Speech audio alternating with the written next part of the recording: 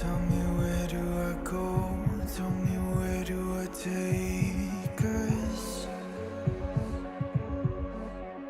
Your heart is starting to slow. May the water be safe. As I dive in, bloodstains washing underneath the waves. I'll be reaching out to keep you safe. As we fall, I can't hold on much longer.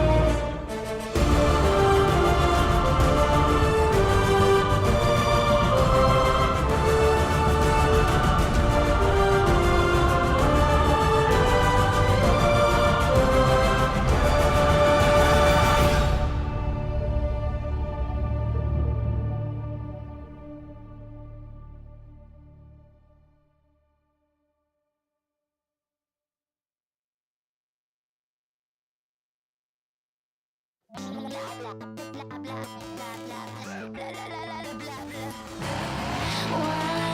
join me? Come and play, but I might shoot you in your face. Bombs and bullets will do the trick. What we need here is a little bit of panic. Do you ever wanna catch me? Right now I'm feeling ignored. So can you try a little harder? I'm really getting bored.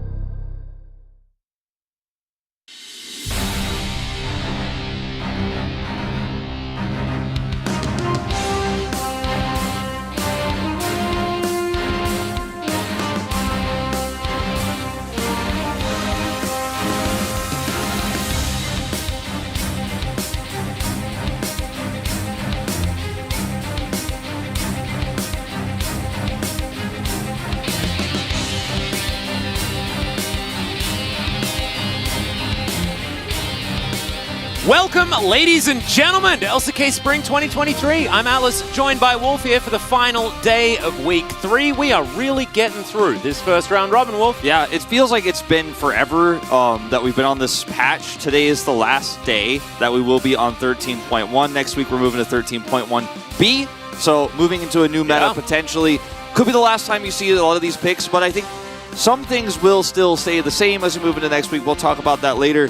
I don't know what hypes me up more for these matches, to be honest with you. The sick hype opening that we watch every week, or actually watching the fans outside of the arena every day. How excited they are to support players like Morgan, the fan signs, they're drawing them, and just getting super excited to watch a best of 3 tonight where I don't have big expectations for, okay, yeah, I predicted KT going into this matchup, but it could go either way. Like, it's a matchup you just kind of want to get some popcorn, get a soda, settle in, because it's probably going to be 3 games, and it's going to be crazy. I just don't think that you should go into this series expecting it to go one way or the other, because it's going to break your expectations. It absolutely will. I've forgotten what my prediction is, but I've tried to forget all of my predictions this week because they have been utterly horrendous, and I agree with you. I recently just tweeted about it. I don't know what to expect, but I'm just expecting some good times and a whole bunch of gigachads in the chat. That's all we can really ask for, to be perfectly honest. I think we can check out the standings as well, as we'll bring them up onto your screen right here. 7th place is KT Bro, fighting to cling to that 5th place spot, and they could definitely be challenged, as there are certainly a few teams that can join them there, as Hummer Life Esports could actually be absolutely tied with Bro after a 2-1 victory for KT. And KT would move ahead of them at a 3-2 with +2. I mean, it is crazy to think that KT is 7th right now and Breon is 5th, but KT have let some of these wins really slip away. And right now, Breon, are they the better team than KT? Most people would say no, but will they win tonight? You think there's a high chance, because the variance level of these two teams' performances is so high. You just don't know what Breon you're going to get on the day. You don't know what KT roster you're going to get on the day, what drafts you're going to see. I think this series is going to be very exciting as a result. Well, it's going to be a fierce battle of mid-tier teams. I know a lot of people... So true! A lot of people think that, the word mid is not necessarily a positive one, but I think that's a colloquialism. A shocking defeat against Quantum Freaks. Yeah, that was a big one. That was, of course, Jun's return. We don't necessarily know where the power level of Quantum Freaks are, and that, to me, was more Quantum Freaks overperforming and KT stumbling a little bit. Not necessarily complete collapse of KT. Yeah, I think it said more about Kwanglan than it did about KT for sure. KT did struggle there. BDD getting obliterated on his Kassadin blind pick that they did see the first Tristana of the LCK come through. Yeah. Might talk about that a little bit for our second series coming up later on tonight, where Kwanglan Freaks will take on D+ Kia, but it is tough to judge the power levels of both of these teams, and that's why this matchup becomes so exciting, because it is very important. We're not in Week 1 anymore. We're at the end of Week 3. We're cresting Week 4. Yeah. Kassadin causes joy and sorrow to coexist. Whoa. We are getting very deep here on the LCK broadcast. It's a Sunday, and all paths have led to this. Joy and sorrow's coexistence, as BDD and Karis used to coexist as well in 2020 and 2021, where they were both on Gen G. But yeah, the mid Tristana absolutely clapped the Kassadin, as it is designed to do since the dawn of time. Yep. Or the dawn of League of Legends, at least. Zerululu on a 5-win streak. Will it be a priority pick? All eyes on bot lane draft. I think all eyes are going to be on all of the draft, to be honest. I agree. Also, Henna has looked by far the superior Lucian player of these two, comparing him to aiming, and it's been the one he's prioritized the most. You can see the 4-1 win rate here versus 2 losses for aiming and Lehens down there on the bottom side. They've done much better with scaling 80 carries, not so much the tempo-based Lucian that Henna has looked so good on this season. Henna's just had a huge, I don't want to even say resurgence, because he was never a peak 80 carry here in the LCK, but he's suddenly good. Yeah. Just take away the re. You don't need the re. It's just a surgence. The surgence of Henna. Maybe we could just call him the surgeon. I don't know. There's got to be something that we can do there. Here's Zeri as well, 10-2 all-time record. Absolutely ridiculous, and only very recently played it for the first time. Checking out some of the team stats here, things that stand out are First Turret and First Herald, as KT have certainly been focusing on that. The Dragons are not their priority, and we've seen teams such as Live Sandbox, such as Bro, find a lot more success with these early Dragon takes than we have with these tempo teams that really want to just knock down turrets and take Heralds. You notice these stats almost exactly mirror each other in terms of the Drakes and the Heralds. So Breon's focus has been on Dragon, KT's been on First Herald, so playing around top side a little bit more. And trying to get BDD some champions where you can have mid-prio where they will go for Herald rather than Dragon. Breon on the other side with all those Lucian drafts, unsurprising, the bottom side of the map is where they have their biggest strength, where they are going to be getting those first Dragons. So these stats kind of elevate the storyline we told already. Exactly. Well, let's welcome the players to LoL Park here. KT Rolster taking to the stage first.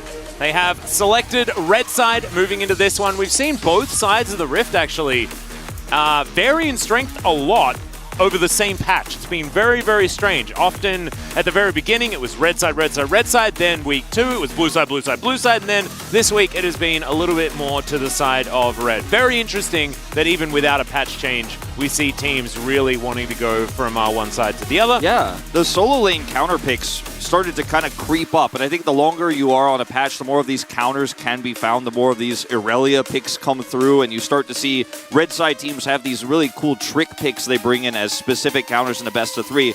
That's why our format is so cool. You know, you can go into a game through something like that. Irelia. Yeah. Here's Breon, you know, coming out today as underdogs, I'd say, by most people's predictions, but they are ahead in the standings currently with an additional game played as well, so they've been tested further than KT have, and up and down performances with both of these teams means that you just don't know. But the team looks happy today. We saw Umpty right before the walkout here. Yeah. He was looking happy and smiling, said hi to us. They're definitely in a good mood today going into this series. He gave me a very cute hello on the way past. Very much enjoyed it. So looking forward to seeing whether Happy Umpty is going to mean a ruthless Umpty when they get to the Rift. And we have to remember, Wolf, if they manage to win in the first round robin, that means that they've won more games in the first round robin of spring this season than they did the entirety of summer last year. Yeah. Like, this is actually huge for Breon, a team that we'd actually put further down our power rankings after the roster change moving into this year. And a lot of it is to do with Henna. And you told me that it was all about Henna and that I thought that he was actually a worthier opposition for aiming. If you told me that last year, I would have slapped you in the face. You would have. Straight I said, wake up, Wolf. And I wouldn't have ever said that. I would have slapped myself in the face. Yeah. But look at these stats now. He's got great at 14 stats here over aiming. Aiming has been playing Zeri. It's his most played. He's 0-2 on Lucian, so even when he's given the pick, he isn't finding success. We talked about that earlier in terms of the AD carry matchups these two teams are playing. Henna has found leads on the Lucian and then has converted it into victories. So we've seen teams starting to target Henna's Lucian in draft. We saw this happen to Deft as well. Deft and Henna both playing basically the same style of play. Yep. And have been prioritizing Lucian more than any other teams, D plus Kia and Breon. And now we're starting to see the bans come through. Now we're starting to see those responses. And in the last day of 13.1, we'll see if Henna gets his chance to do one last Lucian ride here. Well, we'll see. I think that a lot of this draft is going to be very bot lane focused, at least in the bans. And then I think we might see a bit of a change up. What I'd like to see is KT going to a little bit more priority in the solo lanes and then allowing Henna and Effort to sort of do their thing, because we've seen that even when Effort is on these melee supports and other things, digging deep into that expansive champion pool that we know that he has because he's been playing for so long, I think that that could be an opportunity here. But we'll see. KT, of course, wanting to lock down picks for Keen, Cuz, and BDD, who have been sort of the linchpins for this team at the moment when they have been winning. Because their split push was just amazing in their 2-0 victory over HLE. And I want to see more of that. I want to see more of this smart KT that's actually able to draft well and then play out compositions really effectively. We've seen Keen play the Jax extremely well. In matchups where Jax has been struggling, into Cassante in particular, we've seen this be a big problem.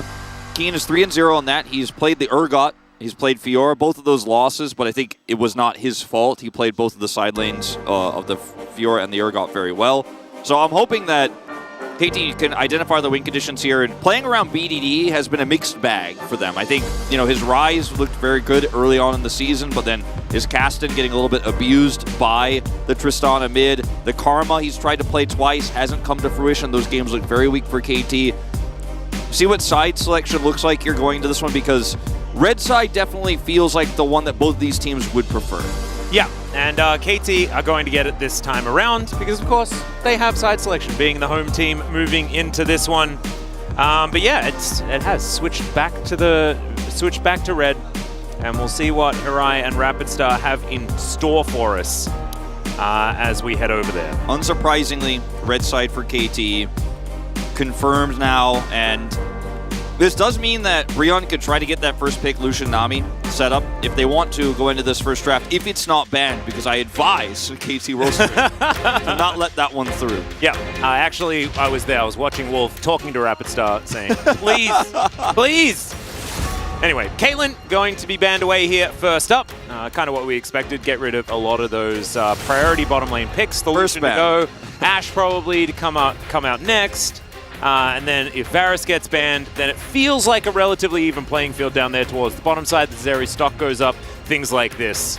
But we'll see what does actually occur. Kassadin taken away from BDD in the first round of bans is quite interesting. Yeah, not going to be playing the same Bulldog type counter here, as we will see Maokai taken before the Ashe here on red side by KT. Taking that away from Umpty. It's been his best champion this season. Oh, this is really interesting because now Bro have a choice, right? You can ban Ashe here, and then KT can freely ban the Varus, and then you got Gentleman's Agreement for the bottom lane, which looks like what they're doing. What they could have otherwise done is banned a priority jungler, maybe banned Wukong so they could first pick the Sejuani or something like that, yeah. And then, you know, force KT to decide whether or not they want to leave up one of these 80 carries or not. If KT ban Varus here, I think Rion will probably first pick Yuumi, and we will have that handshake. If they ban Wukong, it gets a little bit more nuanced because Wukong and Zeri are super tight. As okay, didn't see that one coming here for Karis, or towards Karis rather, and they're just going to take the Elise, it looks like. Well, I find that very strange because the Varus priority has been so high, and so Bro not locking that one away is interesting, but picking away Henna's Zeri could be an option. What's really interesting about this Elise pick is it works very well if you have the pushing lane with the Varus, but it also works very well against a pushing lane too. If the lane is pushed into your Zeri, you can actually punish it really well with the Elise level 3. You're going to have power there against all the remaining meta junglers right now on this patch. Well, Varus Heimerdinger should come through here. Easy call. Easy call. Now you have pushing power and a really strong level 3 Elise here against aiming Zeri. This is KT already playing massively off the back foot, it feels like, in this draft for now, with not very much priority there towards that bottom side. Yes, it's Lahen's Yuumi. Yes, it is a scaling 80 carry for aiming. These are things that this team has played around a lot in the past. But Elise, Varus, Heimer, it's also, how are you supposed to play the game? I mean, playing Wukong with Zeri is a pairing we've seen so much. Works extremely well with Yuumi too, as long as the Yuumi can attach to the Wukong, unlike what happened yesterday. Oh no, don't remind us. Oh no! But it's also very difficult to play this into Heimerdinger because Wukong needs to stick around in fights for a really long time to actually get the most value out of his ultimate. Heimerdinger turrets are so good at shutting that down. Elise is so good at shutting that down as well. The Wukong approach, which is often very transparent, the angle he wants to take. Yep. As now we're seeing the Lords Renekton off the board, Cassante to be matched, and I think Keen might be fishing here for one of those Jax or Fiora picks that buys time for the Zeri. We see this so much. This is textbook KT roster. It hasn't worked out. It's only worked out about half of the time, let's say. Yeah. As they'll actually be the ones to ban the Jax, so perhaps fishing for that Fiora for themselves. Could certainly be an option here. Of course, Keen has gone towards the Fiora. We'll try and forget about it from last year because that one made especially Wolf very sad. But this year, it has actually worked out. We know that Keen has really found some form that we thought he'd kind of lost during his time on Condon last year. So, very cool. Azir going to be taken away from BDD. No 100th game. It's not happening. Oh, no. The Rai is going to be locked in, though, and that is even better. Rai's here, one of the best champions BDD's played this season. He's 1-1 on it, but both of his games look pretty clean. Yep. Has a really strong knowledge of the matchups that are available. Azir's off the board here, so he's going to have prio into almost any lane that could come up here that Karis could pick into. They banned the Akali away. Silas, very weak into the Rise. So it's going to be Victor, and You see that Rise, you know it's probably going to be a Victor pick, and I know a lot of people rolling their eyes at this, but there aren't a lot of great options left here, and you're never going to be able to compete with Rise's damage if you go for a Syndra pick in this draft as Karis. So I think this is probably the best call that Brion can go with here, is final pick here for the top lane is going to be Blind. Ooh. I like the Gnar more than the Jace. The Gnar certainly plays into the bro style a lot more team fighting ability, things like that. The Jace would have fit a lot more lane dominance, but that's not really what bro is about. It is what Keen's about though, and it's going to be very difficult for Morgan in the early stages of this game to face off against him. Definitely a win condition now in the early game for KT there towards the top side. But bro, I just love what they fashioned here. I think that like, you can groan at Victor all you want, but I actually just don't care. At least Varus Heimerdinger should be good enough to win this game. It should be. I think that I'm not going to sugarcoat it. I just think that that's just too powerful. And it's a lot of AP damage, but how do you itemize with this draft for KT against that very well? The answer is you can't really. And so KT here, looking at a draft where the clear focus is going to be topside. You know, Rise could get some prio here potentially in the lane, depending on how that one is played out. Should be able to have some level of control in the early game. And then maybe you could make some plays bottom side. But Wukong ganking a Varus Heimer, pre-6, very difficult. Post-6, also tough, not impossible. So you're trying to play around shutting this Gnar down and getting your Jace ahead. And this is exactly what we talked about. The difference between these two teams. Bottom side prio for Brion. Play around Henna's push in the 2v2. KT, play around top side. Get Keen ahead. Use that lead to grab first Herald and try to snowball the game in that direction. So already, basically everything we expected has come true here. Yeah. Very interesting as well, watching Hirai and Edgar walk away side by side, right? Of course, two huge coaches in the LCK for many, many years on different teams in the past. But once again, on opposite sides of the rift, it's just always really cool. Thinking about where these coaches and players have come from. But, bro, I love the draft. I do too. I have to give him a slight edge here. I think that bottom prio more important than what the opportunities are going to be here top side for Keen in this KT draft with the Jace pick. Yep, Aiming and Lahen's definitely on some power picks, but can they make it to that mid to late game unscathed? That's going to be the question as we jump onto the rift for game one.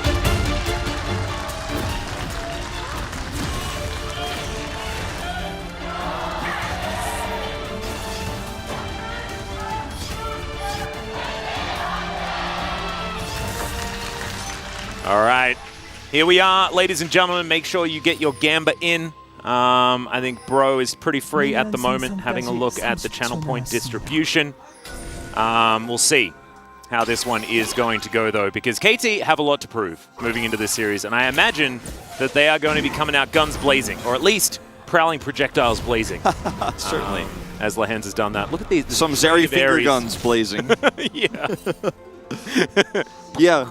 I feel like, for me, looking at Brion, and we talked about the rise of Henna, and you just talked about both of the coaches, I think a lot of credit has to be given to Brion's coaching staff for what they've done with a roster that, on paper, looked very weak. And I mean, like Edgar has done this before, right? Like, it's really, really cool what he's brought to this team slowly over time. Yeah. You're exactly right. It's been a slow burn for Brion, and it is paying off, actually. I feel like he's a coach that does his homework.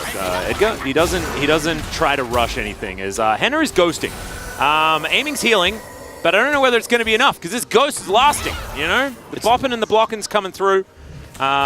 Lethal tempo Varus, by the way, here for Henna. So definitely looking for a little bit more damage later on, and is going to be hoping he's going to be able to tango with this area a little bit more in terms of just raw damage output with on hit rather than trying to poke her down, which I think is definitely the right way to go. Because if you're hitting a Zeri, it means the Zeri has made a mistake with your arrows, generally speaking.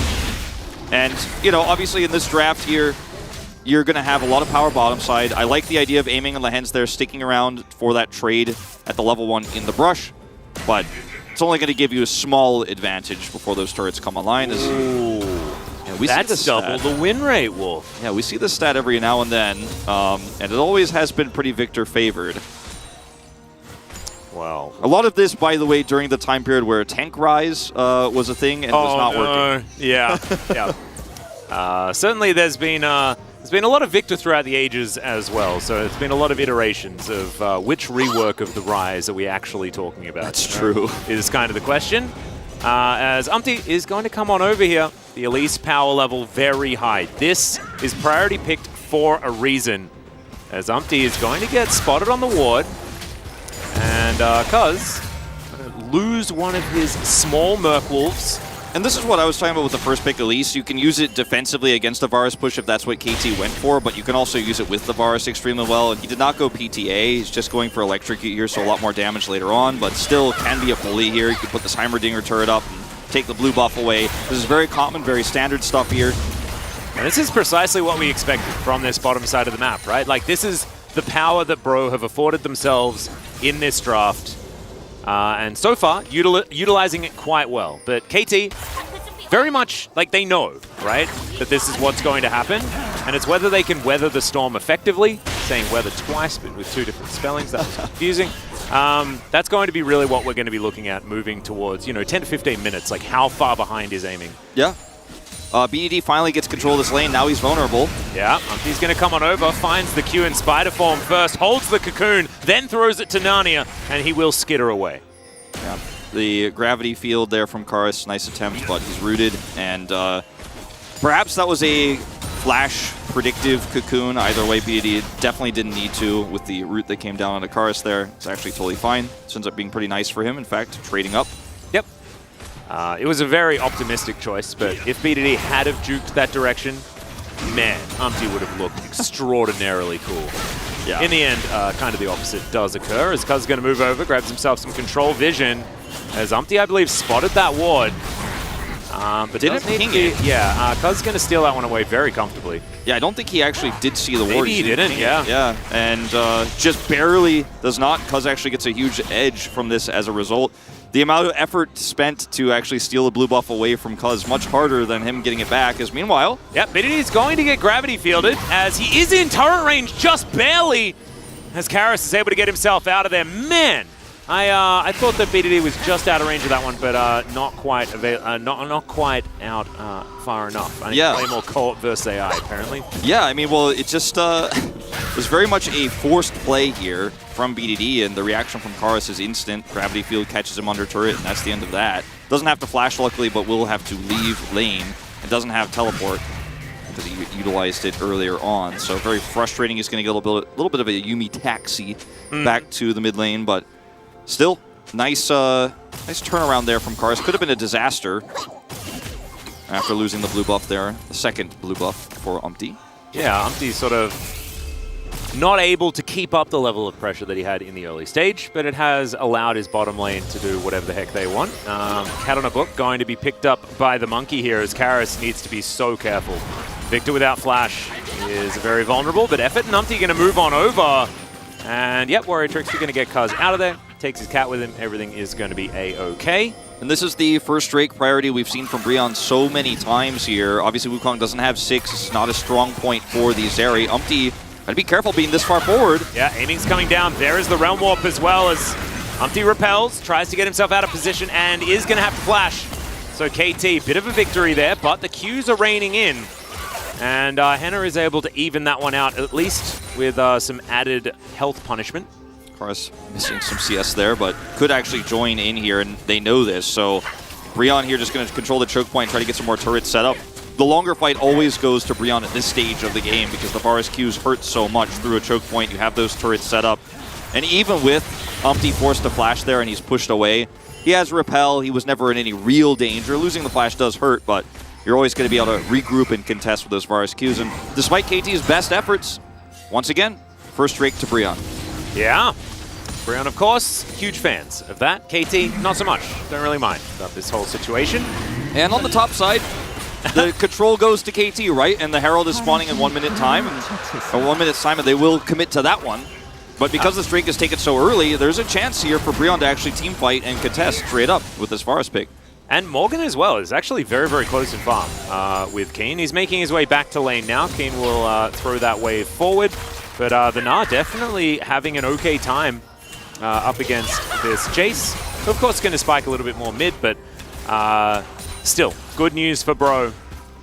They do need to make more proactive moves, right? With this composition that they have for themselves, it's one that can set up very effectively around these early objectives to lock them down. So far, no contest on that Drake, and we'll see what the soul is going to be, because that is going to be huge. I'm if curious. Bro find a good one, then their composition works very, very well and then has itself a better win condition. Yeah, there are some big chances for it not to be a good one with the 2 that we have already, but it could be worse. But Infernal's not going to be on the cards. As look at the back timing here for Hannah. He's rotating over here. Obviously, you want the faster back for effort so he can get over there with the heal he has in this game.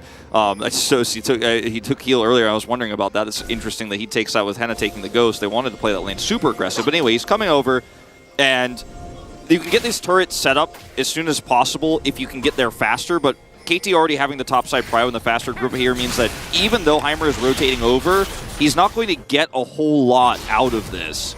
Unless he can get it here now and set this up. KT moving towards Morgan while he has Meganar instead of actually grouping for Herald. So now Varus comes up, now those turrets get placed. Yeah, and Ryze is already up towards that top side. Varus now positioned in mid lane, and with the Zeri being bot side, it does mean that this Herald control will go over to Bro. And so picking up Herald and the Drake and not losing that much, Zeri hasn't crashed the wave yet. Oh, that is, that's some Bro memento that I'm seeing on this map right now. Yeah, some Bro memento becomes some Bro momentum in this one, as one plate will go down. Solo here to aiming, so a lot of gold picked up, but even still, you feel very good about this as Breon. You have a comp that wants to snowball, and you have all the tools to do it right now. As KT kind of half commit there, and then decide that the Meganar is too much, and don't get Morgan, don't find anything. Outside of the one plate here for aiming, which is nice, but I don't think it's worth what you're going to get out of the Herald. Yeah, and I do kind of respect KT not fighting, not trying to force, because they have Ryze, Zeri, right? It's still one of these compositions that's very happy to scale. Wukong in his own right is definitely able to get a lot of things done in the later stages.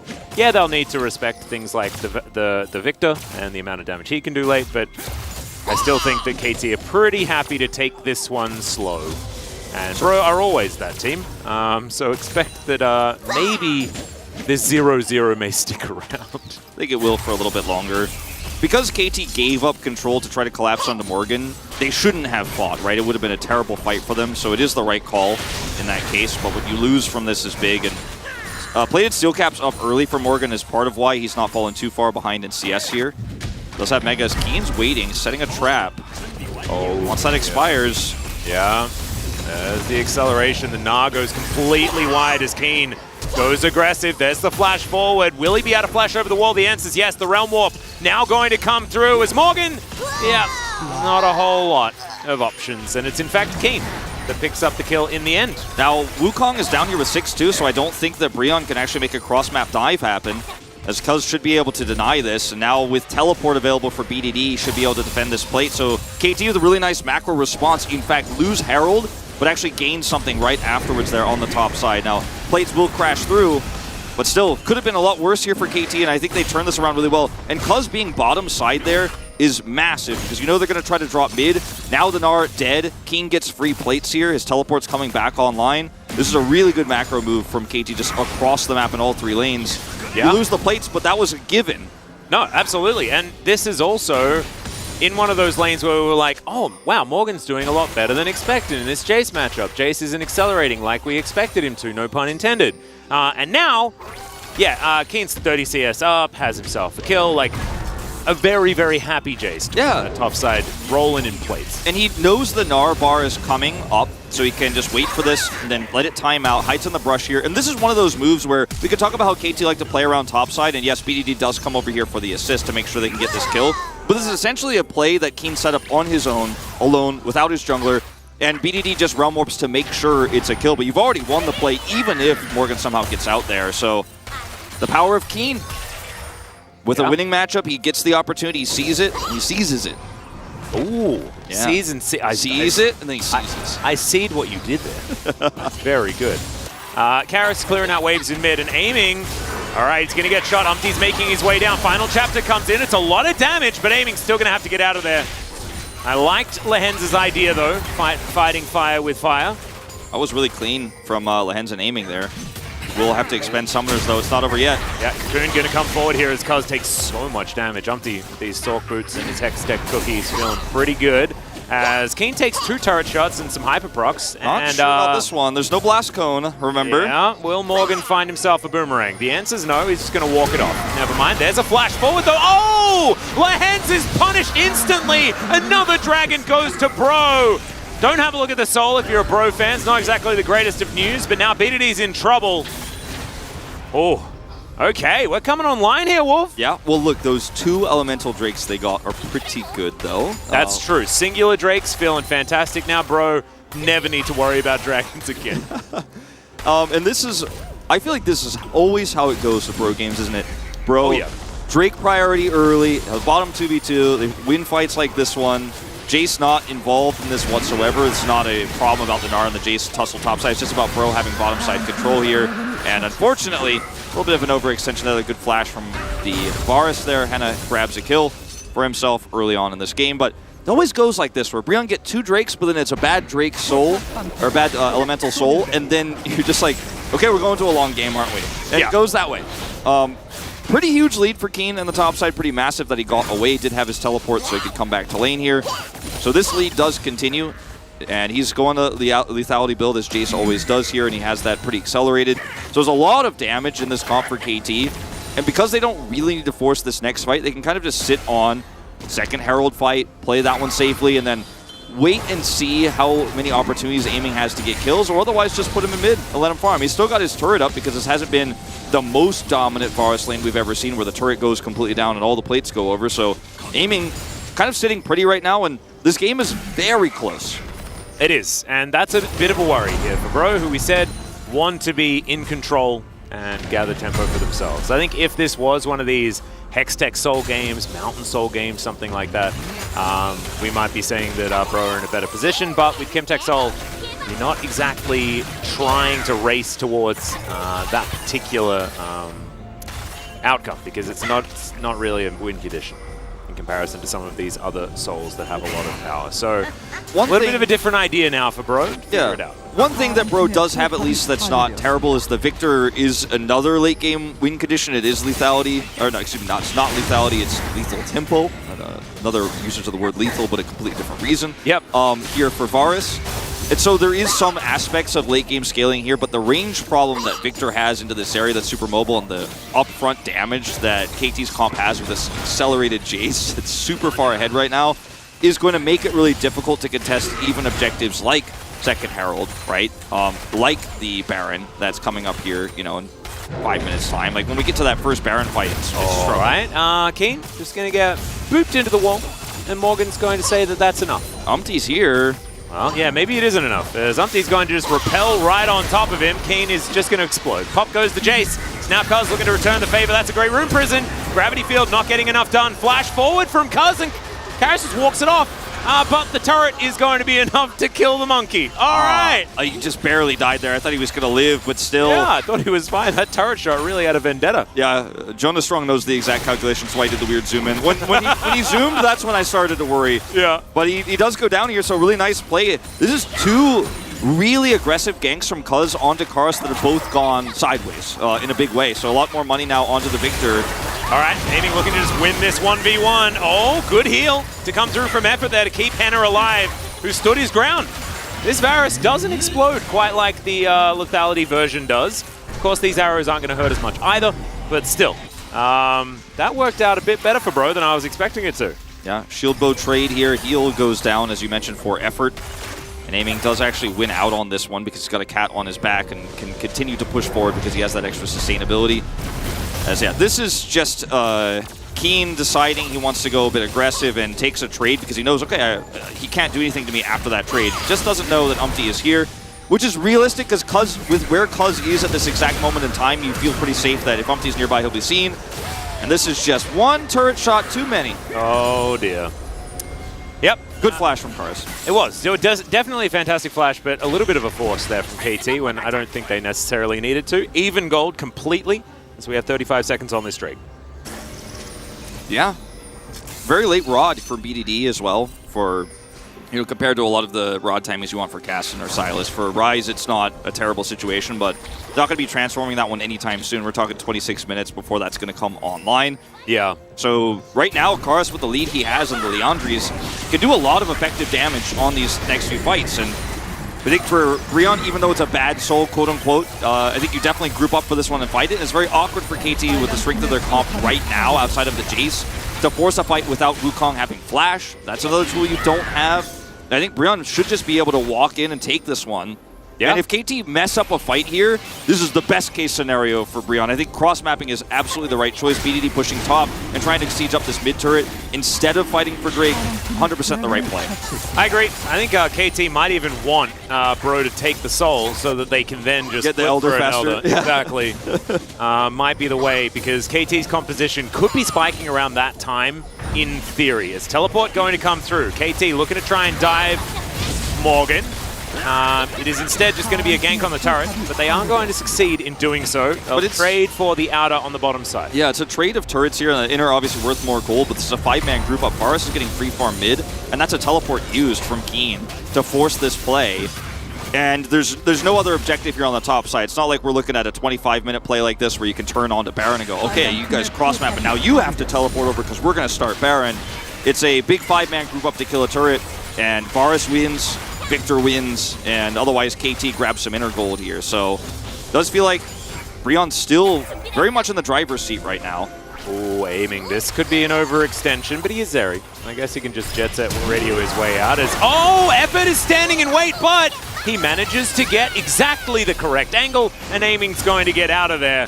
That was a very cute slide. He did the math, figured out that was his only way out. Yeah, that was really clean from aiming. I actually thought that was really well played on both sides.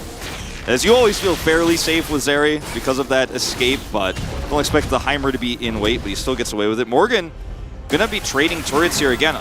Aiming, playing with fire. Yeah.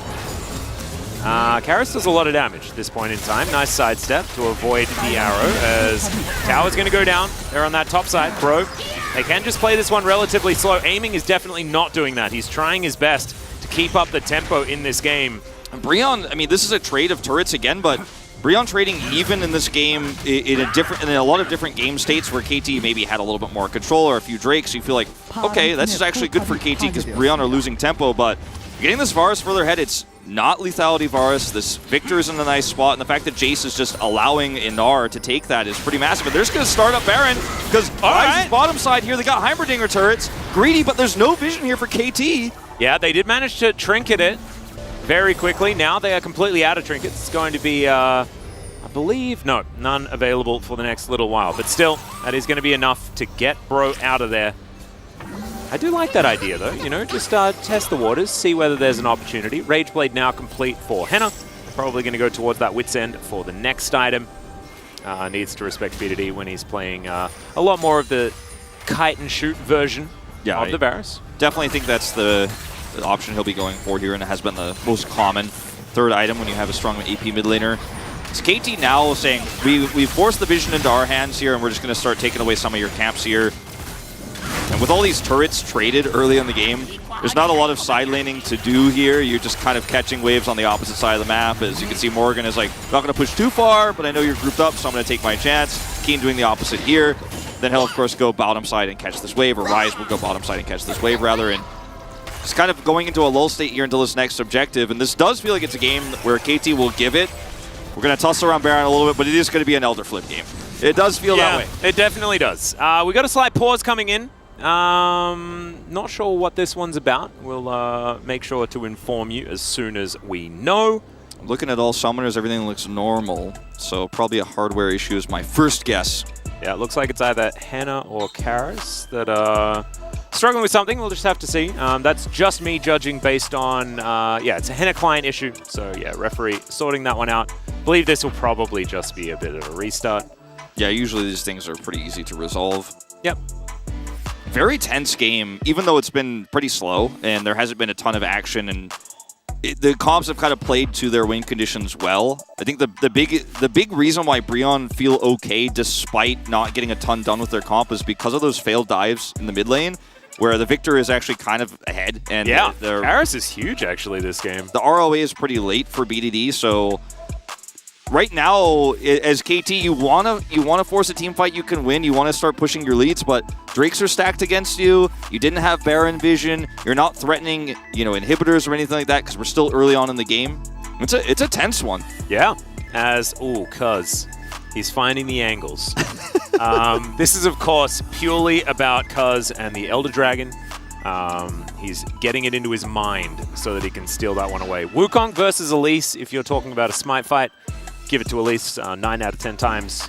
We have seen this very matchup go very poorly. Yes, in both directions, to be perfectly honest. Willer, of course, making the Elise look pretty busted in a smite secure sense, but he didn't even use the Spider Form Q to secure that Elder. That was just Cuz smite missed the timing. smite. Yeah. There was actually an interview. This was actually a great time to talk about. This was an interview with Willer. Actually, I believe it was on Lolly Night or one of those other side contests on the Korean side I watched. And he said he intentionally got into that position because he knows a lot of the time it will cause the enemy jungler to accidentally smite the Elise. And he's like, I've had a ton of experiences. People smite me by accident all the time. And Cuz did. And he won that.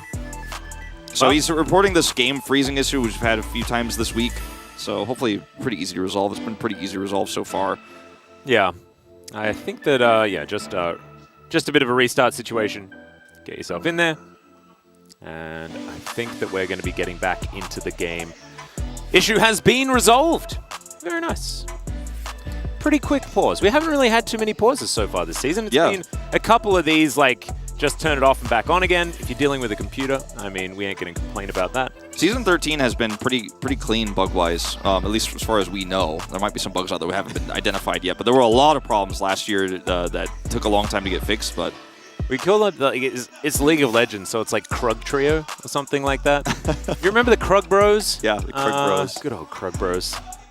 But there's 3 of them on KT, apparently. That guy's head's not looking super. He got guanged. Ah. I don't know why. I didn't really read the sign, but... Yeah. Very odd. Anyway, Morgan, off to the side. Will aiming. Step forward. He has been all game long, and hasn't really been punished too much for it. Archangel's going to come through, immediately turns into that Seraphs. 5 stacks, Speedity feeling pretty good about his position at the moment. Probably wants to get towards Zhonya's or Void Staff to feel very happy, but I don't think he's too worried about the whole situation of the game. And with things just slowing down, I'm just a bit worried for Bro, you know? Because KT, Ryze, Zeri, at some point, I feel like they're just going to be really happy to kill everyone. There's a certain element of outplaying that can happen with this comp for Brion because they have a Gnar who can flank and set up for a big, big ultimate. You have Victor follow-up, you have Cocoon, and Varus' damage at this stage is not something that you can laugh at. He's got a stopwatch for this fight too. So Brion, I think, should be able to wrestle control away of this Drake. Will it be that significant at the end of the day? Not really. For the Yuumi, Chemtech Soul can actually be really nice, but for the Heimerdinger, you're not going to get too much out of that. Yeah. Tenacity, is not that important in this draft either. Can make a small difference, right? But again, this is just Brion trying to get anything they can here and force a fight that KT can't win yet on their terms. And so I see instead of actually getting right around the Drake itself, they're trying to control these choke points and force a skirmish. Oh, nice arrow there onto Cuz, but he does have a cat. And certainly in this war of attrition, it's healing versus poke. Kind of represented, but KT has a bit of poke themselves, so I think they should win out on this one. Bro, gonna realize that. They'll start off this dragon. KT very slow to respond as they move in. There's a Realm Warp. Don't know about that as Cuz gets out of it. It is interrupted there as Morgan is keeping them all out of this pit. And that is gonna be Chemtech Soul picked up by Bro. Morgan's still looking for more here as Cuz takes a house to the head, but he'll be all right. Sorry, a clock. I guess he could probably live in it. But it's not a house. Cuckoo birds in there. Yeah. This is going to be Brion, by the way, winning this fight so hard, even though there's no death, so they're actually feeling pretty comfortable to go over here and start Baron. Ward cleared a little bit late here, but I think KT definitely know what's going on. The question is, can they stop it here? It's down so fast, Leon. A Victor, man, does so much work. Plus this auto-attack Varus is just gone. And Cuz had to base because he took too much damage. So even though he has Flash and he's Wukong, he has ultimate as well. Doesn't matter, he can't come over here for the contest.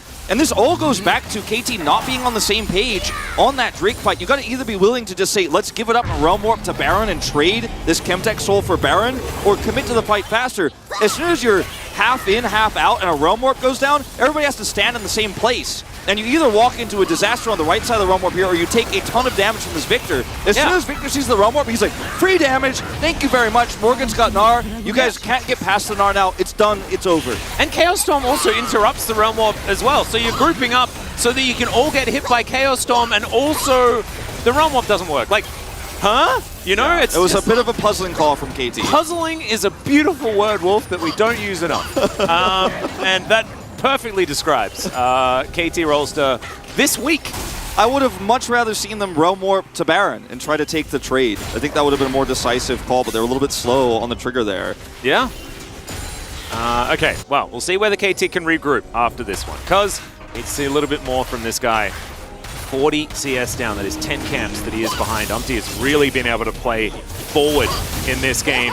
Keen as well has been doing so, and the Jace does need to be respected, but as we saw, like, he's got his Randuins, you know, like, I don't think Morgan really cares about the lane state at all, ever. Aiming hasn't been given any opportunities to team fight here. You see he's 50% behind Hannah in damage right now.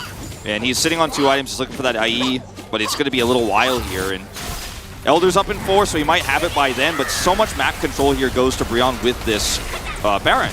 Yeah, and Cuz is just chilling out here towards his bottom side, isn't actually able to find the angle onto Morgan, is then spotted by the huge Scryer's Bloom.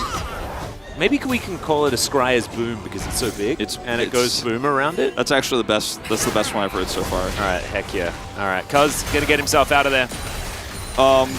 Should we call the blast plants nuke plants? Like, yeah, I think yeah, Atom Plant. Yeah.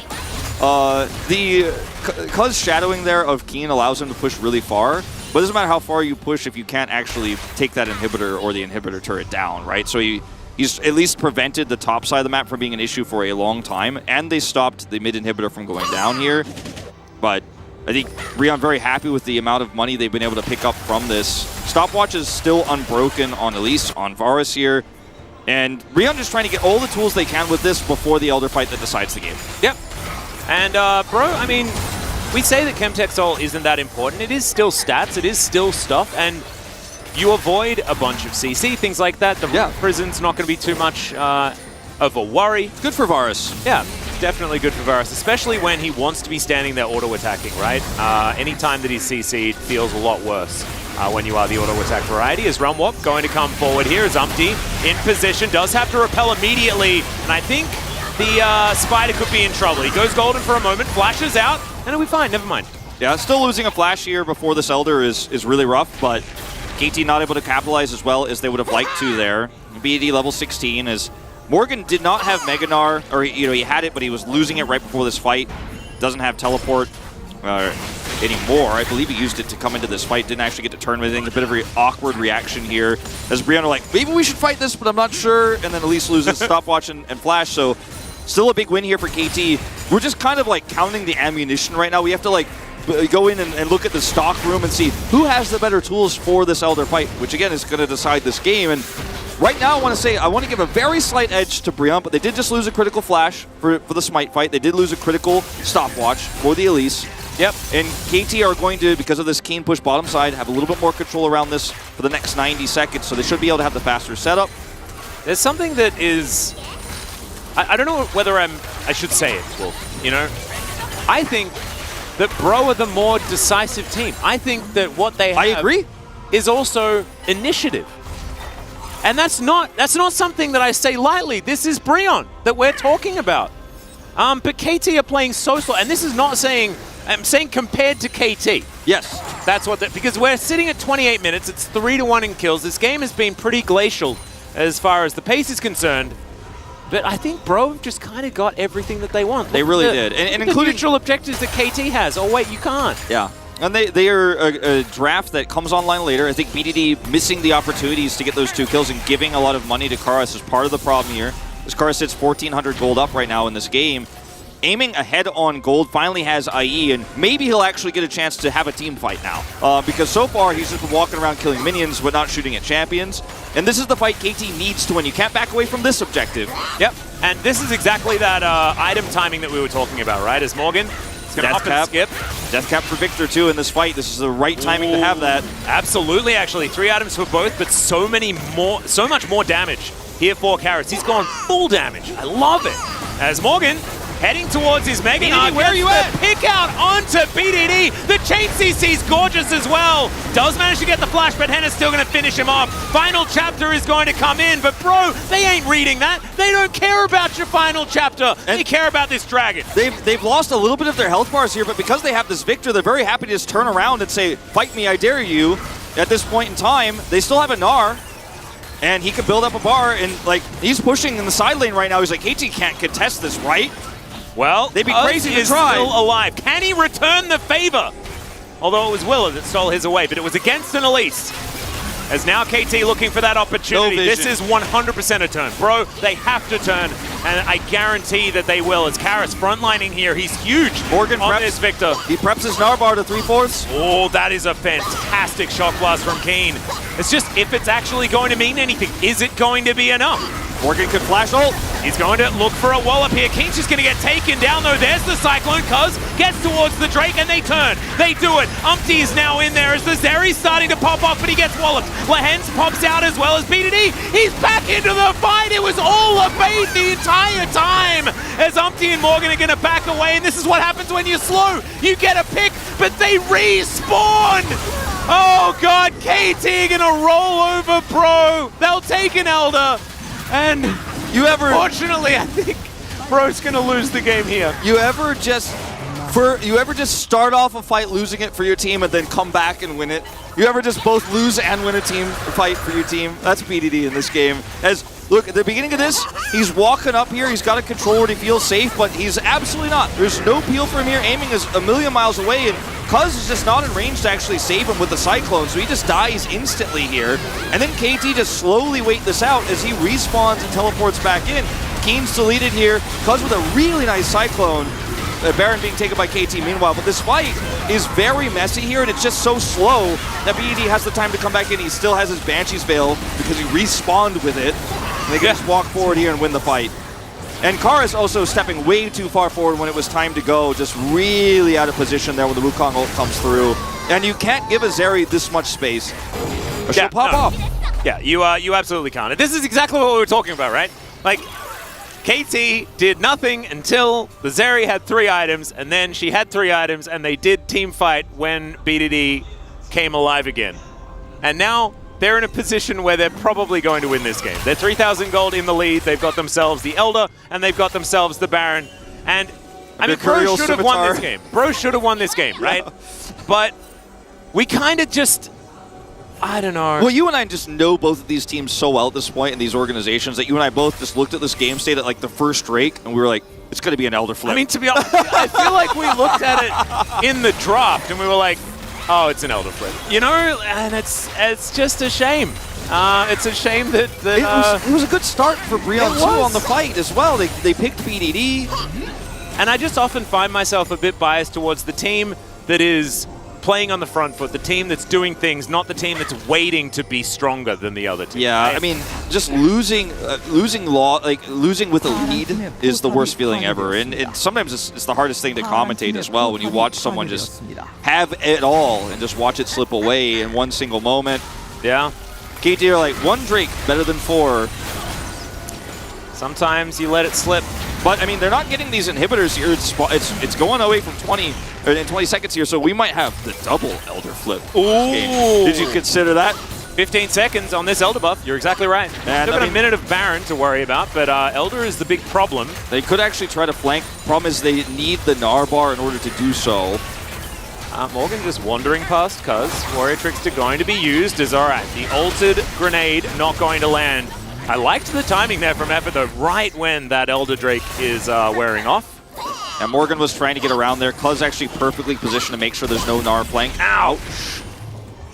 Ooh, the crowd all in unison. Yep. Keen is, he's a bit scared. It's not just about this area of the Rise, but there's also the ability to just basically one-shot the backline. Yeah, Effort doesn't have a lot of tanky statistics at this point in time. BDD's just left to his own devices here at level 18 topside. Is going to take out half of this inhibitor turret in about 2 seconds. Yep, Void Staff completed as well, so 4 items really does have that advantage over Karis at this point, being able to finish that one off. Karis hasn't been back to base in a little while. Henna does do a bit of work, but we haven't really seen the auto attacks from this Varus be much of a difference maker at this point in time. We've seen like one team fight this entire game, and it might be the one team fight that Bro loses. Ooh, that shock blast. You're playing tug of war with Breon now if you're KT, and you're just like, all right, you're going to defend this top inhibitor, or you're going to come down and defend bottom while you're just getting shock blasted over and over and over again. Oh, well, they take turns doing like a relay race back to the fountain to get health back. KT getting so much value out of the last parts of that Baron. Yep, and now Cuz, that's his clone. So it is absolutely fine. Bro, they do not lose an inhibitor for the entirety of the Baron. Amazing. They don't lose anyone else during the duration of the Elder.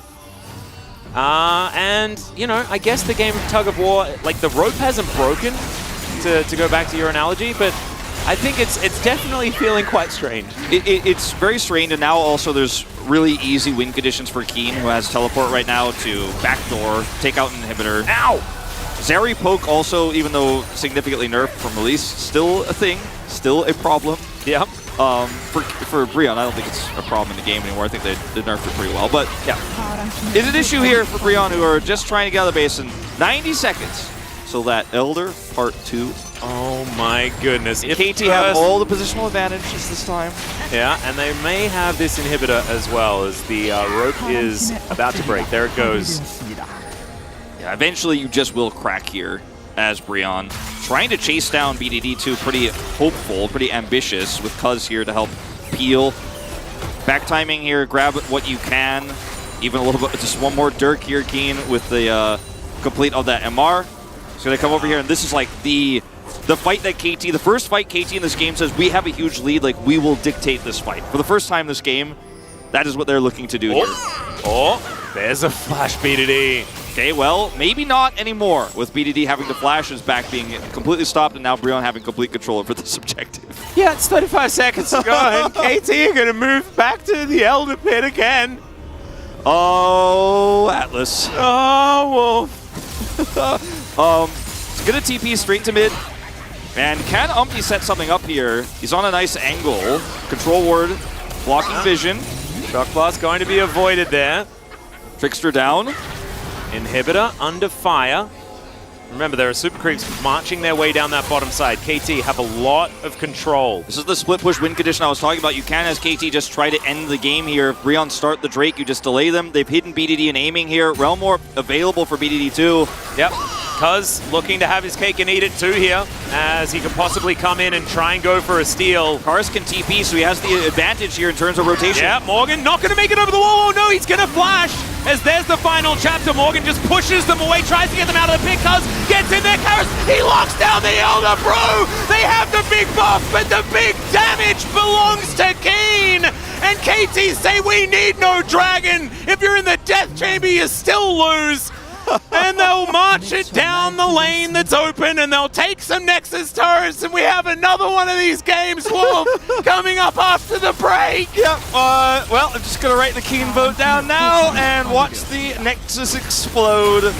Very close fight, much closer than it needed to have been. KT trying to split push, Karis has the TP. He steals the Baron, it doesn't matter in the end because he dies subsequently. And this is a game where, you know, if you're KT, you're feeling relieved, aiming looks very happy. It's like, this game was not about me. Usually when I'm on this area, the game was completely about me.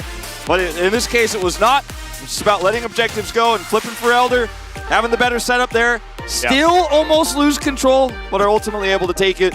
As this is not my favorite kind of League of Legends, Atlas. But you know, it's the kind we got. It's the kind we got.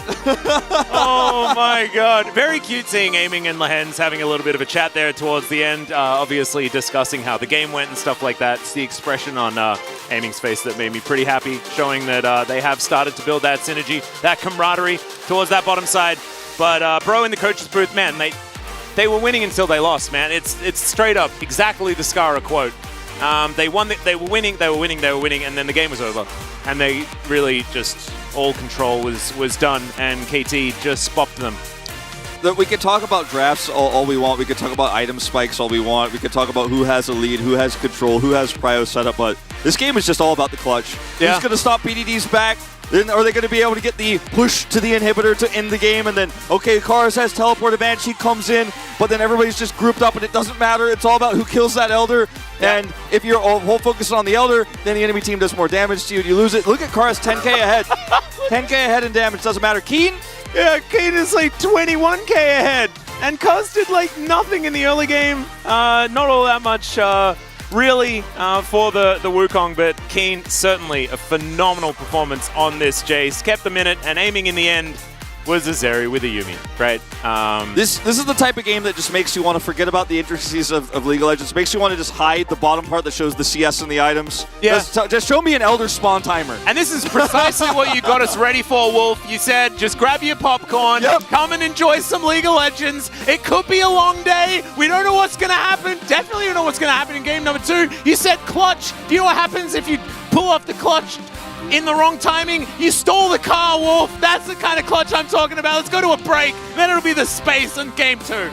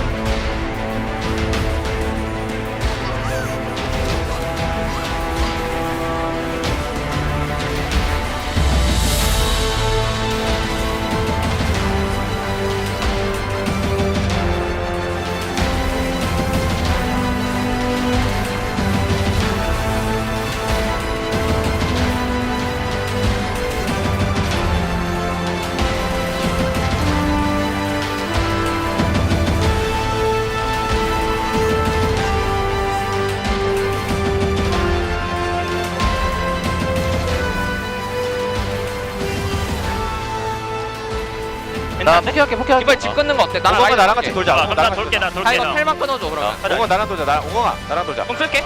아직 선파지? 나 같이 봐줘. 근데 용칠 거 같을 때. 용 치는 거 체크돼? 끝내자 이거. 나 진짜 할게. 끝내자. 아 여기 있다. 야 빅토르를 아니야 이거 치고 있어 얘네. 얘들아 봐줄래? 아니 장로.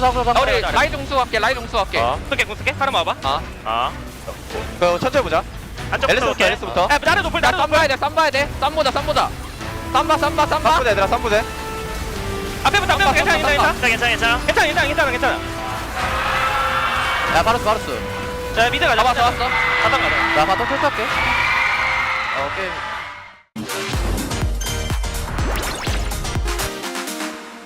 근우는 뭐 그냥 아무거나 해라. 모든 것도 근우가 다 이겨 지금. 훨씬 잘해. 근우야 그때 솔킬 한번 보여줘야 돼. 뭔 느낌인지 알지? 인정. 나 솔킬 갖고 올게 이거. 나이스. 나 근데 이번 용 싸움 하고 싶긴 해. 싸우면 우리가 좋을 것 같은데? 이은다. 나가는 중. 앞으로 들른다. 여기 앞으로 가자. 나 살았어. 천천히 해봐. 용할게. 딸 데려갈게. 그냥 쌈 봐줘. 잭스 가줘.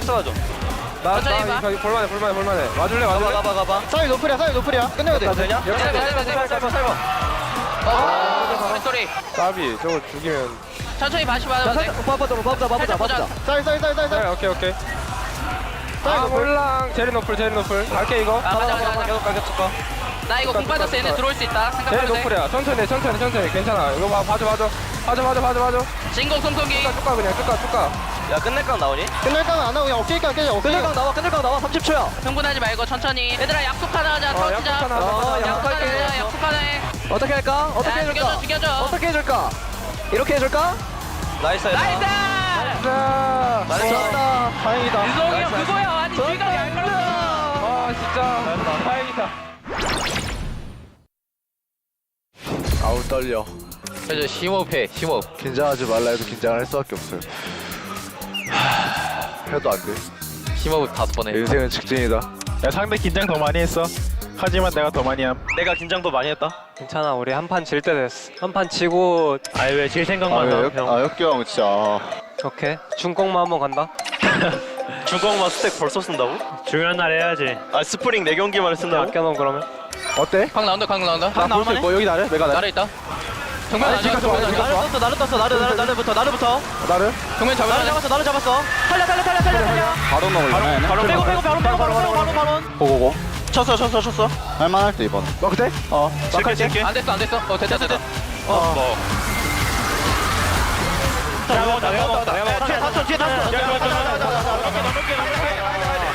나 뺏어버렸는데 뭐냐? 뭐야 이거? 나이스. 일로 왔다. 그거 하기로 했어?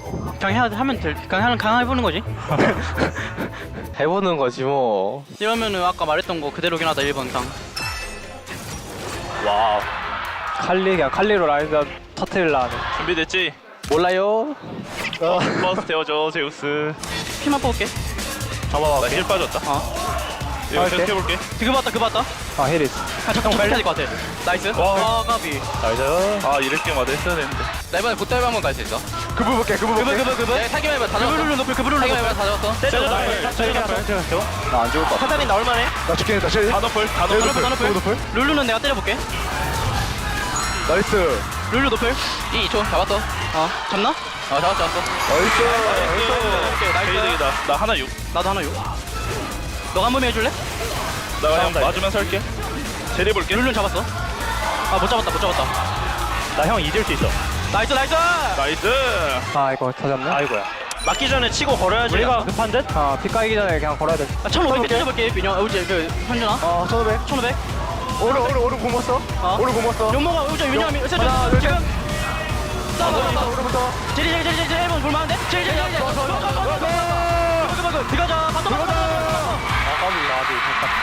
나이스. 나이스. 준비 잘했어. 나이스. 잘했다. 이게 되네.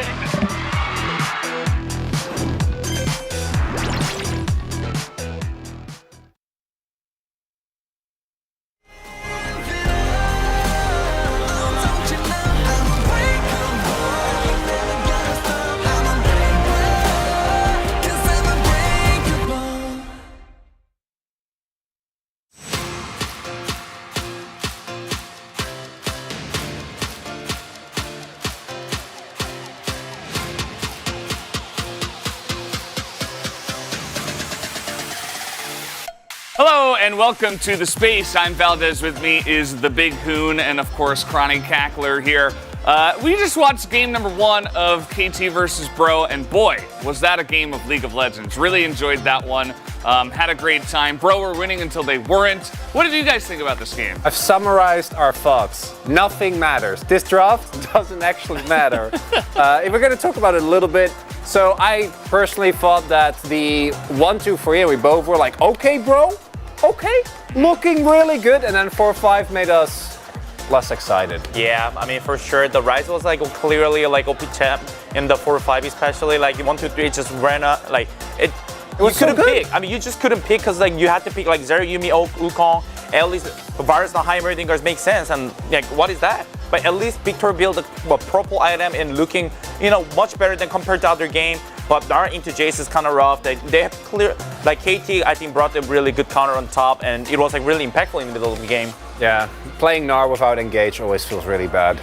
Yeah, I mean, the singular engage of the Gnar in the Cocoon, I suppose, and he found some angles, right? Like, there were some decent angles for the side of Morgan, and there were a couple of times where he wasn't looking so hot in the lane. Like, I think that King was able to get some big leads there as well. So, bit rough, but I think that Morgan kind of shorted it up a little bit. But we can jump into highlight number 1 and see what this was all about, because highlight number 1... This is so cool, okay? So, you got Soul Point, right? You're Breon, you worked hard. Imagine how hard they're gonna have to fight to get this Soul Point, right? They're gonna have to fight for it, right, Uni? Yeah, KT's gonna contest, right? Hopefully. Bro is ready, they're a team. They can do this. Let's roll it, see what happens. I mean, first of all, KT I think had a like really poor position, which is like the 5 men just running into the big turret. That is the first big problem. And Nara's just waiting there like, what you gonna do? And they're just late. And if you thought that they fought hard for that dragon, just wait until you see. And I want to everyone remind yourself that Bro didn't win this game. None of this mattered. None of what you're seeing here was relevant to the ending of the game. You mean the Dragon Soul and the Baron didn't matter? This highlight clearly didn't carry the Brion to the next. Get a free Nash! I mean, Brion did play really well in this sequence, which is like they control object really, really well, and they exactly knew that Wukong got chunked, and then they realized that immediately that, oh, we can just go Baron like right away, and then that's a free, and we can take over the whole game. And that decisiveness, as much as we joke about it, was also what unfortunately is going to be missing in what we're about to watch. Yeah, I was watching the early game of Bro, and I'm like, man, these guys look good. They're very proactive, very assertive. I'm like, man, have they been scrimming against T1, kind of learning how to like take objectives and really push their leads? Well, let's roll highlight number 2, which is the first Elder Dragon, I believe. Yeah, because we didn't include the second one, because I do think that this is the point where Bro actually loses the game, even though that final flip could have gone either way. I mean, here is like, I think the Morgan had a like really good pick on the BDD, and especially after that, they're just waiting for the Keen to poke. And it's like, oh, sure, I think Morgan's kind of realized, oh, we should just push bottom. But he didn't decide to go all the way. I mean, that's a typical kind of LCK top laner, like not pressuring side lane enough that when they actually need it. And these are sequences that they really, really needed to pressure bottom, so make sure Keen doesn't poke as much as they can. Just 4 people to dance against the just 4 people dance. Meanwhile, just not push the side lane. And to add to that, KT have a Yuumi, right? And they're just running out the clock.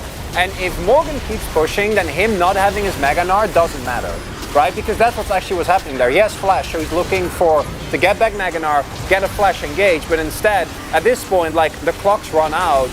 You're never going to win a poke war at this point, even with the Victor, right? And the Varus, not quite as strong as usual in terms of poke, but still able to at the very least get some stuff done. But the indecisiveness from Brion really costing their hour. Either have to go, as Huni pointed out, the Huni special, just push.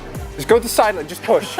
It'll work. Just end the game, man. And I think that this is something we didn't want to positively highlight, because Huni in particular has been very mad about the Victor builds. I mean, for sure, like, I'm being really, really big hater that, like, every victory gameplay, they just build a road mages into tier build, and they're not doing anything. But this game was a really, really good example that they control around the object and make sure the enemy team cannot just walk into it.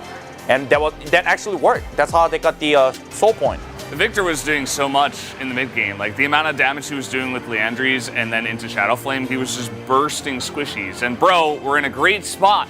They put themselves in an awesome spot, and then they just kind of did not push. They got poked out, and then they kind of went headfirst straight into a Zeri and a Wukong, which we've seen win many games. So kind of rough for the side of Bro. We'll see if they can turn it around. Let's take a look at POG here for game number 1, as it will be Keen on the Jace. I mean, it's a well-deserved. He almost a solo kill Gnar, and then being ends up BDD just, you know, like clear, like after he just used ulti and then just got the kill finally. And then he got, you know, it was like in the middle game especially, I think since more like Brion had like bad idea of how to play the game around the object, but I think Keen just actually played like well, that punished the Brion, just, you know, like be able to keep control the object basically. It really showcases both what Keen's strength used to be, which is just by himself creating leads in a counter matchup, which he wasn't able to do for a large part of last year, and then also how well Jace as a champion punishes inactivity and kind of hesitation from your team. So I think that picks like the Jace are even better than they usually are into specifically a Fred Brion. As yeah, I think split vote here is fine, right? It was, I think, very much a team effort from the entirety of KT. Yeah, and I think maybe the BDD votes will get, you know, some minor KEKW action, but I after that big mistake, supposedly that was like kind of a team mistake, he really turned it around and did some good damage. So either way, guys, that does go the way of Keen and the way of KT for game number 1. Let's go back to the casters for game number 2. Thank you so much, Valdez. And yeah, great breakdown of what was a bit of a tragedy there for Brion. I kind of respect the Rise votes, just because like him teleporting in and like being there to frontline. He baited him. Yeah, that was a large reason why they won the only fight in this game that mattered. You simultaneously lose a fight for your team and win it in the same team fight. Yeah. The fight lasts for 60 seconds. The dichotomy of KT. Oh my goodness. Okay, Wolf, what are we expecting for game number 2? Well, I do expect Brion will choose red side. Even though they've liked to prioritize strong side for AD carries, which usually you get on blue. Here it is, the red side selection. I think that we might see a very similar draft here. It depends on whether KT are willing to try to draft Yuumi first, for example. We'll see what happens with the ban phase here. But I want to see Brion, if they're going to play like this, push their lead a little bit further. I didn't really have any issues with the draft, and as was kind of jokingly mentioned on the desk, somewhat irrelevant, but the Jace, I think, was the biggest part. If you're just going to sit around, you're fishing a barrel for Keen, who had a massive lead because his laning was good, which he ultimately got those leads by himself. So for me, that's why I voted for him for POG. I thought he was the most consistent player and the biggest impact. Varus was just off the cards. Yeah, I think without the Jace, KT would have lost. I think that's 100% true. The Varus is going to be banned. In retrospect, I feel like the Varus would have been like 400 times more effective as lethality. Yeah, with the way the game actually turned out, yes. The playing of the game really didn't do very many favors for the good old on-hit Varus, but you know, hindsight 2020, all that sort of stuff. Is Caitlyn and Yuumi both going to be banned away here? Yeah, so Ashe standing out. Ashe standing out. Wukong also still very strong here if you want to still try to run that Zeri, but I think without the Yuumi, less likely we'll see that trio here for KT on blue side. Tough to pick that up. Maokai also a big one. This is where KT can just ban something that isn't Maokai or Ashe and say, I get what you leave us. And then we can play around the draft that way. So banning away Henna's Lucian and now saying, all right, are you giving us Ashe or are you giving us Maokai? Because we'll take either. Yeah. I like the thought here. We'll see what Bro is actually going to ban away. Quite a few choices as the Zeri taken off the board. So now that bottom side of the map, it's looking to have an Ashe on one of the sides. See where it's going to be. Oh, KT. I guess, you know, Maokai, very strong. Maokai's very strong. But Ashe is the last remaining bastion of overpoweredness in the bottom lane. Yeah, Aiming hasn't played Jhin yet this season, and this does feel like one of those games where it's a Maokai Jhin into the Ashe lane. There's no Varus with this, but Heimerdinger's still available. And there's also, you know, things like the Draven that can be played here. The Kalista still open. But I think you just take Ashe right now, match the jungle pick, and then wait and see what KT are going to play before you decide what your support's going to be, because I don't think they're going to deny any of those strong pairing supports. I say that. They prefer the Heimerdinger here, so Ashe AD carry is still an option. I think if you do not take it now as Brion, it is definitely taken away from you. And I think it's going to be Ashe and then the Sejuani here in the next phase for Brion. So just taking these prio picks they want. Yep, I kind of like it. Of course, Karis has a counter pick opportunity if KT want to do some shenanigans. Jhin Karma incoming, question mark? Don't say it. I'd forgotten about it, Wolf. Jhin Karma incoming, question mark? Because when you see that Maokai first pick and you're giving over the Ashe, like, you're basically saying, I'm playing Jhin Karma, and it's going to be hard, and it's going to be very difficult to play out, or we're probably just going to lose by default. And there's not a lot of other lanes you could really play here with the Varus banned. Oh, I like this way more. This is definitely better, in my opinion.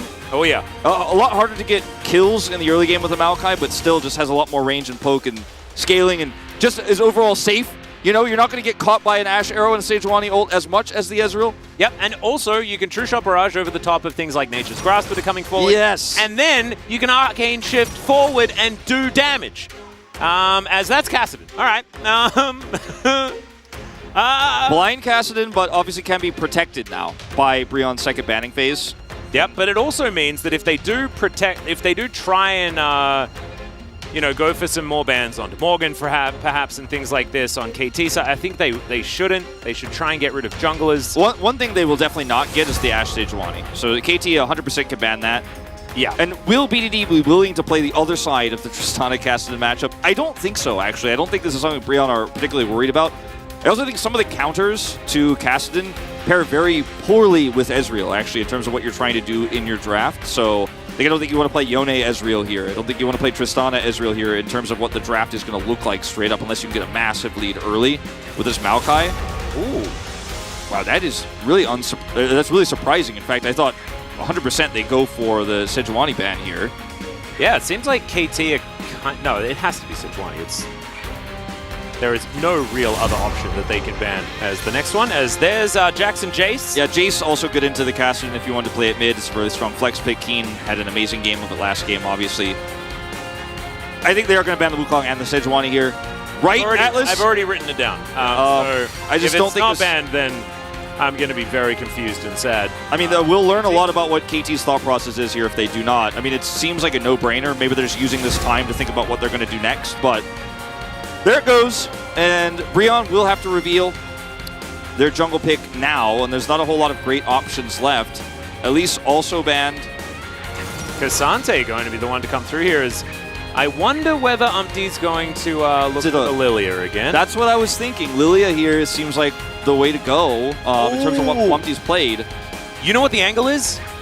It's a Kindred angle. That's what I was thinking is the other option, right? These are two picks that Umpty likes to keep hidden and R5s them. Both of them are pretty good into this draft so far. This is the Yone that BDD has had some rough games on. He did take one win earlier this season on the pick, but it's not historically been one of his best at punishing people with. So it's also, I really like the Tristana and the pretty straightforward playstyle that you have when you're playing Trist into Kassadin. The ability to push down turrets incredibly quickly. You get a lot of plates if you play it out correctly, and it does give you that win condition as Keen. If he plays Gwen, I think it's definitely a Kindred no matter what, but it is going to be the Camille this time around. Yeah, okay, so now what does Umpty play? Is Vi is just going to be locked in, okay. Vi, not a lot of synergy with Kassadin, and not that great with the Cassante either in terms of setting up team fights, but can be very annoying to deal with as Ezreal. And you could also just ult the Camille instantly in a team fight, try to blow her up when she's trying to flank, and that can be a great way to stop this Camille angle where she's trying to get in the back line, find the Ashe, find the Kassadin who's also setting up her flanks. You just ult him, and then Keen dies, potentially if he gets focused down with an Ashe arrow follow-up. So, yeah, you don't have the Sejuani ult to lock down with the arrows, but you can Ashe arrow into a Vi ultimate and still have single target blow up that way. Yep. I'm curious about the build that we're going to see here also for Ashe in this draft, because Imperial Mandate isn't going to get a whole lot of value in this draft. I hope we see something a little bit more damage-focused here. Yeah, I'd like a to see Hydra that build as well. or something like that where you go into a little bit more 80 damage rather than the utility that just isn't really going to be here in this lane, or in this composition. Will definitely be very powerful in the early stages with the Comet build or the Hail of Blades build. Hail of Blades, of course, very popular on the support Ashe. We'll see whether it is where aiming's going to go. Where Henna is going to go in this particular game. I kind of like both of these drafts. The Kassadin was absolutely a risk, and into the Yone it can be dangerous, but we've seen Yone's not necessarily always win that one. As KT fans praying. Yeah, it's just the general state of KT fans. I'm going to cheer for KT. What are you going to do about it? It says, yeah, that's right. I'm cheering for KT. What are you going to do about it? That's what the beginning of that sign says. Yeah, so what? Yeah. I am a KT fan. That's right. Yeah, I'm okay with this. I don't care if you laugh at me. It's fine. Yeah. Self-aware KT fan. It's beautiful. It is absolutely beautiful. Let's jump onto the rift and see what happens here for game 2.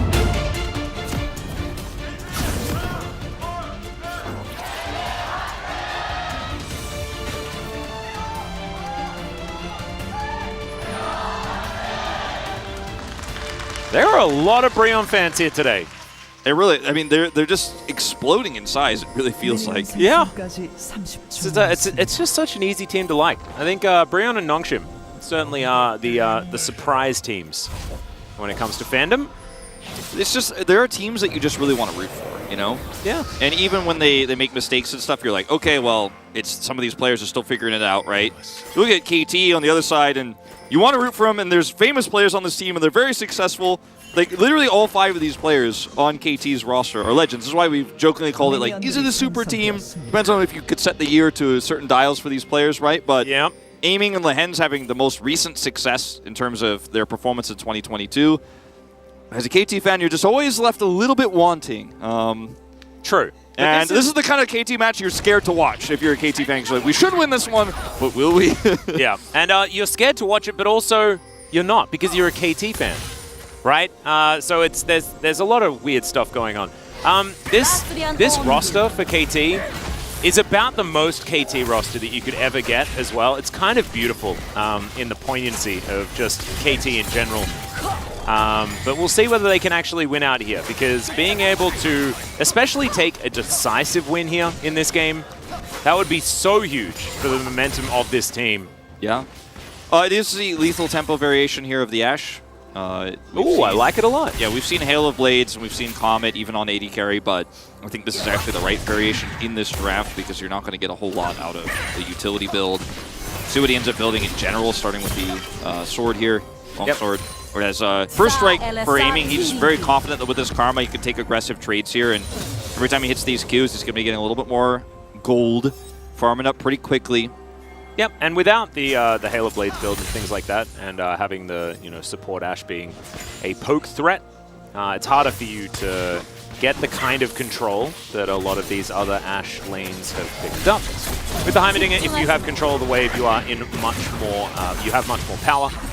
The Heimerdinger into Karma, the matchup is played out by blocking Mantrid Qs with your turrets, as you can see Effort trying to do here. And this does mean you can't always have full health turrets and push this back. A little bit more reliant on your W poke, trying to hit grenades and stuff like that.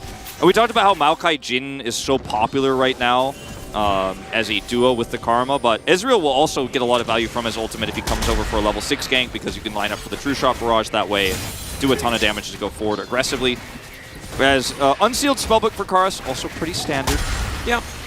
Cuz here as well, recognizing the fact that Kassadin is not a champion yet, which is a little bit sad for Karis.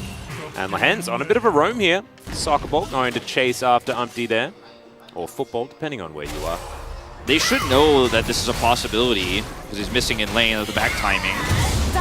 Ooh, okay, in goes Lahen's. That is a scary gank, as Umpty is going to get Brambly smashed back.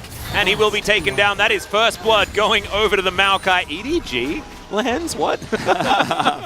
This is how you punish a Kassadin outside of lane. You know, you just take the advantage you have in mid and force it. So Effort's going to try to trade back here, but I don't think BDD is going to be too worried. Oh. I'm trying to think of like a matchup between EDG and Lahen's at some point. Where, like, a reason why he would be doing that? He's just like, he hates the EDG won Worlds. Yeah, and he's like, Korea didn't win, even though I wasn't on the team that was in the finals. So, I'm upset. Yeah, I don't know. It's very odd. If you guys know, tweet at me, let me know. As Effort is coming down, but we're going to have a look at this replay instead. Umpty really getting punished here by Cuz and Lahen's. I mean, everyone knows that KT EDG match from back in the day. Maybe it's Lahen's shout out to his brother Viper on his former team. Yeah. I mean, maybe that. I don't know. This was just a really nice timing here for Lahen's while 리엔즈거든. he's like, that's Lahen's. That's me, that's right. Oh snap, it's Lahen's. Oh yeah. That's who popped out of the bush. And yeah, nice early assist for him. Maokai picks up a kill. And that's how you use a back timing for your AD carry. Just find something else on the map. Yeah, worked very, very well. Umpty going to move into this mid lane, but BDD back to his Unbound Soul. He'll be fine. Not very good for ganking a Yone until level 6, and even still could be very complex here for the Vi. Didn't like this one as much in the draft for the options he had available. Soccer ball skin is so bizarre. Yeah, bit of an oldie, that World Cup skin. Certainly been around for a while. As KT underneath their turret for now, you can see that Effort and Hannah, now that they've got a few buttons under their belt, they are able to take some control back in this lane. Good block from Effort there, again, on the Q from Ezreal. Just trying to do what he can to eliminate some of this damage. It's been a pretty even lane. Yeah, because we do see the Scepter is up here for Henna, so definitely going the builds, a build path that we like. Yeah, we'll see where it is, because with this lethal tempo, it could theoretically be like a shield bow, but I don't know. I think he might still go for the Hydra. Yeah, the Hydra is more common. Like to. Yeah, I don't mind the shield bow in this draft, though. Just survive a little bit longer and have that extra lifesteal for the longer fights you're looking for with the Kassadin. Yeah, I think it's okay. Gives you a bit of that consistent damage that you'd otherwise miss out on, as Umpty going to be able to avoid BDD for now. And Lahen's just being annoying, as you can see. Yeah, Lahen's is just saying, I know where your jungler is. Mid laner doesn't exist. I'm going to wrap around here and just put pressure on while Cuz does this Drake for free. And unfortunately, this Ashe that was so highly prioritized here for Breon, you know, that KT gave over. We now see why. They feel very comfortable that they have the answer. They feel like this 2v2 is going to go very well for them. I think the Kassadin pick makes it so much easier to actually control this game here, and the Ashe actually loses a lot of value because of it. Yeah. It's like a defensive Ashe pick, right? To allow you to have some semblance of control in a game where Kassadin exists, putting you in a 4v5 sort of against your will. And this is the first time that Breon have played Ashe this season in support or AD carry. They have not picked it up just yet. They've been looking for more control with the Lucian picks. I think they've avoided picking it even when it was available. And don't look that comfortable on the pick, and the draft doesn't suit it very well. I think you and I both are in agreement that even though this Yone pick we haven't liked as much as a hard counter, the way they're using it to actually get advantages, KT have a really solid lead here. Oh, absolutely. It's not about the Yone, it's about how you use it, right? And they're using it extremely well. Yeah. There's a quote there, but I'm not going to go for it. As Effort coming on over. Kara's taking a bit of damage here as BDD. Yeah, going to pressure out the Kassadin. Effort still just lying in wait. Lahen's here as well, and Effort is going to be discovered. Cuz moves over. Perfect timing here for KT to keep up the pressure. Force pulse coming through, but... And all the while, Aiming's just down there farming up first strike. It's just chilling. Don't have the power to actually fight this, even with heal for Karus. They wanted to set something up. If Effort hits a grenade and you outnumber them, maybe you can win that, but I think it's a kind of a pipe dream at this stage. As Lahen's up on the Rift Herald, Aiming just left to his own devices here. KT taking everything off the map right now, and Umpty finally hits level 6 and wants to try to turn this into a team fight here, but it's Kassadin with no items and no health. And Ashe Arrow, maybe?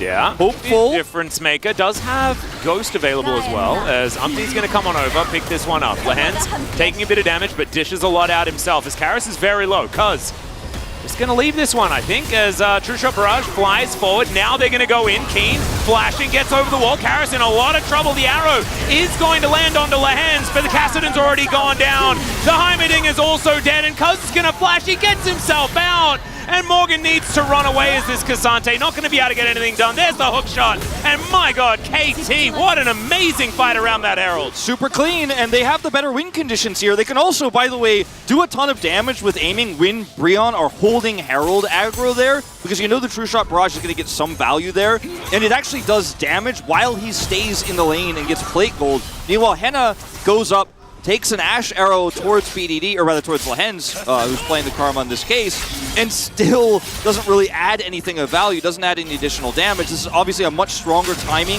in this game for KT at this point in time. Cuz doesn't have 6 at the beginning of this fight, and I think that's why KT are so timid to actually start this one off. He's a little bit behind in that regard, but look at how quickly they collapse in onto Effort and Karus here. Karus is completely dead. BD helps clean him up. Could have actually turned and gone to the left here in this fight, but that kill gets Cuz level 6. His ultimate comes through and it's all locked down. Henna, one sad auto at the end of all this and a stun onto a Karma who just doesn't care.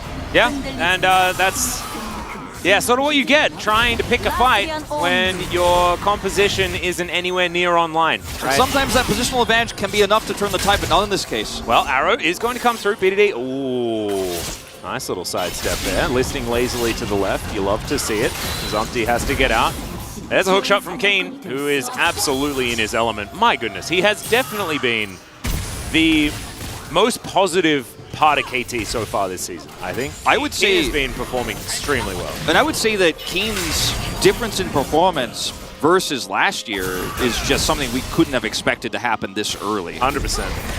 And he's against the Lord, right? This is no slouch. No, definitely not. Aiming has done so much with his farm early. Picks up 2 assists here from that True Shot Barrage earlier. Has all of the first strike gold he's been harassing with, and he's going to take another plate here. Takes the whole turret with the Rift Herald now. The guy is fed early, and BDD, that's aggressive. He goes back to his unbound soul, it's fine. Just wanted to put his R button on cooldown. You love to see it. Yeah, I mean, look, he's like, Kassadin can't do anything to me. He's not even real. All right, well, Nature's Grasp going to come through. They're going to try to force another turret down. This is a great usage of the ultimate. They grab a charge here. I don't think they can get the whole turret, but did Shelly just get double charge? She did. Yeah. So trying to force this one down and get some extra advantages. And where's the cross map here? Well, here it is. As in goes Umpty, there's cease and desist. Let's see whether BDD will survive. Let's see whether he can turn this around for a kill. As the Kassadin gets out of the way, Umpty now just fighting BDD, who moves to the side, gets another stun. What the heck was that? That was so sick. 1 for 1 in the end. You take those as BDD. Yeah, you certainly will. Almost takes... Ooh. Almost takes Karis out. Aiming did with the True Shot Barrage, just a little bit off the aim there. Oh, F oh dear, getting taken for a walk as Aiming finds the Mystic Shot. God, Aiming, man, this game, he and Lehens are just taking over, and BDD has an amazing play there in mid, survived so long, doesn't even have a shield bow, he's just gonna live through it.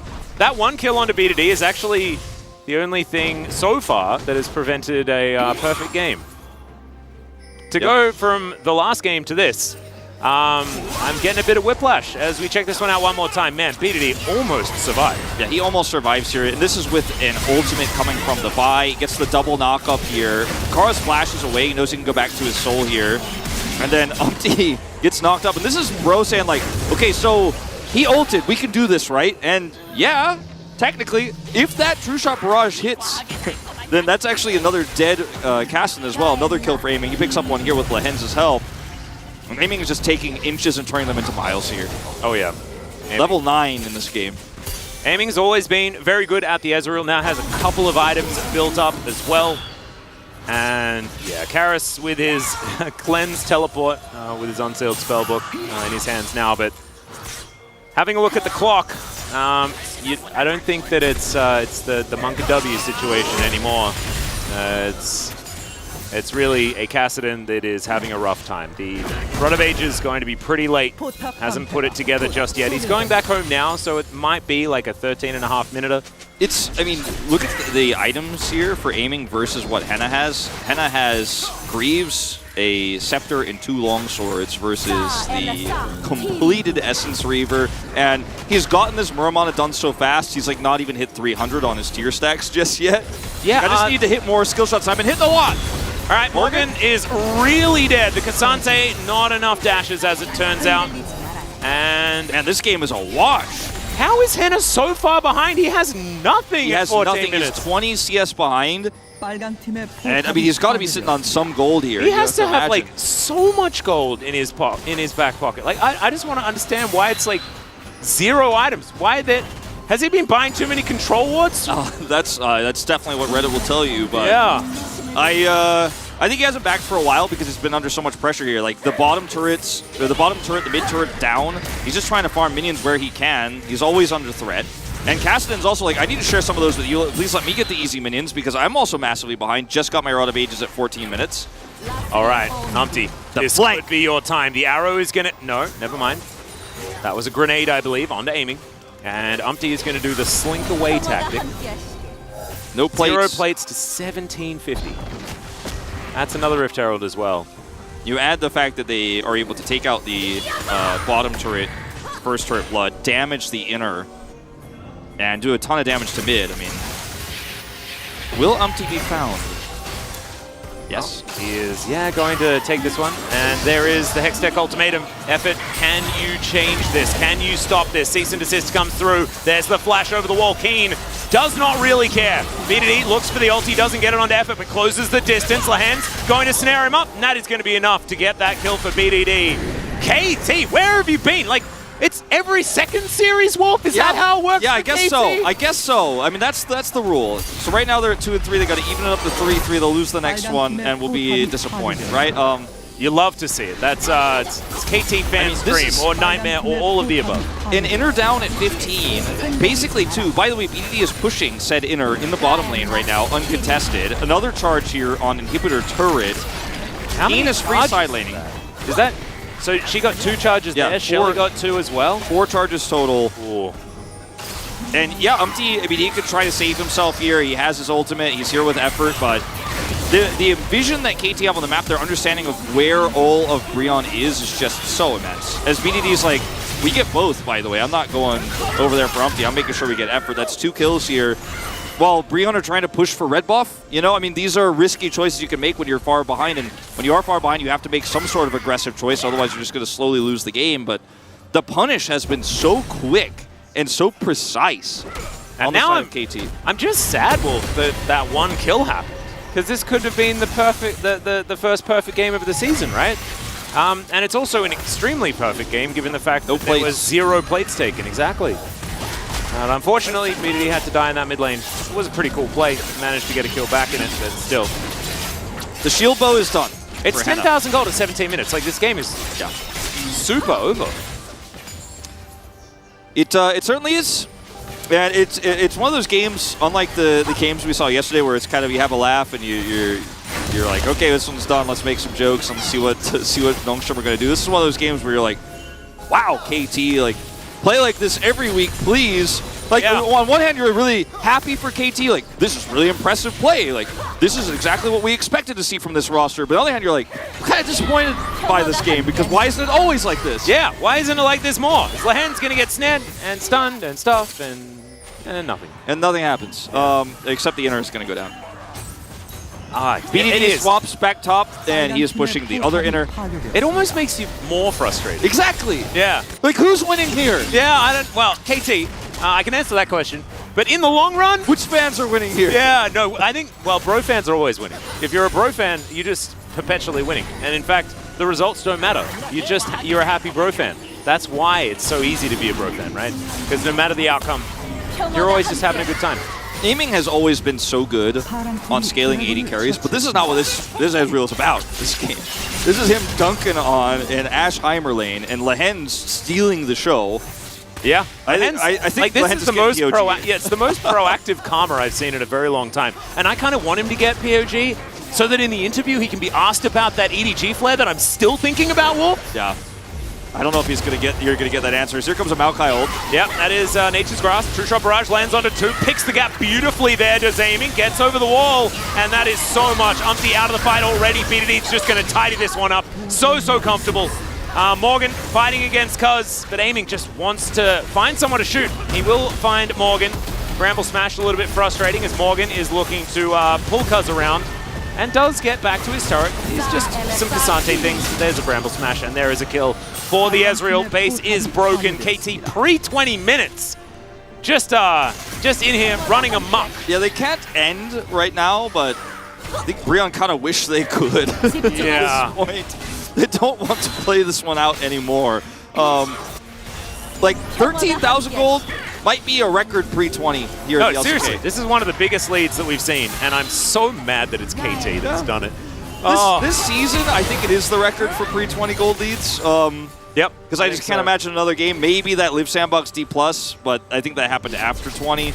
This is just insane. And how they've taken a lead and macroed it into a massive advantage is so sick. And this is Cuz prepping this with the control ward he has topside, knowing that the rotation is coming over. BDD is rotating in, and the rest of these players are just trapped. Every time Breon tries to clear vision or get any information about what's happening, they are just deleted. As look at Umpty like just walk home with his tail between his legs. He almost burns down to Maokai's damage.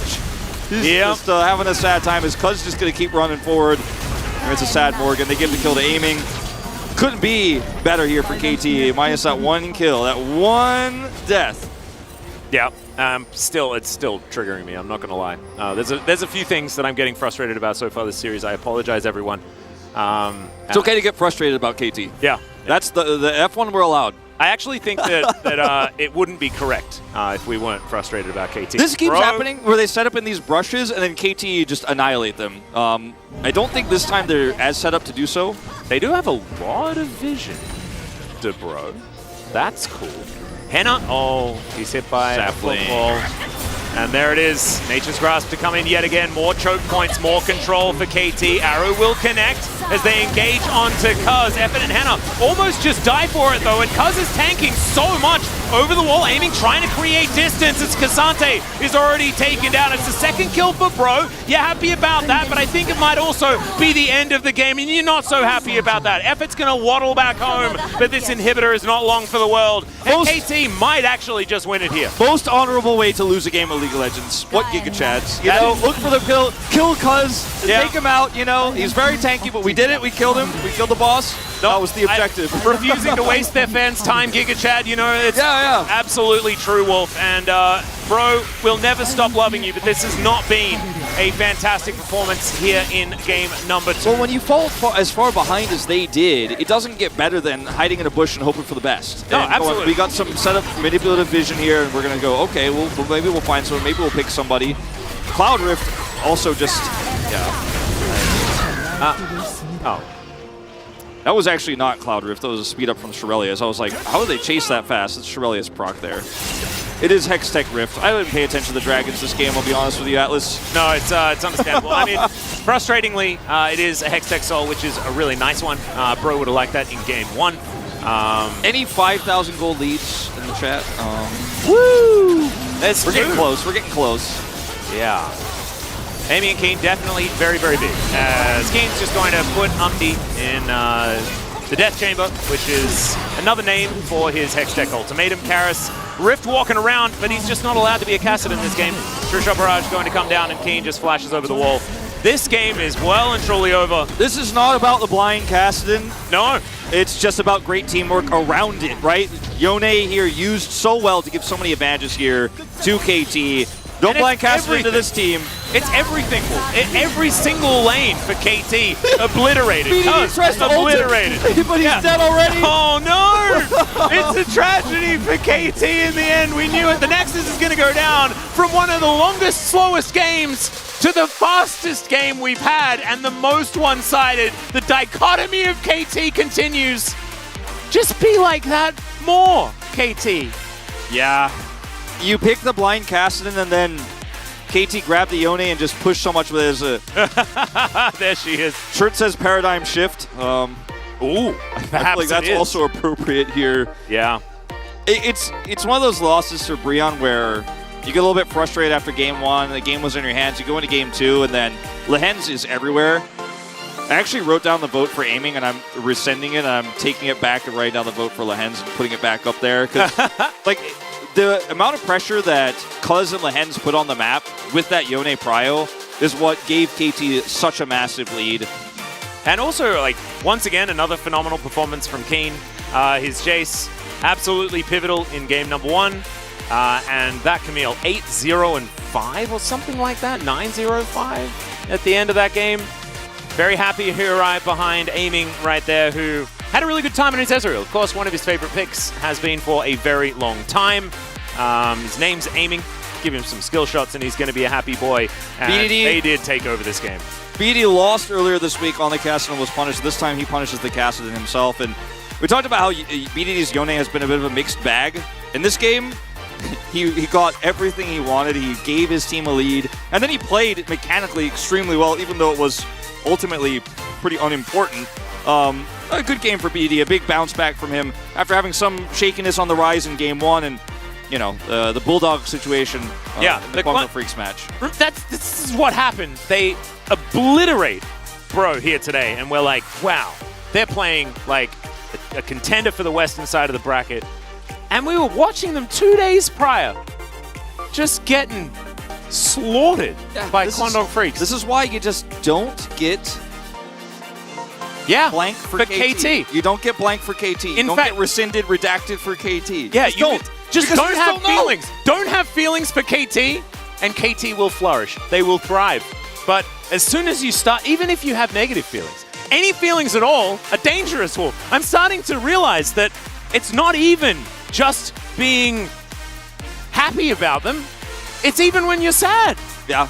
It's when you are very aggressively nothing towards KT. That is when they come out and they're like, but guys, we're really, really good. Maybe you should stand up and pay attention. Lehens was everywhere in the early game. Just plays like this to push Umpty back because of the BDD prio mid. We've kind of discussed this to death, I feel, this game, but he did so much. This True Shot Barrage does so much damage, and that's the moment Keen's like, all right, I'm on this, I'm in.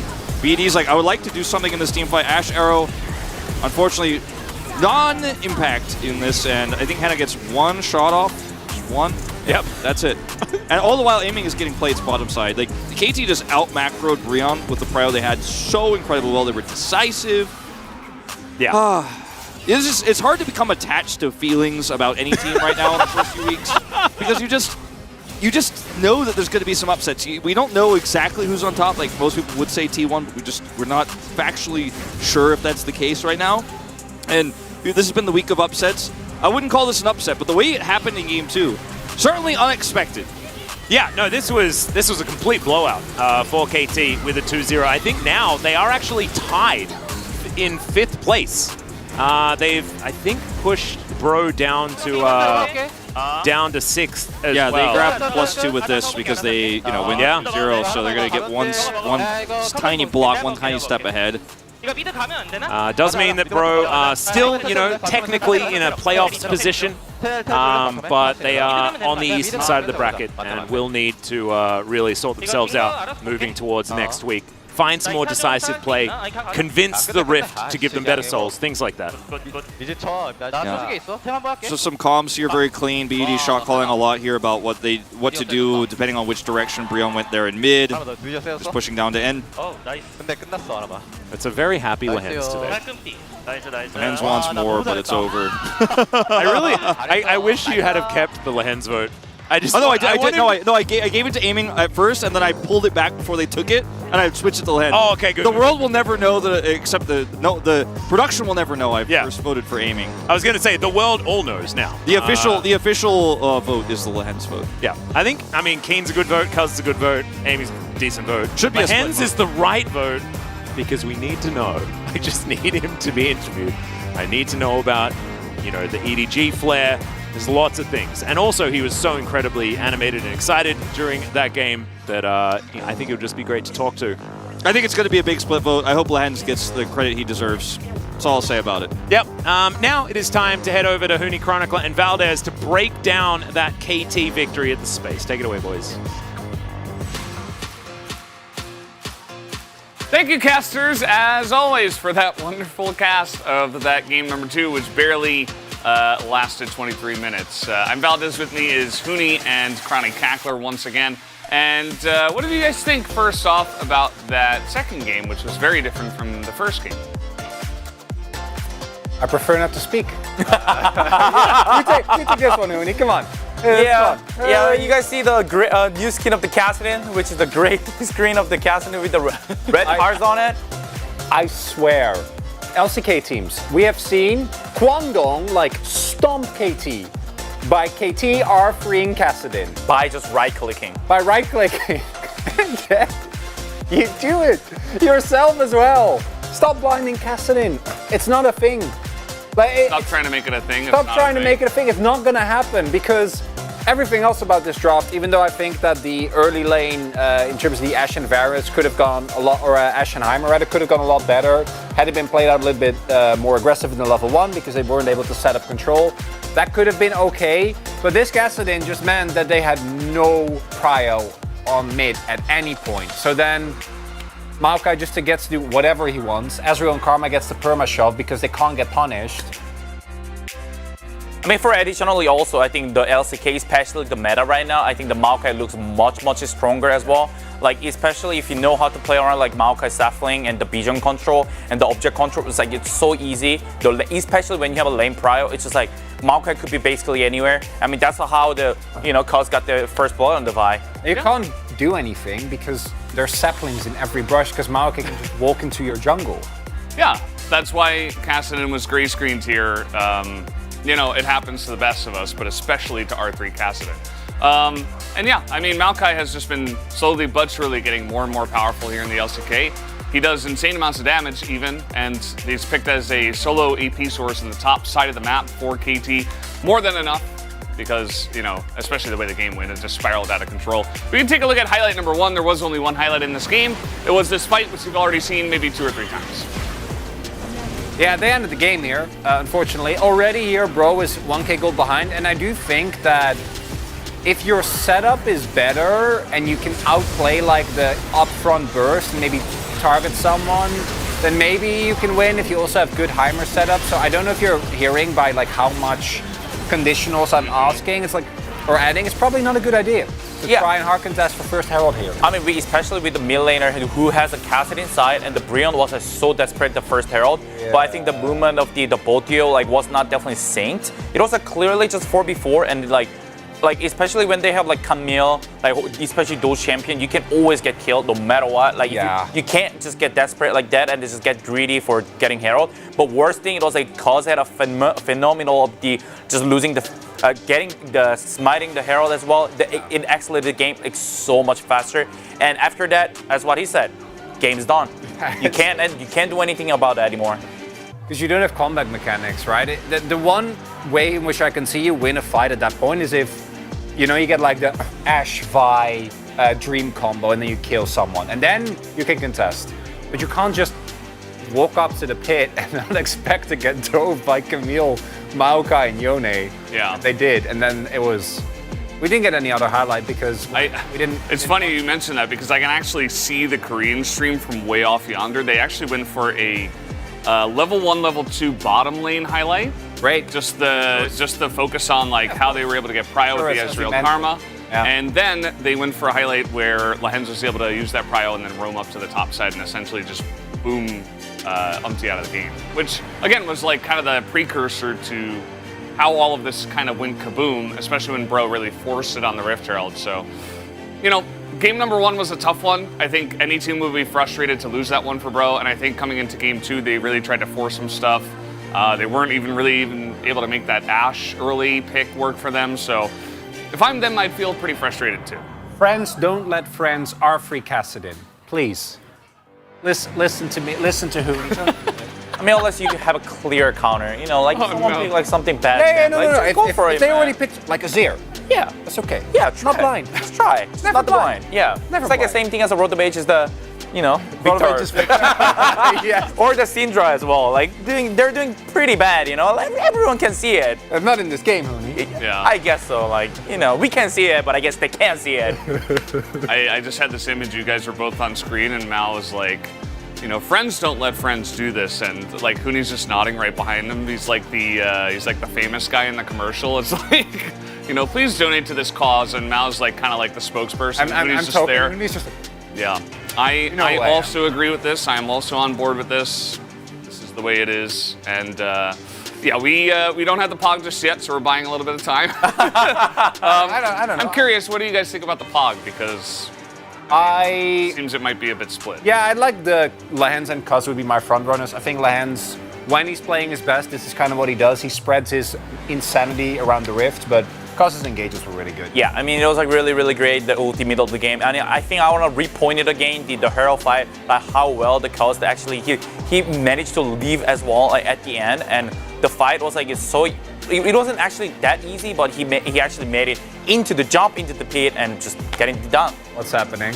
Well, let's see who the POG is here for game number 2 on the side of KT. It will be Lahens 0-0 and 14, and was one of the names you did mention. His ability to play around the bot side, get the priority early in the lane, and then roam up to the top side really made this game a for sure well thing. deserved, and he used it exactly well. And then after this kill, he even said, "Because I'm the hands, you know, they can't do anything." It was true. He was basically everywhere in the map, and then be able to beat the teammates and be able to just accelerate the game like so much faster than what it should be. That's like Lahens Unleashed is one of my favorite supports in the game. He doesn't have like the mechanical brilliance of someone like Carry has, but he just goes for it, man. Like how many Karma's just like flash, W over the wall. I'm gonna get you. I mean, it's really good to see that, like, I don't see any hesitation from him, that it's just making the decisions, like, really, really quick, and it's pretty easy. There you go. Yeah, like this. 8 As out of 11. expected. It even like lines up really nicely there on the left side, and then you got like the 2 jungle votes and observers also going for the jungle, so you at least have Jonas Strong on your side as well as media number 3. I mean, I feel kind of bad. I knew that this would happen, but like I think also cause like he actually planned really well in all the game. So Hey, don't stand by our choice. Yeah. Did a good job. We don't have to defend. Exactly. Everyone was good, basically. Maokai's really strong. Cuz played it really well. Would like to see more and more focus on the Maokai here. Seems like at least KT have got that going. Yeah, especially when you are able to get early control of the map. I think Maokai, much more so than Sejuani, just makes it impossible to play the game because of how strong the saplings are.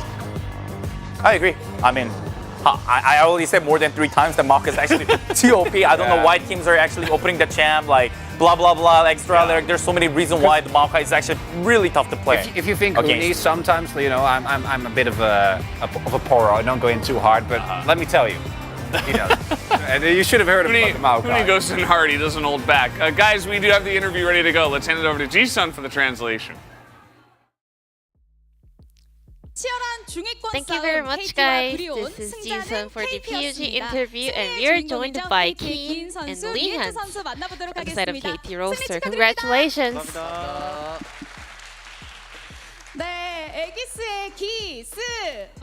Thank you for joining us, Keen and Leehan. And Keen and Leehan, I heard you guys are having a lot of fun on the side of KT Roaster, having a lot of singings and dancing just like a K-pop idol. So could you show us some, greetings? 안녕하세요.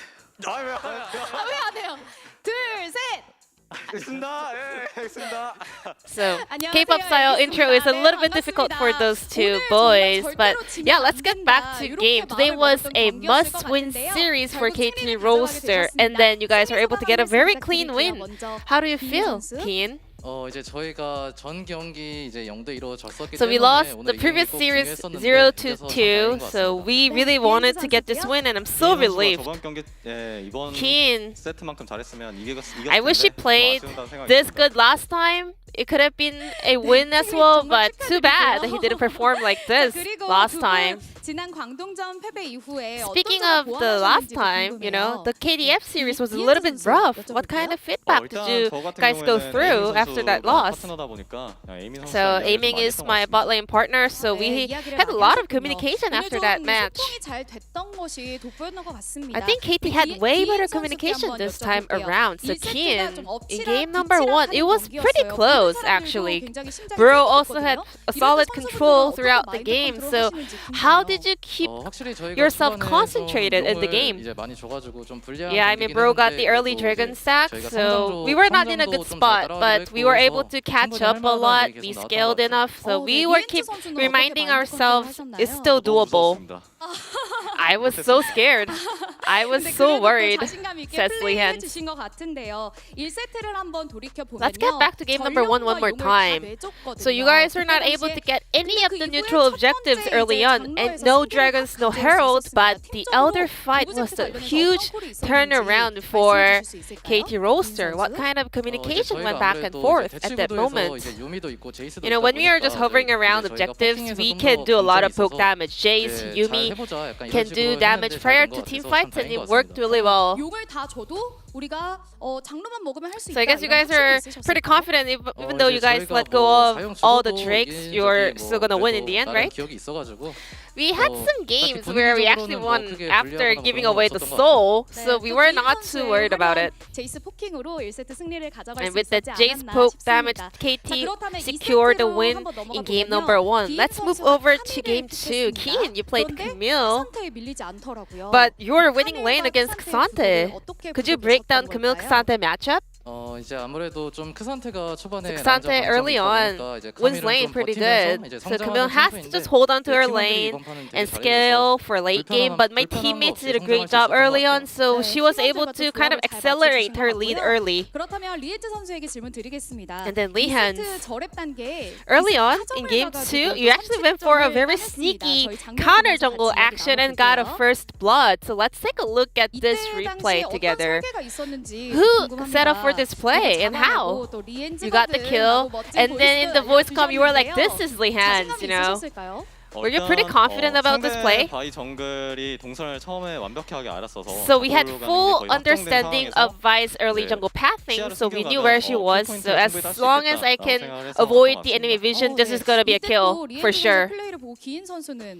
Keen, what did you feel after that, good play by Leehan?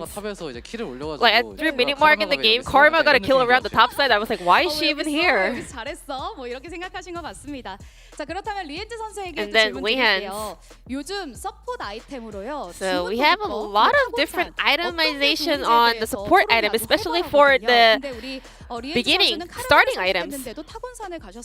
So you went for the Targons this time around. Tell us about it. 바텀 요즘 나오는 것들이 So looking at the bottom lane champion pool, like so many people actually go for the champions that can go hard in lane.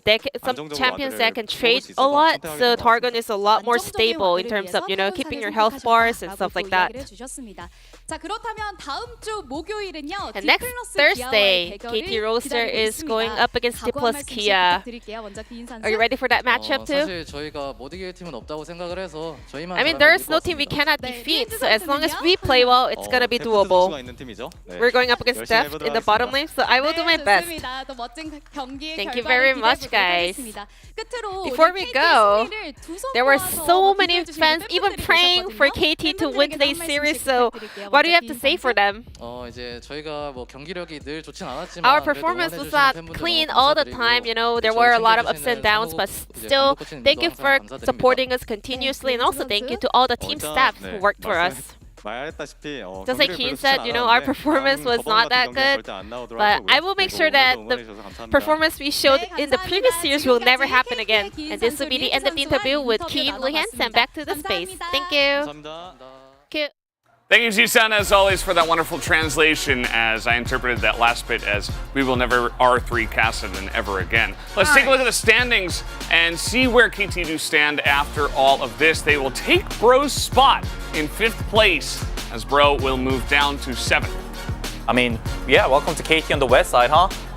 See how long it lasts. You never know. They could be 3rd. They could be 7th. They could be 8th, 9th. First? First can happen as well. We never know. Interesting. You never know. Guangdong Freaks up against T plus Kia will be next, guys. We'll take about a half hour, and we will come back with the second match of the night. Don't go anywhere.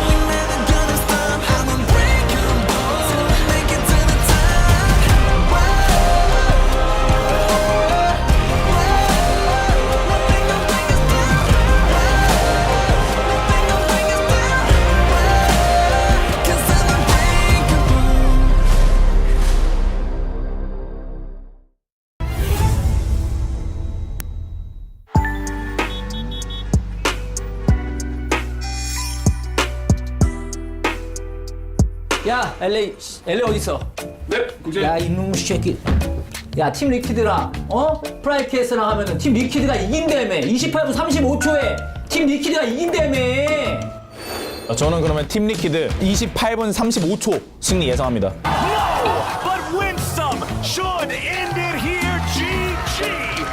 내 위상 명예 이거 어떻게 할 거냐고.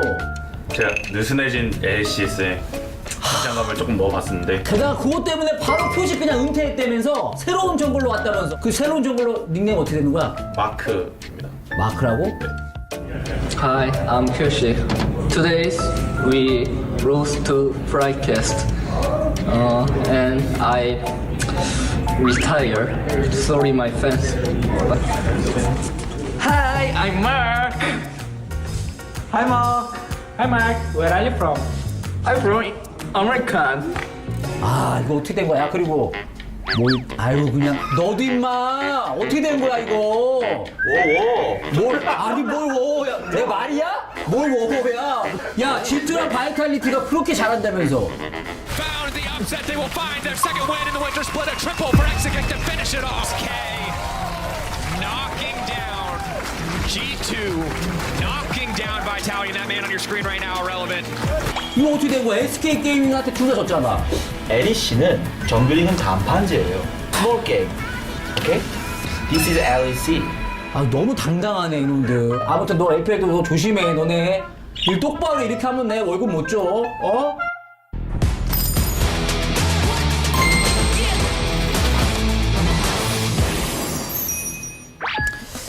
자 그러면 세 번째 시크릿 보드룸 회의를 시작하도록 하겠다. 그나저나 요즘에 아주 난린 거 알고 있지? LCK 보고 있어 너네? 난리야 지금. 이 역병처럼 퍼지고 있는 메타가 있어. 이거 어떻게 할 거야? 이 정신이 나가버리는 사람까지 생겼다고. 영상 준비했거든? 영상 한번 틀어봐.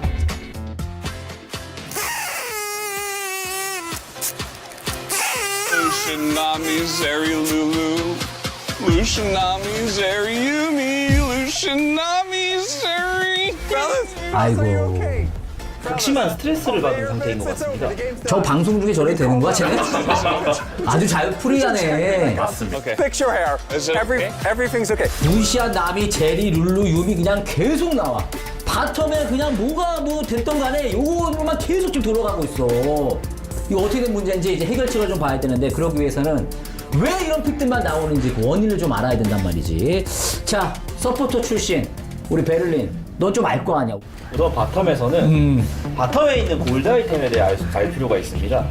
네 가지 아이템이 두 가지 계열로 존재하는데 미니언 처치로 골드를 벌어갈 수 있는 고대 유물 방패로 강철없게 보호대가 있고요. 또 상대 챔피언을 공격해서 골드를 수급할 수 있는 주문 도둑의 검과 영혼의 낫이 있습니다. 그렇지. 그런데 문제는 미니언 처치를 이용해서 골드를 벌어가는 계열들에 비해서 적을 공격해서 골드를 버는 계열의 아이템들이 골드 가성비가 훨씬 좋아요.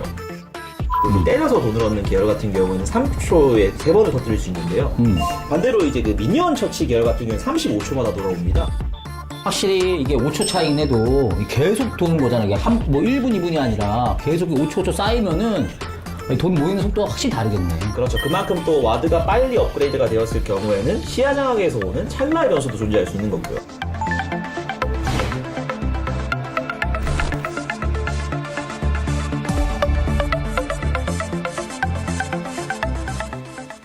역시 메타의 선두주자 얼리 어답터 LEC 준비됐어?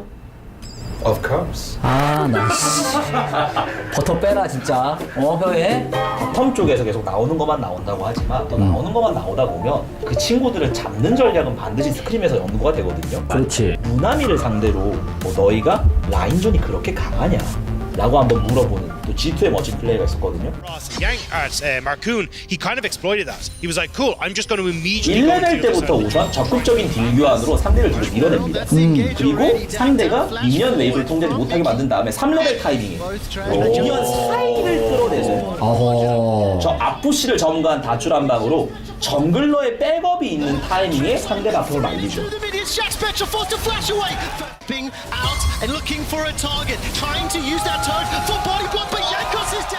와우. 어찌 보면이 뭐 루시안 나미, 뭐 제리 유미 이런 것이 나올 것을 예상을 해서 그 카운터를 잘 준비해 와서 라인저부터 정말 치밀하게 잘 설계한 모습이네. 그렇죠. 또 좀 더 연장선으로 얘기해 보자면 아무래도 좀 제리라던가 뭐 유미도 그렇고 루시안 나미도 그렇고 뭔가 뭐 주도권이라던가 뭐 밸류 얘기가 많이 나오지 않습니까? 또 그 밸류의 연장선으로 저 게임에서는 상대 미드가 빅토르였습니다. 빅토르 상대로 트위스티드 페이트를 꺼내서 바텀 한번 더 터뜨리는 모습도 있었어요. 발빠른 또 미드라이너를 기용을 해서. LCS도 실망시키지 않게 드레이븐 파이크 조합이 나왔습니다.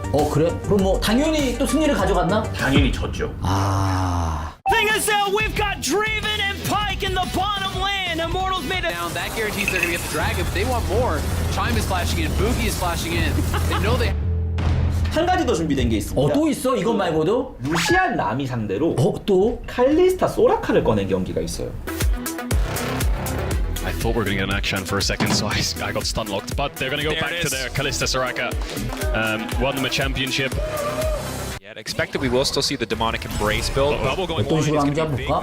우선 상대의 기한을 방해하기 위해서 나미 쪽에서 물의 감옥이 빠졌는데요. 그 타이밍에 빠르게 치고 들어가는 승부에서 칼리스타의 아슬아슬한 드리블이 나오면서 바텀 쪽에서 듀오킬이 나옵니다. 와. Targum is running.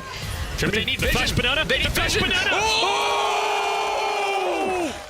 이 교전에서 봤을 때는 일종의 자세가 다르다고 할까요? 루시안 나미는 치고 빠질 생각이었어요. 근데 칼리스타 소라카는 그 자리에서 승부를 볼 생각이었고. 그렇죠. 끝까지 가버리는구나. 이번에도 LCS가 칼리스타 애쉬 꺼냈습니다. 마찬가지로 칼리스타 애쉬를 꺼냈어? 맞습니다. 이거 승리했나? 무려 라인전에서 둘 다 죽었습니다. With that level 3 said 20, that would be a bit risky, but going down. Nice catch there on the bubble from the Nami. 너는 좀 조용히 하고 있어. 아무튼 우리나라 또 이 LCK 팀들이 바텀 듀오 라인전이 굉장히 강하긴 하지만 이런 변수픽들 항상 조심을 해야 된다고. 어쨌든 좋은 정보였어. 이런 변수픽들 LEC에서 나오고 있다는 거.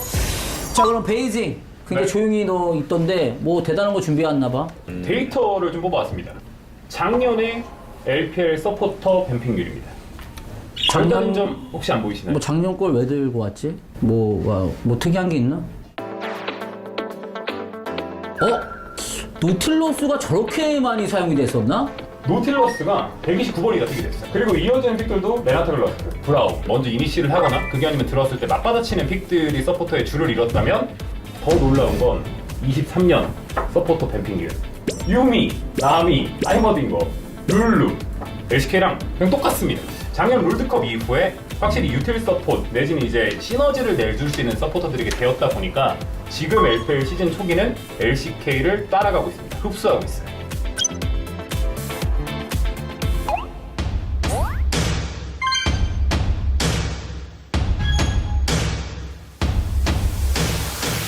Is he gonna flash? He's gonna flash. Oh, he would. He's gonna do it. He would. I won me. 최근 이제 라인전 단계의 2대2 구도 정글러 개입들이 뛰어났다면 작년부터 계속해서 이어졌었던 그램류 챔피언, 이니시앙 챔피언들이 적재적소에 나타나 한타 구도를 좀 붕괴시키는 장면들이 많이 나왔어요. 지금 이게 그 블리츠 활약이군요. 블리츠. IG 게임이네요. In a small window where they can't flash. Wow. Yeah, not happen. The wink does end up taking. LPL도 확실히 이 고착화된 메타 속에서 변화를 주려고 노력을 하는구만. 확실히 또 LPL이 노틸러스를 또 잘 사용하고 또 워낙 싸움을 좋아하니까 이런 변수픽들 또 탱서포 메타가 다시 돌 수 있잖아. 이거 조심해야겠네. 맞습니다. 지금 또 오고 있는 13.3 패치노트가 인커밍하고 있습니다. 뭐라는 거야? 13.3 패치노트가 유출이 되었습니다. 탱 서포트, 흔히 말하는 그램류도 그렇고요. 이제 브라움을 필두로 알리스타를 필두로 한 그 고전적인 그 탱 서포트를 CC 서포트를 있지 않습니까? 지금 다 버프를 지금 대기 중입니다. 패치까지 또 그렇게 된다면은 그 베이징이 말한 것처럼 노틸러스를 필두로 해서 저는 또 전투를 좋아하는 또 LPL 입장에서는 확실히 좀 주의할 필요 있겠어. 자, 그러면은 마지막으로 LCS가 남았는데 뭐 기대할 만한 것들이 있나 LCS? Yes, Captain. 나이스. LCS는 이번에 진짜 첫 경기부터 진짜 재밌는 변수픽이 나왔습니다. 변수픽 나왔어? 뭔데? 영상으로 확인하시죠. 너무 궁금한데. We know this is a closer staple champion. So we've got 이용되죠. 저 뭐야? 뭐야 저거? 아지르가 서폿이야? 도시오 선수가 서폿 아지르를 기용해주는 우리가 메타를 흔들어 놓겠다. 좋은 포부를 보여준. 승리했어? 졌죠. With the tower dive and a lot of resources used. Now, though, they want to fight him off the Herald. They're ready to go. Fudge jumps in on his own. He's going to circle, and Fudge is having to get back away. A double kill back over to Blabber as they're fighting back. And Tenacity and Beerson trying to survive. It's a 2v2. 아니 근데 LCS 아까도 뭐 칼리스타랑 뭐 파이크 나왔다 뭐 어쩌졌다 나왔다 뭐 이렇게 하는데 다 졌다고 했단 말이야. 얘네는 왜 변수 픽만 하면 이렇게 지는 거야? 이거는 제가 보기에는 픽이 문제가 아니라 이건 사실 역량의 문제였습니다. LCS의 최고 단점 제가 생각했을 때 스노볼이라고 생각합니다. 치밀한 설계, 초반에 연타 펀치 이거를 못 날리기 때문에 라인전에서 좋은 픽을 하고 순율이 좋은 픽을 해도 따라하지 못한 이유가 분명 거기에 있습니다. 그러니까 초반에 유리하면 끝까지 이어가지 못하고 결국 반반으로 간다 이거야? 근데 말이 안 되는 거죠. 근데 네 말대로 죽어도 어차피 반반, 후반 가면 또 반반 아니야? 아닙니다. 일단 기본적으로 LCS에서 가장 대표적으로 보여주는 자료가 있습니다. 스노볼을 굴리지 못한다는 정확한 지표죠. 그럼 지표가 또 준비가 되어 있어? 합성찰 아니야, LA? 제리와 바루스? 제리는 뭐 이렇게 의기양양하고 바루스는 왜 울고 있나? 바루스가 지금 LCS 처참한 모습 보여주고 있습니다. 0승 5패. 제리는 어떻게 되면 돼? 제리는 역으로 전승 무패. 3승 0패를 달리고 있습니다. 사실 바루스가 어떻게 보면 대표적인 원딜 1픽을 통해 그 조합을 꾸리면서 라인전을 기반으로 한 스노볼을 굴리는 걸로 유명하잖아요 사실. 하지만 북미는 1픽으로 바루스를 먹는다 하더라도 그냥 제리가 이깁니다. 왜냐? 스노볼을 못 굴리기 때문이죠. 분명 LCS는 이겨야 되는 픽을 가지고 지기 때문에 그냥 스노볼을 굴릴 수가 없는 거예요. 그냥 눈덩이를 못 만드는 거죠. 바루스가 지금 승리가 없고 제리가 이긴다는 건 어떻게든 뭐 초반에 유리하건 말건 그냥 LCS는 어쨌든 스노볼 못 굴리니까 후반 간다 이 소리구만. 맞습니다. He just continuing to march at Dig. They can't get away. Double it. All of them. It's a quadra kill for double. 또 뭐 LCS도 아직 개막한 지 얼마 안 돼서 경기 수가 뭐 타 리그에 비해서 많지는 않아. 그런데 어쨌든 너무 얕보면 안 되니까 어쨌든 시도는 계속 하고 있는 거잖아. 자, 오늘도 이제 다들 뭐 고생 많이 했고 준비 많이 해온 것 같은데 얘기 좀 요약을 하자면 LEC는 항상 뭐 메타 자체가 워낙 그 새로운 픽들도 많이 하고 시도를 많이 하고 또 전투를 좋아하다 보니까 그런 픽들이 많이 나오고 있는 것 같고 LPL은 현재는 뭐 LCK랑 비슷하게 가고 있지만 노틀러스라든지 블리츠 같은 픽들도 언제라도 사용할 수 있고 또 패치의 방향이 그쪽으로 갈 수 있으니까 그런 메타가 다시 돌아왔을 때 주의하겠고 LCS도 어쨌든 뭐 조심해야겠지? 근데 LCS는 항상 그 가능성을 열어둬야 돼. 아지르 서폿 이런 것도 어쨌든 뭐 조심은 해야 되니까 계속 지켜보도록. 자, 오늘 뭐 다들 너무 고생 많았고 다음에도 내가 미션을 따로 또 낼 테니까 잘 준비해 올 수 있도록. 자, 그러면 해산!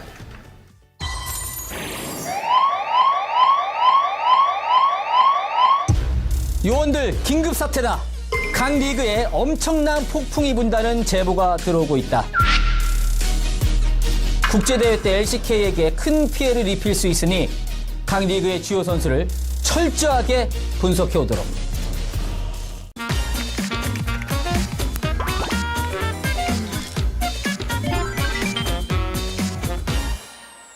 여러분 안녕하세요. 목요일마다 찾아오는 리뷰데스크의 헬리오스 신동진입니다. 오늘 함께 해주실 모래폭풍의 주역 리브 샌드박스의 버돌 선수와 윌러 선수를 모셨습니다. 안녕하세요. 안녕하세요. 리브 샌드박스 정글 윌러 김정현입니다. 안녕하세요. 리브 샌드박스 버돌 탑 노티현입니다. 와!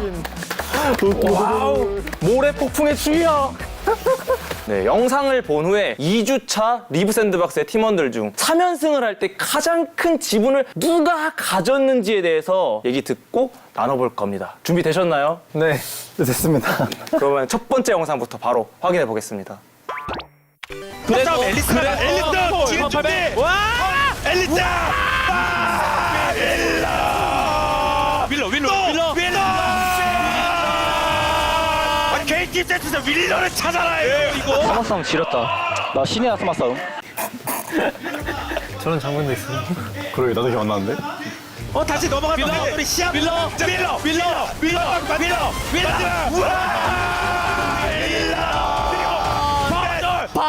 저건 네가 잘하겠다. 너가 시선 잘 끌었다, 저거. 나가 못 들어가는 거였는데. 얘들아, 얘들아 그냥 대정연인데. 앨리스로는 안 뺏겨. 좀 재수가 없는데 저거? 다시 보니까 재수 살짝 없긴 하네요 확실히. 윌러 선수가 진짜 스틸을 잘했어요. 이 장면을 보고 좀 설명해 주실 수 있을까요? 상대방의 조합은 깡싸움이 워낙 센 조합이었기 때문에 저희가 먼저 자리를 잡고 했어야 되는데 시야턴을 잡기가 쉽지 않았었거든요. 근데 그러던 악재 속에서 주현이도 잘리는 실수를 해서 이거 안 하면 진다 그런 느낌이었는데 다시 한번 제가 잘했다고 스스로 느낀 게 하나 있었는데요. BD 선수가 저한테 목줄을 걸었거든요. 그래서 딱 이게 지금 걸리기 직전에 지금 풀 써야겠다. 그때 인게임 콜로 바로 스킬랑 맞추자 하고 지금 들어가서 쏴봐라. 그럼 내가 강제 쓰겠다. 해서 딱 맞춘 거였는데 MB 선수랑도 좀 굉장히 호흡이 잘 맞았던 것 같고 타이밍도 좋았던 것 같습니다. 완벽한 설계였네요. 버들 선수는 어떻게 생각하세요? 이 장면을 보고 여기서 좀 제가 안 들어갔으면 그러니까 천천히 했으면 제가 봤을 때 싸움도 이길만 했는데 너무 성급하게 들어간 것 같아서 이때 좀만 만약에 천천히 했으면 한타까지 이겨볼만 하지 않았나. 그건 맞긴 하네 보니까. 들어간 것도 좋았는데 궁을 이렇게 밀쳤으면 어땠을까. 약간 이렇게 안쪽으로 이 벽에 막히게. 네, 이 벽에 막히게. 마우스가 잘못 돌아가는. 버돌 선수가 살짝 이거 내가 잘못한 것 같다라고 얘기를 하셨는데 장로 스틸 장면이 있잖아요. 또 그거 봐야겠죠? 이쪽에서 여기서 거미 줄을 타도 넘어가지 못한 상황이었기 때문에 탈 게 없어서 그래서 각이 이쪽밖에 없었는데 태훈이가 이렇게 몸 던져줘서 오공의 시선을 빼앗고 제가 이렇게 들어갈 각이 나왔기 때문에 이 줄타기가 사실 태훈이가 다 만들어준 거라 생각해서 굉장히 또 잘했다고 생각해요 태훈이가. 이전에 또 스마를 너무 잘 써가지고 그렇지 나를 믿어야지. 싸움이 잘 된 것 같아. 근데 또 궁금한 게 혹시 이때 앨리스로 일부러 좀 장로용에 비벼서 강타 실수를 유도한 건가요? 맞습니다. 이게 아무래도 저도 그렇고 이럴 때 좀 비벼져서 챔피언 머리에 쓴 경우가 많았거든요. 그래서 이거를 좀 토대로 확률을 좀 높이는 것 같습니다. 여기까지는 확실히 윌러 선수의 플레이가 너무 좋았네요. 거의 한 지금 7대3 정도로 마음이 기울고 있어요, 지금. 여기서 끝나면 안 되거든요. 3경기에서 또 기가 막힌 장면들이 많았는데 3경기도 좀 봐볼까요? 3경기 내가 뭐였지? 오늘 상경기는 크샨테의 신이었지. 뒤로 오는데 버돌은 불사예요. 버돌은 불사예요. 버돌 그냥 맞으면서 때려요? 버돌은 불사예요. 죽지도 않네 그냥. 버돌 때리다 보니까 끝났네요. 이게 뭔가 싶죠? 이 버돌 뭔가 싶죠? 이게 챔피언이 맞나? 이게 왜 안 죽는 거죠, 크산테? 좀 편하게 성장돼서 좀 성능 차이 좀 많이 나가지고 와도 안 죽을 것 같다. 근데 이때 상황이 이제 세주가 뒤에 돌아오는 게 보여가지고 원래는 빼려고 했는데 각오일도 있어서 그냥 안 죽을 것 같아서 팀원들도 좀 잘 봐줘가지고 좀 좋은 장면 나온 것 같아요. 이 장면 말고도 엄청 화려한 장면들, 좋은 장면들이 많았거든요. 원래는 하면 안 되는데 이제 한번 뭐 죽어도 괜찮겠지 약간 그런 템 차이가 너무 나가지고 제가 느꼈을 때는 그게 무슨 무책임한 말이야 그게. 또 거기에 시골까지 맞아서 이제 좀 싸웠는데 스릴 있었어요 이때. 원래는 중동을 제가 느꼈을 때는 쫀득쫀득했거든요. 근데 확실히 이렇게 플레이한 것 또 같아요. 이런 퍼포먼스들이 있어야 또 이제 슈퍼플레이도 나오는 거고. 또 한끗 차이라고 생각해서. POG는 근데 클로저 선수가 받았어요. 이 게임이 상대가 이기려면 제가 생각했을 때는 좀 잭스가 좀 잘 커야 되는데 제가 그걸 이제 수도꼭지 이제 끄듯이 맞긴 했었는데 못 먹어서 POG 좀 아쉬웠던 것 같아요. 수도꼭지는 나였다. 결국에 이렐리아가 커서 캐리할 수 있었던 거는 내가 만들어준 발판이다. 그렇죠. 그렇죠. 윌러 선수 어떻게 생각하나요? 맞나요? 맞는 말인가요? 결국에 이렐리아 챔피언 자체가 딱 인상 깊은 챔프잖아요. 잘했을 때. 그렇죠. 주인공은 이렐리아가 또 맞는 것 같습니다. 결국에. 혹시 결정하기 전에 저의 마음을 움직일 만한 한마디가 남아 있을까요? 현재 게임은 정글이 중요하기 때문에 제가 또 잘하는 부분이 있지 않나. 뭐 윌러 선수 아니면 이제 클로저 선수라고 좀 생각하는데 윌러 선수가 좀 스마를 잘 써줬기 때문에 뭐 불이운전도 극적으로 구출해줬고 뭐 KT 전이나 뭐 하나전도 정현이가 구출 작전 해줬기 때문에 진짜 너가 그렇게 하면 내가 뭐가 돼? 나 근데 너가 맞긴 해. 저도 마음을 결정을 했습니다. 2주차 샌드박스 모래 폭풍의 MVP는 윌러 선수입니다. 아니 윌러 선수 왜 이렇게 안 좋아하세요? 자, 이렇게 해서 오늘 리뷰 데스크를 함께 해봤습니다. 두 분 오늘 어떠셨나요? 이 자리에 있게 된 게 또 저희 팀원들이 다 같이 잘해줘서 그리고 팬분들이 열심히 응원해줬기 때문에 이렇게 이 자리에 앉을 수 있는 것 같아서 너무 감사하고 또 고맙고 또 이 자리에 서 있으니까 또 뭔가 감회가 새롭네요. 뭐 이런 자리 만들어주셔서 감사하고 다음에도 불러주시면 열심히 뛰쳐나가겠습니다. 네, 두 분 오늘 함께 해주셔서 너무 감사하고 다음 주 목요일에 돌아오겠습니다. 안녕. 안녕. 안녕.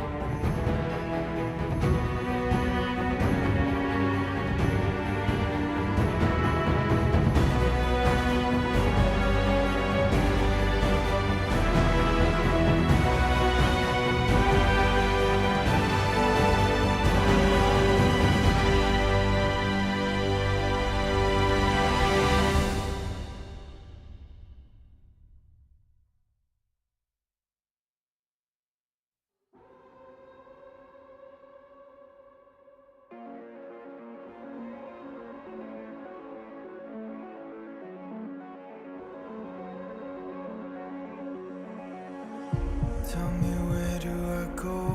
Tell me where do I take us? Your heart is starting to slow. May the water be safe. As I dive in, bloodstains washing underneath the waves. A beat reaching out to keep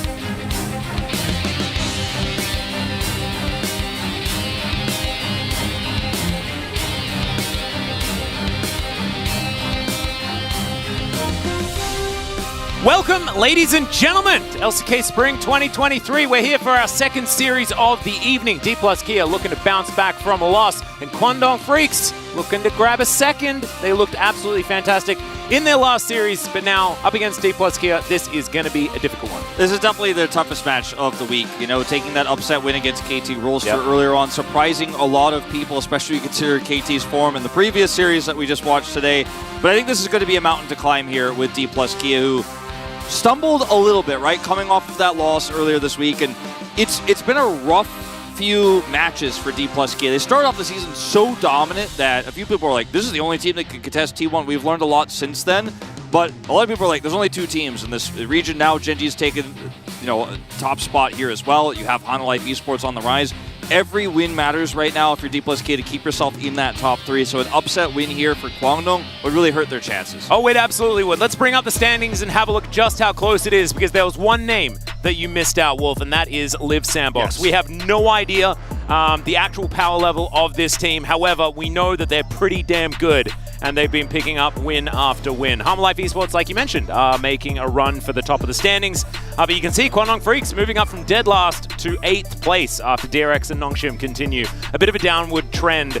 And D plus Kia, I don't think we're expecting to be in 4th place. So wanting to even up that scoreline with Liv Sandbox, claim that 3rd place by getting a win here tonight. And that's an expected win, right? You could see this is the mixture of emotions you were talking about. Kwangdong Freaks gets their first win. Shocking back-to-back defeats against the big three, you know, T1 and Genji. Those are our big three teams, right? So, yeah, I would say it's shocking in that, yeah, they lost to T1. That was a very close series. I think a lot of people favored T1 in that one, and it was disappointing.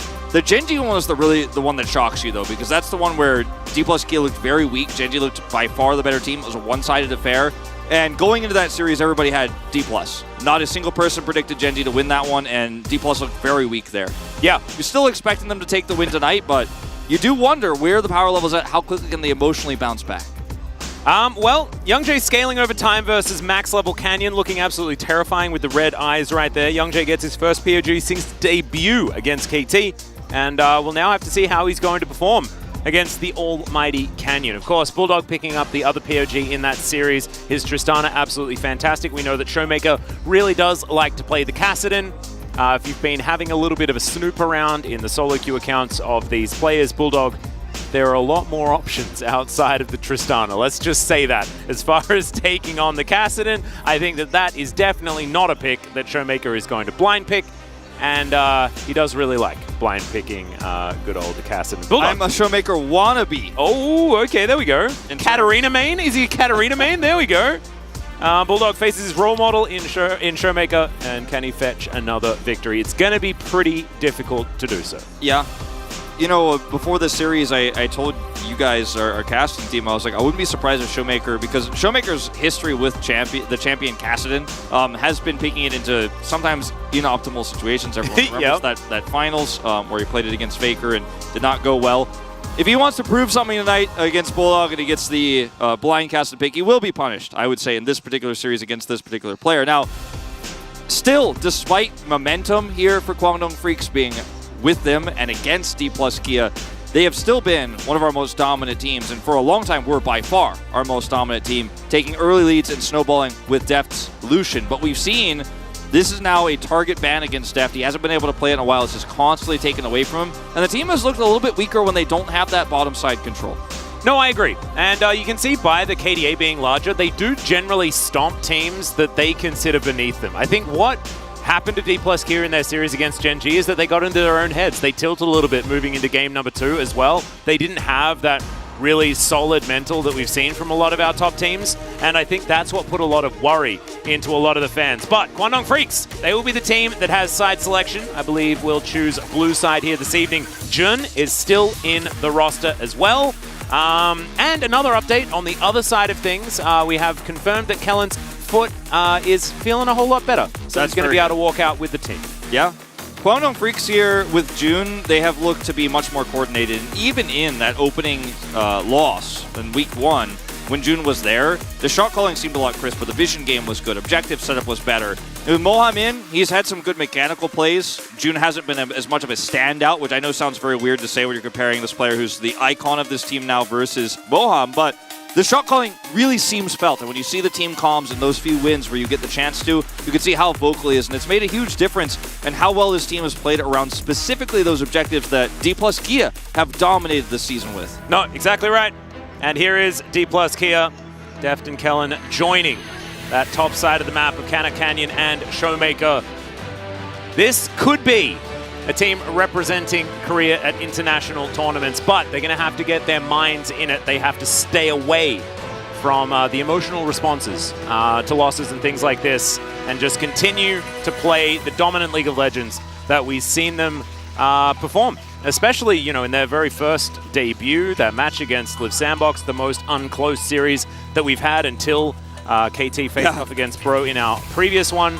This is a team that could definitely go all the way. I think these teams have very different identities, but there is one thing that they share in common, and it is in the mid lane. There's two dominant lane players who love to get advantages and take prio. That is something that Showmaker has spent a majority of his career doing, is just dunking on people in lane, getting massive advantages. But if you look at the lane stats here, it's actually been Bulldog. Now, to be fair, he does have that one Tristana game padding his stats a little bit here, but he's also played the Victor 6 times this season. He's picked up 2 very rare wins we're seeing on this champion right now in the LCK, but he's picked up 2 of them. His laning has been amazing, whereas Showmaker seems to be a bit muted this season. It's not a Lucian meta where you could just say, this is mine. He's not able to play the Ahri, get advantages there, or play some of the champs you've seen him dominate on, like the LeBlanc. He's tried it. He's taken a W there, but it hasn't been the most dominant Showmaker we've seen in a while, and he's versus Bulldog here, who has... I think the one positive thing we could say 100% about Quantum Freaks is his laning phase has been consistent. So maybe an angle of attack here for the Freaks. No, exactly right. And I think that Showmaker has struggled to find his identity now that Deft has joined the roster, right? Deft is a main character when he joins any team that he's on. He's one that takes a lot of the resources, does so very, very well. As happy 400 games here for Showmaker. Wow, I feel like his debut was just minutes ago. That it's now been 400 games. Crazy. Oh, how time flies, Wolf. 2018 was a long time ago now. But yeah, I think that he is still trying to work out where he sort of fits into this roster. Him and Canna kind of working out that sort of angle. And I think when they have their Zeka King-in moment, that's when this D+ Kia is going to be able to reach for that full potential. I think performance on the day is what has plagued D+ Kia, because I think they are a top team, and there's no doubt. We have seen the proof of it this very season. It has just been against those other 2 of the big 3 where they have struggled and haven't been able to perform up to their best. And you've had some time to rest here as D+ off of that loss earlier this week and recover, come in with the right mindset here, a good draft for today. You know this is your weaker opponent of the week. But I think we will see, you know, that top tier D+ level tonight. Yeah. And I told a lie, actually. It was 2019 that he debuted. He debuted in my brain in 2018 when we were hearing about all of the 2018 World Scrims with Damwon and Griffin. But I digress. D+ Kia, Acorn, and Gorilla going to be taken to the stage here, and they will be on the red side for this one. CV Max, let's see whether he's got anything cooked up, because last time Quantum Freaks played, it was definitely a let him cook situation. This time might be a CV Max situation. You never necessarily know whether you want him in the kitchen or out of it. It's kind of how it goes. But here we are into pick and ban for game number 1. When Lucian has been banned against Deft, he has only played Sivir or Zeri. Yeah. He's never played the Varus. He's never played with an AD carry support. He's never put Kellen in that role or in that position. He's only played Enchanter supports, the Nami, the Yuumi, and the Lulu. So the bottom duo for D+ Kia hasn't really been shown. There hasn't been that much variety here. And as you can see, Lucian off the board. No strong side here with the Caitlyn. And Quantum Freaks, I think, picking blue side here going, oh, if you want a handshake, then we're going to take the Yuumi. We're going to have that advantage. D+ Kia identifying, okay, not going to allow that to happen. Taking the Elise off the board here, too. And I want to see Deft play Varus. I want to see more. I want to see some variety here on the bottom side, because there are so many different ways to win those 2v2s. Deft, the best AD carry player right now in the LCK, but he's just been limited by these bans. And once again, 3 bans thrown in. They're not playing Varus. No, they are definitely not playing Varus. But the tree has been left up. Likely a first pick here, D+ Kia. As far as the meta champions are concerned, Zeri's still available, Sivir's still available. But I'm with you, man. I kind of want to see either the Varus that Deft has always liked to pull out. Lethality Varus has been in his back pocket forever. but is going to be banned away this game. But it's Ezreal has been great. You know, there are a lot of picks that he could definitely bring here towards this bottom side. He's been playing a bit of Draven recently as well, as Zeri is locked in, so it sort of comes to mind. Yeah. His Kalista was always very dangerous. Kalista is super dangerous, right? And that's a pick that comes to mind to me. If we're talking about just scaling, yeah, why haven't we seen Ezreal yet? It's very strong right now in this meta, especially with Karma. We saw aiming rip Rion to shreds previously. Oh, they didn't ban Master Yi. Are going to see the Maokai ban come through, or Maokai pick come through because Kwangna Freaks at the last moment prioritizes Zeri. I think we're going to see Sivir here. I don't like it. I don't want it. Because selfishly, I think it's very strong. Glad to be wrong. You mentioned the Draven, and we could have a Draven Kalista lane here, potentially as well, as Kwangna Freaks now likely have to lock in that Lulu. And it's very face-up here on blue side. Red side having that extra counter pick here before we go to the second phase. Yeah, it's going to be Sejuani the decision as well. A lot of people do really like pairing the Wukong with the Zeri. But into the Maokai, I think wanting to have a bit more of that front line, the ability to stand in front of your carries, get them through the Nature's Grasp is pretty important. So Sejuani's going to come in. Youngjae happy to do so as now. Lulu likely going to be picked up, and we'll see where Kellen's going to go as far as his pick as well. Yeah, Soraka considered as a preemptive option into a theoretical Heimerdinger? I like the Soraka and the Lulu. I think Zilean is a bridge too far at this stage in this meta with how snowbally fights can be. The res isn't going to get you anything, as we'll see Jace blind here. A flex pick between Showmaker and Kana, of course, in this draft. But this does mean Damwon, or rather D plus Kia, are keeping that last possibility of maybe a Kalista support. We just don't know. Could be Heimerdinger. Very difficult for Kwangdong Freaks to actually draft around that hidden support right now, knowing that D plus Kia want to have strong side on bottom. And I know that you were with me on this one because we did see our first Renata of the season very recently. Yeah. And that just makes you think of Kellen every single time. Every time. Could certainly be a possibility for him as well, as Kassadin is banned. That sort of blows my mind. But D plus Kia are on the red side. That does give them counter picks, so Quantum Freaks would have to play face up. They've already locked a top lane, likely to lock in a support next. Yeah, I think that's sort of how it goes. This is safe, and it opens up more flexibility for Quantum, because we know Quantum have already shown their hands once with Bulldog's counter pick, and you just don't want to walk face first in this one on blue side. Yep. Keep it down, keep it out, and oh Wolf, I'm really frightened. Is it a Kalista ban? Ooh, could be. We'll see. I think Renata makes the most sense just because I have a feeling that Kellen wants to play it and they play it with Draven all the time. It's very strong with Draven. Obviously very strong with Kalista for the same reason that we've talked about in the past in other metas. The Pike has been one that's constantly banned against the Draven, and Kellen says, to hell with all you guys' ideas, I'm playing a melee support. Yeah, bring me the Blitzcrank. I love it. Thresh would be so interesting. Gives a lot of value to Jace, who can, you know, obviously acceleration gate, blast, and then go in deep and then get pulled out to safety. But it's just going to be the boring Heimerdinger pick here. Very strong, very standard. But I thought perhaps D plus Kia had more in the tank with this one. I mean, they did, but why not just pick the best option? Is, I think, their mindset. So you can see Callan wasn't super psyched about it, but still going to be happy to have a lot of lane control here. Silas being the consideration. Showmaker, of course, one of the best Taliyah players that we have here in the LCK. Yeah. Not necessarily the massive amount of Taliyah value here in this game. Definitely does well into the side. Very tricky to catch a Zeri, and Silas can, you know, obviously push the Taliyah out of team fights very well. Akali's still up, Azir's still up, right? These are other picks we have seen into the Silas, even though haven't necessarily been a historically strong matchup for them. Depends on the player, depends on the game. As Camille over the lockdown option here. Interesting choice, will threaten the Jace a lot inside. So when you're trying to, of course, set up for flanks, can be a big problem. Now the Jace can still go mid here into the Silas, so we could see something like a big front line, right? A Sion, an Orin here for Kana, and then just say, all right, yeah, we have a Heimerdinger in this draft. We don't have a ton of magic damage. We're going for the skill matchup here by the looks of things. I think KDF were in a difficult situation, right? Because they knew that the Jace was flexed many times before. And so you do have to play around that being in either top lane or mid lane. Kana very proficient Showmaker as well. And so the Camille is sort of picked as like a, well, if it's Jace top, I'm kind of okay. And otherwise, I feel all right picking it to whatever. I'll be honest, I think flexing the Jace mid here makes a ton of sense. We're playing Jace into Silas. You have, obviously, a bit of risk, you know, on the top side of playing Jason to Camille in a long lane. You're going to be under a lot of pressure. You're trying to play around bottom side.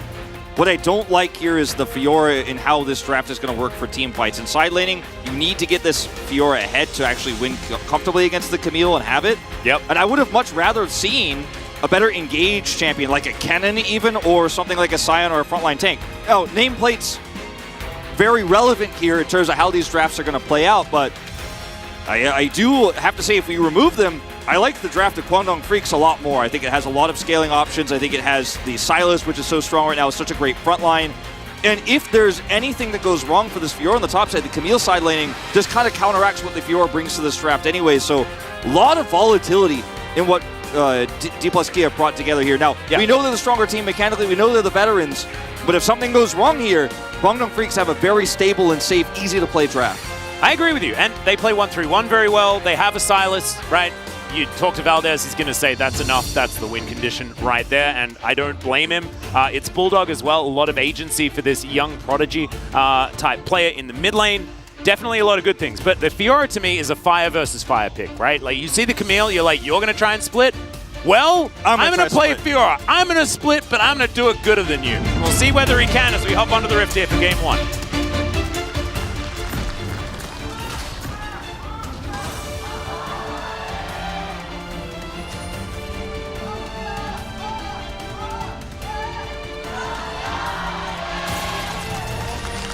All right, D+K fans out in force, but not low voices for the Guangdong Freaks fans as well. You saw them in our intro that you gave a bit of a nod to in our previous series, Wolf. I think it's also fantastic that we get to have a little bit of a check-in with the fans coming to LoL Park.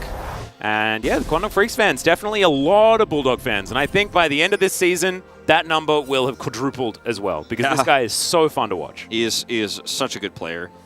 And you know, he's played the Silas only once this season. He's played 6 games of Victor. We always mention the stat because he's played it more than anyone else, and he's trying to get lane advantages. But in this lane, where the Jace is flexed mid, he will not have control in the early parts. He will actually have to sit on the back foot, which is not his playstyle. It's not how he likes to play the mid lane, but that's the draft he's been given. I worry, and I'll say it here now, is before the fights really start breaking out, before the minions crash here, the Draven pick and the Jace pick together can be quite strong, because obviously the Jace can chip away at those health bars, so the Draven, once he gets into range, he can finish them off. If he has a nice lead, he obviously spikes much earlier than Zeri, especially if he gets an early cash-in. But if D+Kia fall behind in this game for any reason, especially the Jace here, I think, will the damage be enough? Will you be able to, against Silas and the, skating Zeri, actually be able to weave those autos in here as the Draven that Deft is playing? Is a big question I have here for D+Kia. One, I think they should be able to answer if they can maintain a lead early, stack some Drakes. But if they cannot, it becomes very tricky. Very true. Deft has also had mixed results on this Draven over his career as well. But what we saw when it was Viper playing it last time around, the Draven was... He does struggle into a lot of range, but what you can see on the Guangdong Freak side is not a lot of range.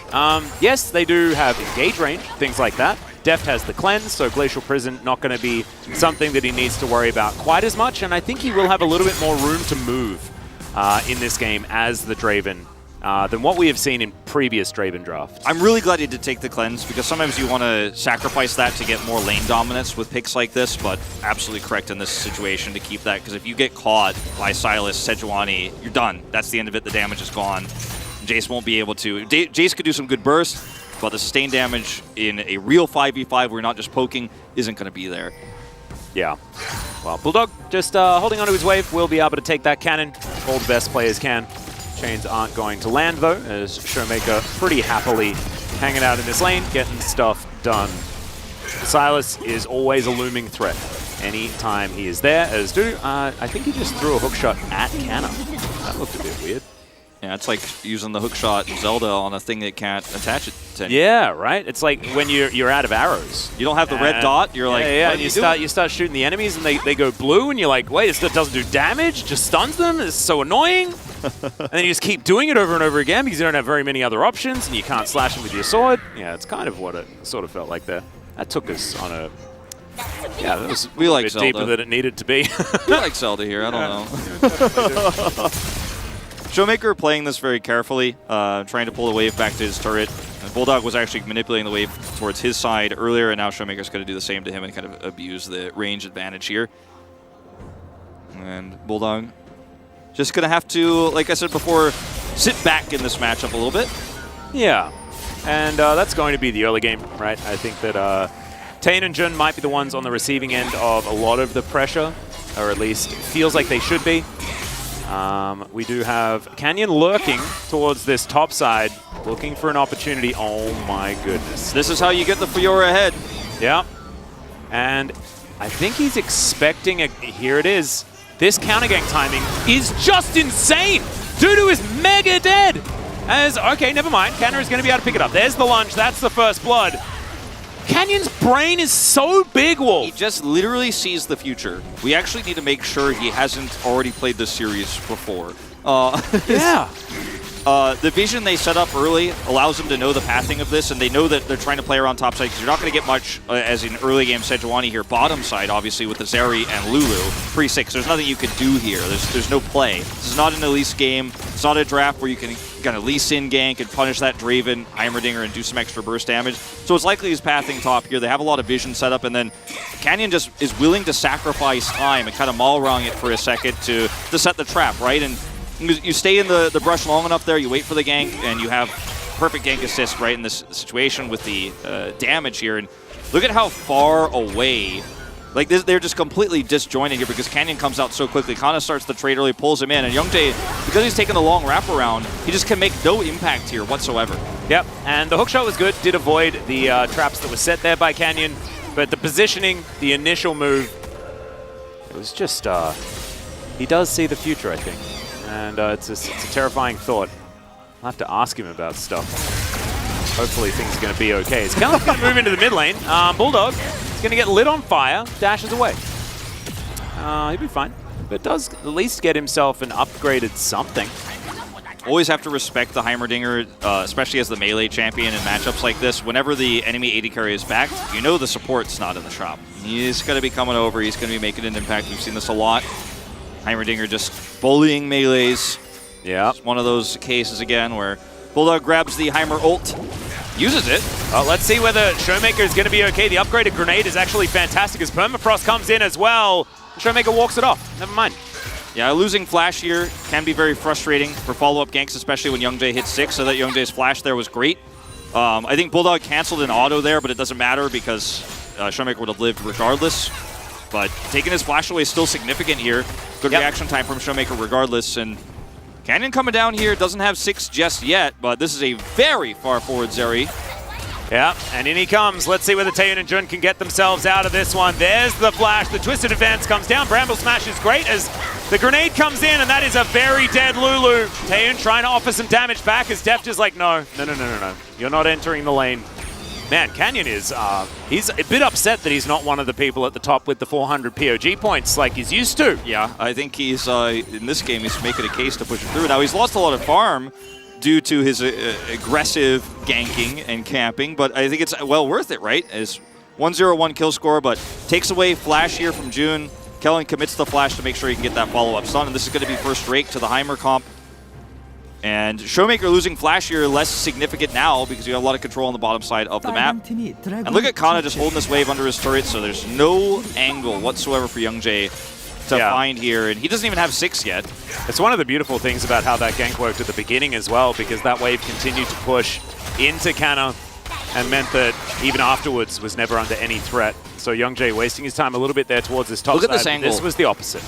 Dodges the control ward here in the brush, in the river, dodges the tri-brush with the blast cone. So yeah, you're very greedy to be up here this far, but you have the wards you feel to warrant that type of positioning. You're trying to trade well against this Raven. You're starting to get, you know, a little bit more active in the lane here. You're like, oh, I can make some of these trades, right? My Lulu's a little bit online and use the shields. No barrier in this, but still gets punished here by Canyon. He's just too smart. He knows the exact path. Yeah, and the Flash Twisted Advance to collect the Zeri while she was Jet Set Radio Futuring, double Bramble Smash, all of it just looking absolutely fantastic. But it's the power of Maokai, just a little bit. We did our segment yesterday, Chronicler and I on the desk of the, is it Varus or is it Vital? You know, was it the player, was it the champion? It's a bit Maokai, but I think it's also a lot Canyon. because his jungle sense is just so incredibly good. And then when you have the Kid of a Maokai at your disposal as well, it's deadly combo. Now, Deft can impact this Drake, or rather this Herald, excuse me, with his ultimate here. Doesn't have to go up, but he is going to rotate over. Kellen has shown here in mid, tried to leech some of that experience, potentially get 6. He does not have it, but he's got turrets set up here to stop the rotation of the players. So even though Kwangdong start this first, they can't rejoin. Well, Showmaker's going to find Jun. Bulldog fighting him, but as you can see, creates the range, creates the space. As rockets fly in, I think the Kwangdong Freak's going to have to give this one up. I think they've been stretched too thin. Taeun with some spare time on that bottom side. Don't throw your lives away in a mismatched team fight as the Draven throws out the Whirling Death. In comes Dudu. Let's see whether they can lock anyone down. The Lulu is going to provide the cash in before she can even do anything as Grand Challenge. We'll get the health bars all the way back up again. And now Youngjae is running away. Bulldog doing the same thing. It looks like it's going to be boar for dinner tonight as they decide that it's Youngjae that's going to go down. And Canyon will be able to grab that kill. Deft makes his way back towards the bottom side.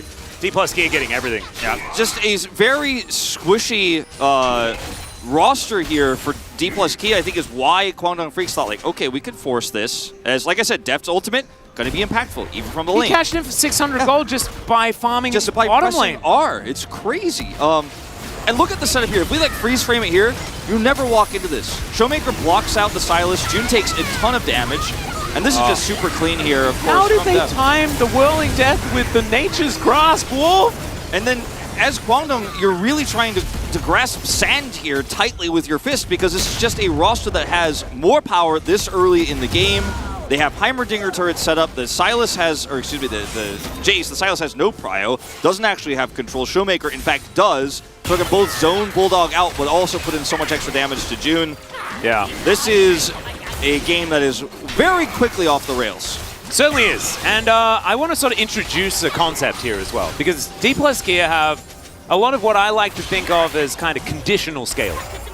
Draven, yeah, that's actually a great way of putting it. Right? Because you get way more money. So that means you get to 1 million items way before your opposition does. That's kind of scaling, right? Because in the late game, you get to like 6 items. And yes, from that point on, you're not scaling quite as much anymore. But if you've got 6 items and your opponent has 3, you've scaled, you know? And Fiora is a very similar thing when paired with, when into the Camille, because if you have an advantage, no one can ever fight you. Yeah, exactly. That's actually a really good point because Zeri has better scaling than Draven, but not if she can never play the game.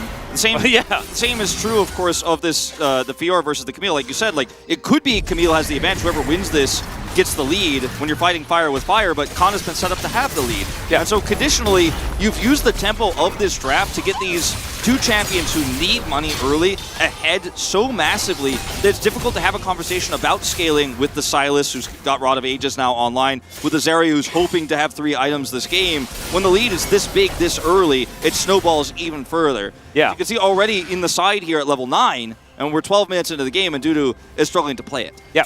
And oftentimes in a lot of matchups like this, right, you'll reach a point naturally where you'll start to win sides, right? And Bulldog is in a lot of trouble, so I'm going to have to hold my thought as he decides that he needs to go in. He's definitely dead, but he decided to do as much damage on his way out, not quite able to do anything of anything. And he will go down. D+Kia just continuing to put that pressure on. And yeah, it's just an interesting conversation, I guess, as, you know, every time, like, an early game composition needs to snowball to win, right? That's not the point that we're making. But what we're saying is that a lot of those win conditions disappear unless things go right into a composition like what D+Kia put together. That's why we were saying, too, that D+Kia's composition is very difficult to pull off from behind, and if mistakes are made, we like Kwangdong Freaks' draft here, but because everything has to go right. And Canyon said, I'm Canyon, it's going to go right, watch me do this. And it's been very clean, it's been very aggressive, it's been very successful here at 6-1. Kill score right now with only Kellen getting picked the 1 time. And like you said, if it's Fiora versus a Cassante, we know that the Fiora is going to have better side player. By default, even if Fiora goes 0-2, it doesn't matter. Eventually, it'll work. But when a Fiora is accelerated versus a Camille, you know it's going to go right too. So yeah, and if the Camille was accelerated, for example, then it's very difficult for the Fiora to ever get back in that game. This time around, though, Cannot feeling pretty happy as wow, Def, that's a lot of damage. Definitely, he's got a Shine on top of that. Yeah, the Shield Bow Essence Reaver going to be the option for Deft. We saw a bit of the Eclipse to come through for a bit more of that health shred. Not going to worry too much about that this time around. for Deft. We'll need Lord Doms pretty early though, given Sejuani's existence. But if he gets another cash and gets a bunch more gold, he'll have it. Oh, well, there's the grand challenge. I don't know how many options Dudu has here as Canna. That was just gorgeous. Block him out. Yeah, the lunge into the riposte so that he had actually nowhere to go. God, that was really well played by Canna. Ghost timing's good. Blocks him from utilizing that, as you say, and Alcala's just 2-0 and 2. By the way, started call. He's going to have that one. So that's technically 3-0-2, is that what you're saying? Yeah, he's going to have a whole set of fat gold here in a moment, and these turrets are going to start to disappear. This is going back to the Bulldog gank earlier, where he feels pretty safe. He's got June and Youngjae here. Decides to go in with this one, hoping he's going to get Wild Growth to turn this one around. Sadly, at this stage of the game, you are mistaken. You got a Rod of Ages, even game state, maybe. Guys, look at this Ghost here from Kana so he can block him. He's like, if you go for this, I riposte you. Sorry, lunge into it. Please. You actually, like, that is checkmate. There's no play. There is no play. No. You are correct. Yeah. Oh, man. Really, there is no play that Dudu can make in that situation. Well, he could have not been as far up the lane into a accelerated Fiora. Ever since Kana pressed Ghost and riposte, though, yes. Bulldog has the best ultimate in this game. Hijacked. That is definitely good news, but the good news kind of stops there. 5,000 gold is the lead at 15 minutes. That is very large. And Dudu continuing to fight Canna here. Canna very happy to take that as Dudu pushes himself towards the wall. This is, you know, we saw the gap between Deft and Envy. Okay, hold on. Okay, here we go. Hextech Ultimatum comes in. There's the Nature's Grasp. Canna trying to get one back, but it's not going to work. The punishment is there as Dudu, the one last edge, not going to be taken. Yeah, heals for Canna. A little bit of greed here. I think Kana's just not expecting this Silas rotation up to look for the gank here because he's so far ahead. He's like, there's no way they challenge me. And he comes over here at the same time as his Herald is spawning, so it's a twofold good play here for Quantum Freaks, but I still don't think they win this fight. As Showmaker showed up here, Draven's in mid, and you're still not online right now as Quantum Freak, so it's a small victory here. A lot of shutdown gold going over to this Camille, but she's still not in a position where she starts winning this one. And small victories, right? Yeah, no, it's definitely it's definitely the beginning of the good news story, but it's not enough to make Kwangdong fans feel relaxed at this point in time. Ken is going to make his way back down, and Shirley will be started up. The Draven in this comp, too, has mostly just been an ult button and occasionally laning against the opponents while getting free gold. Like getting that shutdown early, or the cash in, excuse me, early, means that Deft is always a threat, and even though you won't see the damage numbers just yet, we might not in this game depending on how one-sidedly D+ potentially win this game.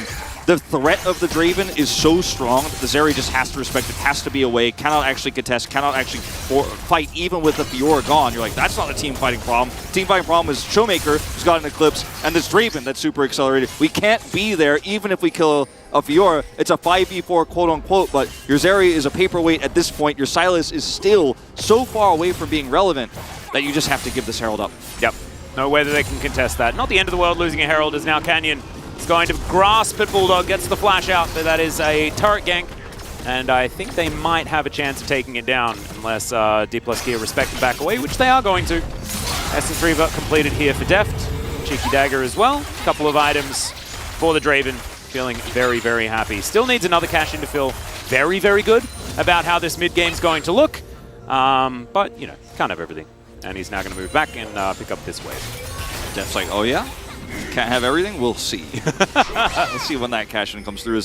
Also, D+ Gia 2 Drake lead, 2 very relevant solo elemental Drakes, 2 of the best souls. So, of course, we get Chemtag. Yeah, it's always Chemtag. But they have such a lead that this is not about like, oh, we have to actually get a good soul because we need to force fights. They're so ahead that they can force fights, but they can also walk away. So they're so patient on this one. Canyon? Yeah, getting closed in on. Chains are going to land. Max range. Great wild growth as well to keep Bulldog alive. Canyon is still up though. Taeyoon having to get out of there because Deft does so much as the Whirling Death comes in. Deft is going to take matters into his own hands, and it's in fact Showmaker that gets the kill. Dudu going to be able to escape this time around, but for how long is the question? Riposte comes in, not going to be able to block the Hextech Ultimatum. He's getting healed for so much 1v3, but Kwangdong Freaks, with a few extra members, will be able to get it done. A little bit unfair, the polymorph there. A little bit of a, ruining the gentleman's 1v1 agreement there. But is taken out for a second time this game. It is a lot of money, again, getting over onto this Camille.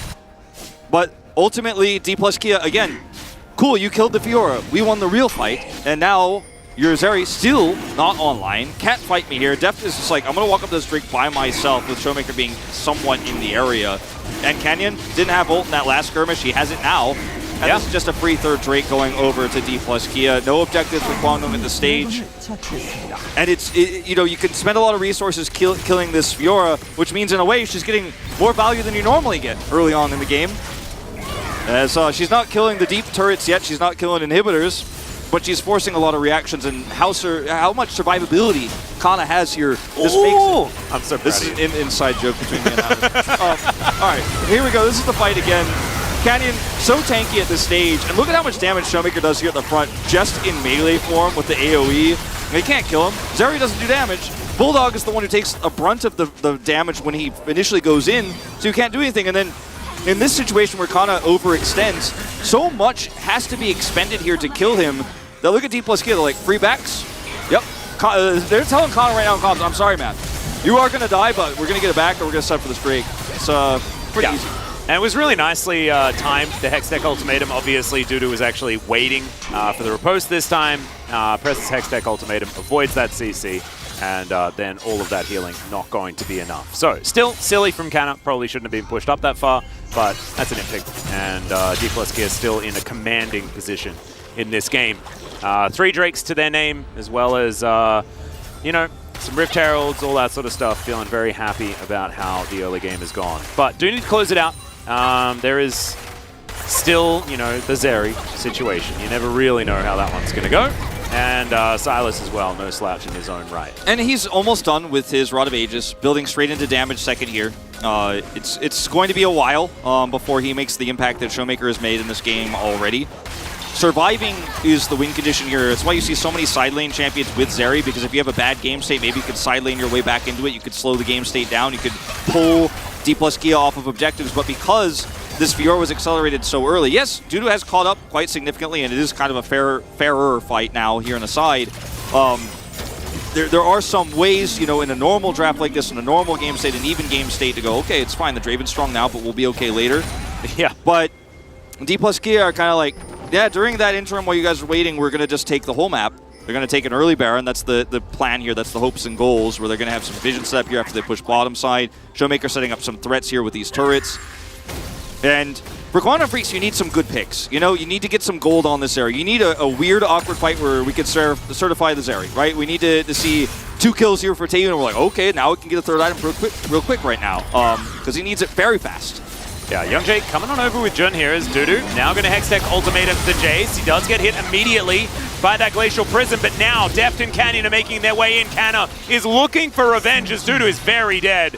Going to deny the assist, so I guess there's that. And D plus Kia are now going to take down this outer turret. The Silas getting some spare time top lane though, and that is kind of feels like an overinvestment on the D plus Kia side. Yeah, and the Drake isn't up or anything like that, so D plus aren't going to be able to turn this into a big win right afterwards. So it does feel like a small victory here for Kwangdong Freaks, and they wanted this push so badly for the pick I was talking about. They wanted the easy gold, right? To try to get this Camille once again more money, because she's got 3 kills. And maybe if the Camille gets another one here and you get another pick, like actually this goes well, you know, maybe we take Showmaker out off the map, get some of that shutdown money. But Canyon is here, Deft is here, and the ultimate from Canyon alone is why AD carry support are like, nope. Taeyun and Junior are like, it's doomed. The play failed. And yes, you bought some space to get your Zeri some farm in mid. Yes, you bought some space for Silas to finish his Rod of Ages. Shadow Flame's now done. Now you got to use it. Now you got to have a good team fight here. You've tried the skirmish plan. You've tried to actually force D plus into some awkward fights so you can get some money. And I think Kwangdong have played this horrible situation very well. But now you still have to team fight it, and your Zeri's not going to have that third item before this Drake. You wanted it so badly, but you're not going to get it. No, and it's Chemtech ult, so of course, sad Chemtech noises once again. D plus Kia not very happy about having that one, but you know, I guess there is some value to it. Oh, not really. I mean, you would Fiora, like maybe to like Sap Sipper. There we go. You would like to deny this as Kwangdong because you don't want the Elder to spawn quickly. Like if you actually deny this, you get 5 more minutes with this comp to get it a little bit more online. So We would like to make sure D plus Kia has a later spawn timer, is what we could say as to why Kwangdong would really want to fight for this. But they're not, their comp isn't fully there yet, even with the stopwatch now for Bulldog. Yeah, I mean, Jace has got his last whisper.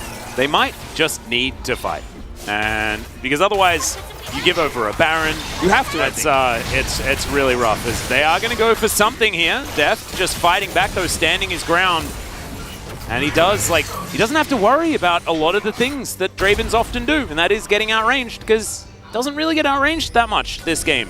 Showmaker's going to let the minions do the work on that turret as he just comes over here, doesn't have to TP or anything. And D plus Kia, like, our 3 Drake lead affords us the ability to say, we can rush this Baron down, you guys are a million miles away. Yeah, and now Nature's Grasp can be used. It's going to happen on both sides. There is the Baron, it's gone.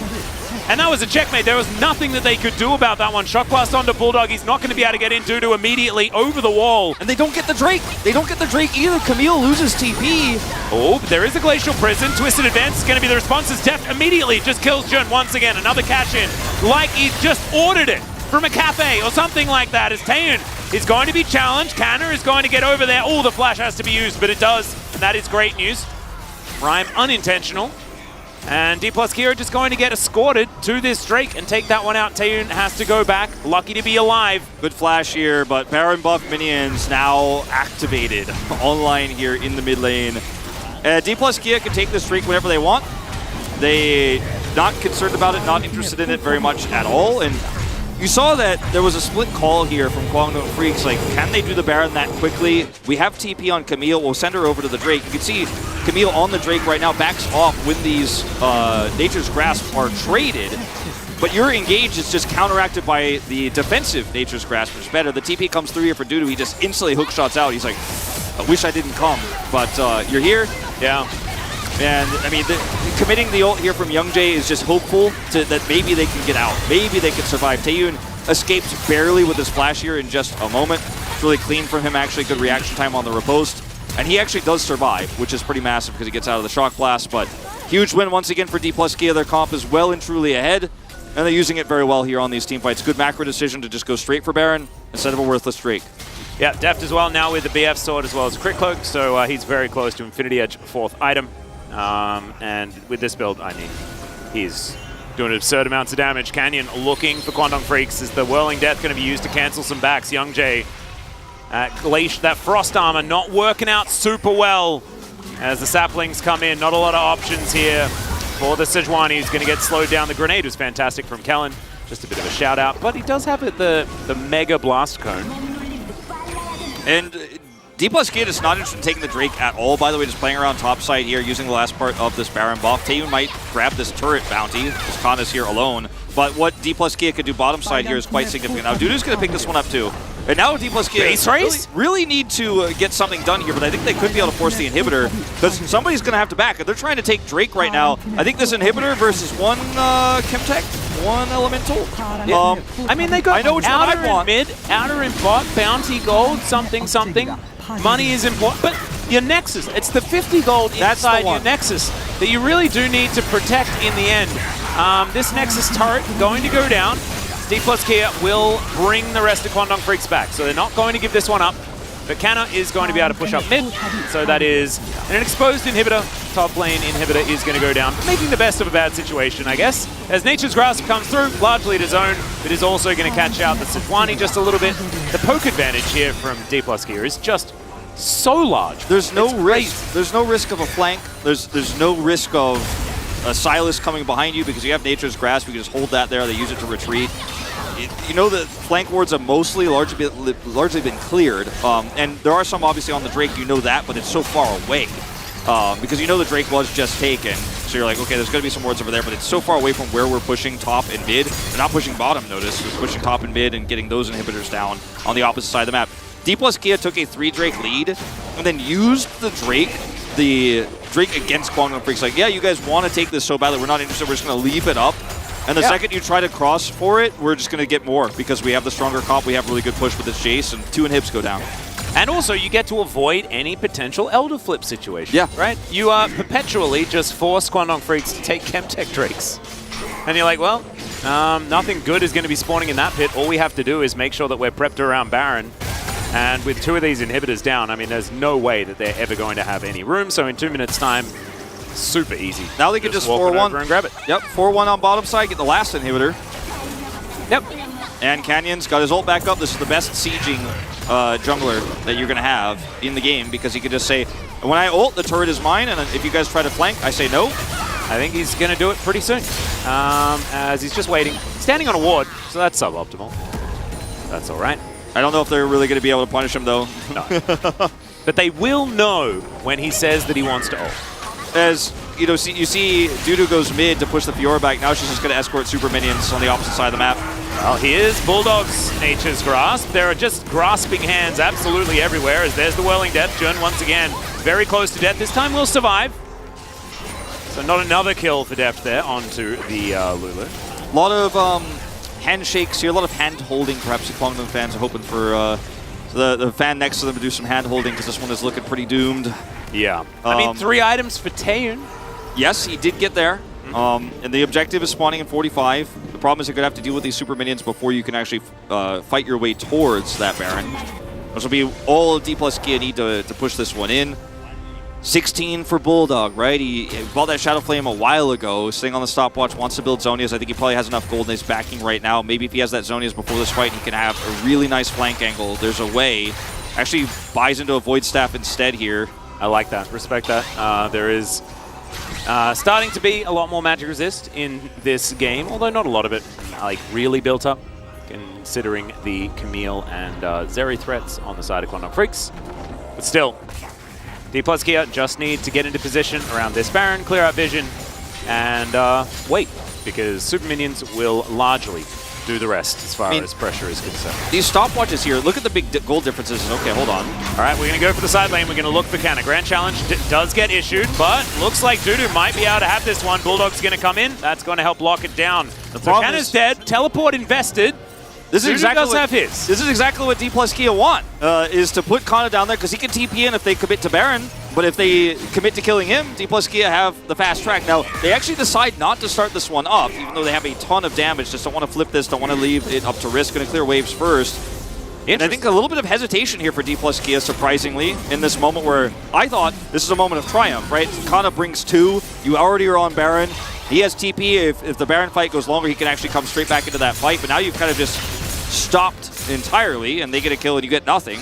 Yep, and it would have been a 4v4 in the Baron pit considering Dudu had his teleport available, so I guess you can understand why they're respecting, but you can see, like, D plus K have a 7,000 gold lead. They should know that they are very, very strong right now, and also eviscerate this Baron. I mean, they've got this Draven with massive amounts of items. Showmaker as well does a lot of damage. Canyon, the same. I mean, even Kellen does a lot of work. Yeah. So they're going to start it off now. So timid on this Baron. Yeah, true. Okay. That Shock Blast definitely hurt. Scanner's going to move in. Team fighting Fiora. It's not our favorite thing, but it may just work. We'll have to have a look. As Canyon does have his ulti back available yet again. They want to get some vision for it. Bulldog's going to steal one of his own. Yeah, as Kwangdong Freaks is showing signs of life here in really are. I mean, mid lane right now. The comp is truly online, and if D plus Kia don't start this fight off with some big Shock Blast hits and it just goes into tanks, and you see Canyon here on the side trying to set up for Nature's Grasp, but Silas has the better, more lethal one as you're locked into that mid lane. Can be very scary. So much respect being shown, and Young Jay is actually going to go ahead and take this Drake, and this is the go button that D plus Kia want. It's like, okay, no jungler here, no flips. Yep, no on the flank. Trinkets either, as there is the Chemtech Drake. Bit of extra money, but I think this Baron is definitely going to go down as Sejuani can't make it into the pit. Once again, it's just secured by the Nature's Grasp combo. No one can enter.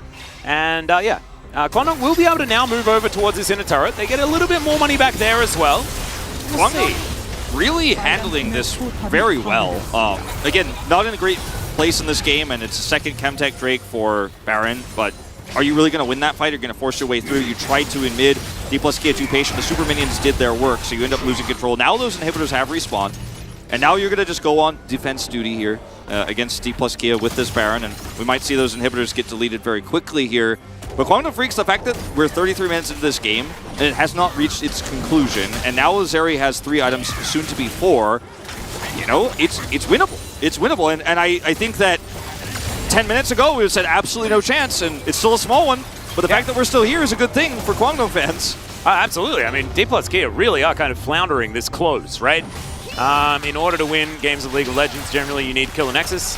They are going to look for inhibitors one more time. They have, of course, respawned. And there's 2 stopwatches here on the most critical carries, right? Showmaker, Def both have those, so killing them, flanking them is going to be nigh impossible. So it's kind of unlosable here as long as you play it slow. Just to let the minions do the work here. As now Canyon with his ult back up, and just lock them out, hold onto this inhibitor. Yep, Showmaker doing a lot of damage here. Deft as well. They were able to lock down that first inhibitor. Stendo Beam onto Deft. Does a bit of damage there as Youngjae's going to get slowed down. Bulldog needs to be respected, so does Taeyoon. They are scary, but Youngjae's down extraordinarily low. In goes Canyon. Let's see whether they can actually find the fight. Nature's Grasp flying everywhere as Showmaker and Deft untouched so far. Dudu gonna be the first to go down. Canyon, get over to the grand challenge circle as Taeyoon's trying to have a Zeri moment. Deft, can you get any damage? He gets knocked up the Winston Thrust. Oh my goodness, Showmaker dives in and manages to shut him down. Taeyoon can't do it. They are just that little bit too far ahead. But man, that was close. That was inches, and it 100% shouldn't be. D plus Kia will win this game. A little bit of a hiccup towards the end, but in the end, dominance. I will agree with your assessment. I think you put it perfectly. You said floundering a little bit here on the close.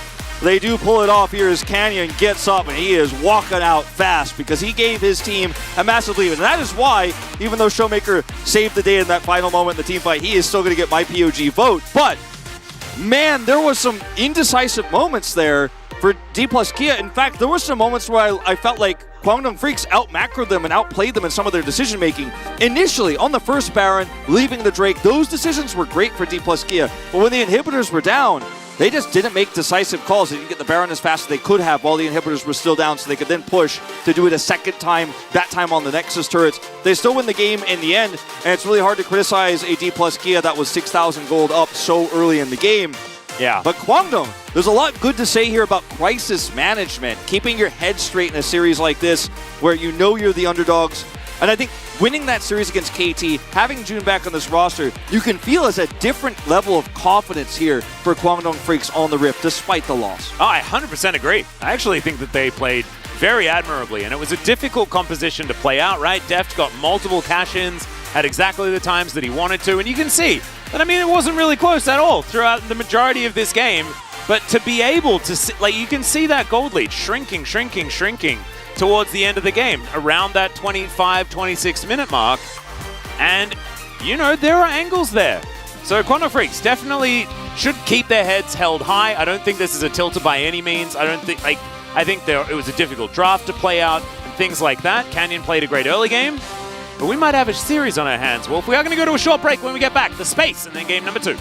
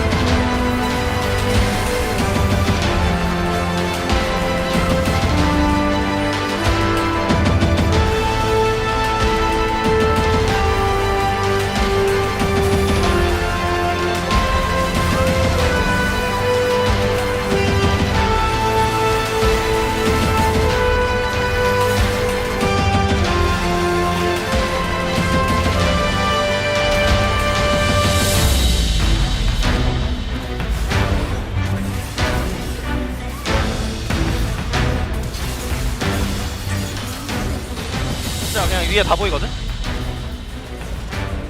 그냥 좀 칠 생각해. 긴 거고. 탑까지. 그래 노플이 아직. QE 7초. 이거 나 물리 생각할 테니까 앞에 가자 이거. 앞에 가자.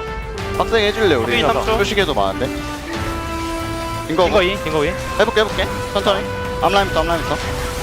앞라인부터. 카밀 카밀 다 먹어놨어. 카밀 루플에 할려와. 데리고만 빨리 이길 듯? 데리고. 한더 뺄게. 데리고 빼야 돼. 빼면서 빼야겠다. 나 죽었어? 표식에 있고. 세주 루플. 천천히. 세리 잡았다. 나이스. 세주 노플이야. 끝났어.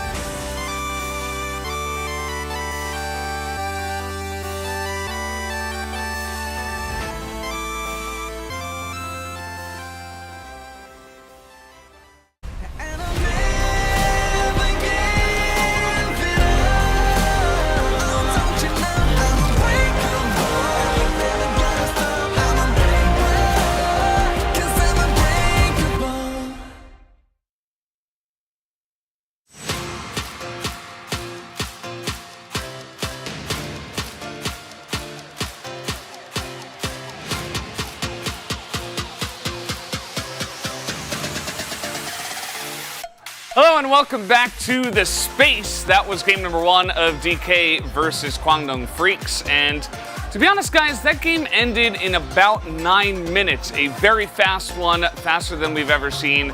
Of course, the game was played then on for another 20. But what did you guys think about the first bit of that game and then the rest of it? And the draft. A very shiny Maokai there. Yeah, look at that little sheen. It's because Maokai busted. Golden Maokai. Yeah, whenever you lock it in, you get immediately, you don't have to actually get a triple, you just get Golden Maokai straight up.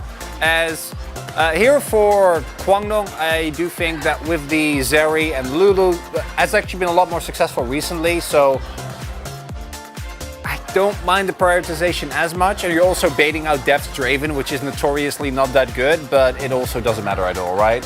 I mean, as a more detail about the Maokai thing, it's like the win condition is like so easy. You can play with the dive comp, first of all. You can play with the poke comp, like because since the vision control is so easy and the win condition is like it's so straightforward. You just play around the Maokai vision control and you just poke, either dive or just playing around the ulti. It just makes so easy. Even though you're a good team, it just even make even better when you're even worse team.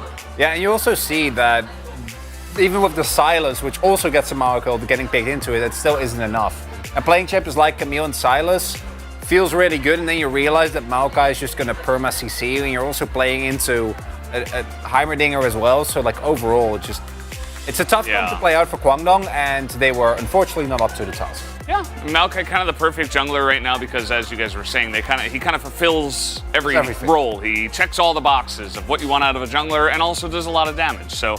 Very good stuff, but there was more than just the picks, of course. We are going to get into what you can do with the Maokai, which is, of course, sit in a bush for a minute. We call this one Canyon's Mysterious Journey. As he doesn't know, chat. Dudu doesn't know. And Canyon is going to sit there. We purposefully did not speed this up. You're going to experience real time. And Huni, I want to ask you, if you're a top laner and you're seeing this in the replay, how do you feel?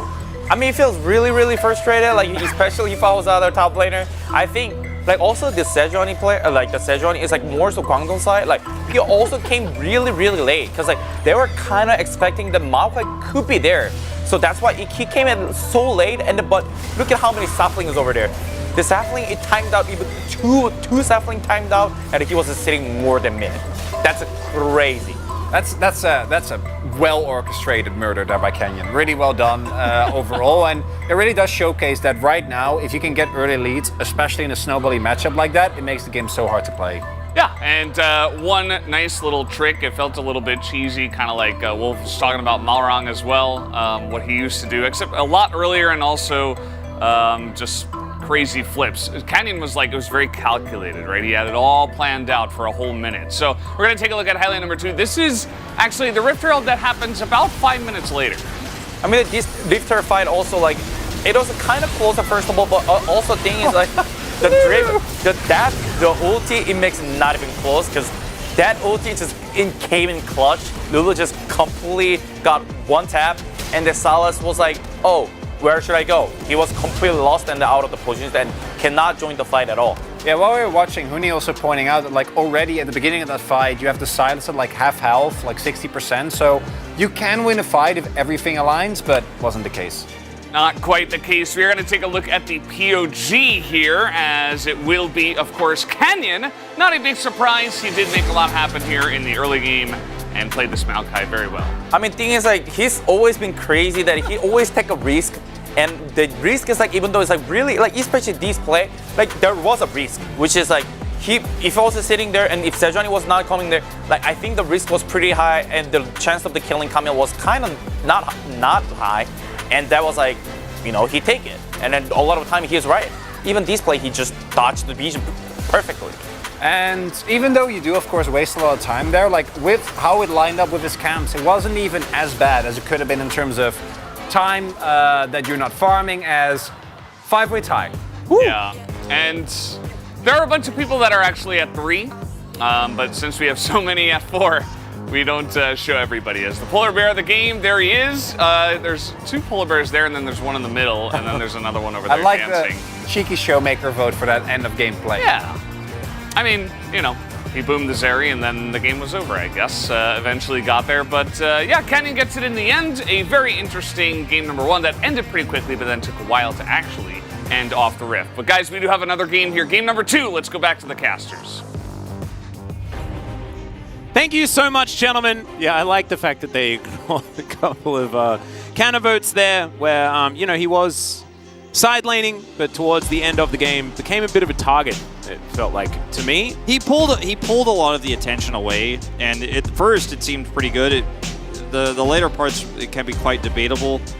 I think the game was defined by Canyon's early game, and yes, Showmaker did have that flash play, so I respect that one mid vote. I thought about it for about half a second, then I was like, nah, it's Canyon for me, but I respect the vote.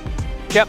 I gotta say, you know, D plus Kia, despite some shakiness there at the end of the game, the game plan is just so solid. The macro in the early parts of that game is just so clean, and they just avoided any risk. And when you're coming off of 2 losses back-to-back against big 3 teams, I get it, you know, just don't mess this up. You know, we don't want to go on a 3-series losing streak here in the LCK. We don't want to lose out because that comp is starting to come online. Play it safe. Yep, I agree. Quantum Freaks are going to stick to their guns. They're staying on the blue side. We'll see whether we get any change-ups in the draft. CVMAX a little bit notorious for the salty run back. We'll see whether it does happen. I hope it doesn't, because champions like the Maokai picked on red side as well. I mean, that should never occur. So. I think they will either pick the Maokai themselves if there's an opportunity, or they will ban it instead this time around, because the entire game revolved around massive leads. We talked about conditional scaling, the term that you introduced there, and the conditions were met. And they were met indeed. Yeah, it was, the conditions were make Canna more money than Dudu and give Deft a couple of kills. And they did those, and it all worked out. As Elise and Yuumi going to be the first 2 bans once again. Lucian Kate, once again, first 2 bans. And Def didn't have much of a part to play in this last game, you know?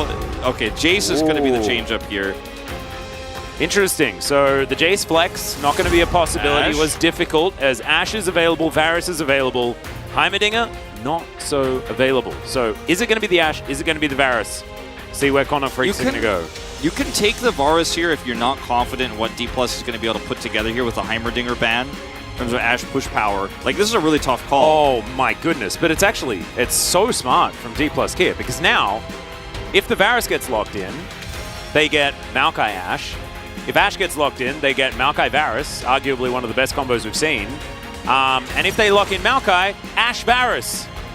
You can't win. You can't win. And this is red side power in this Insta-Lux here. Insta-Lux. Insta-Lux? No Lux. But, Ashe Lux? Now, the one thing that Kwangdong Freaks do get is the Sejuani with this, of course, which is very strong in terms of single target pick.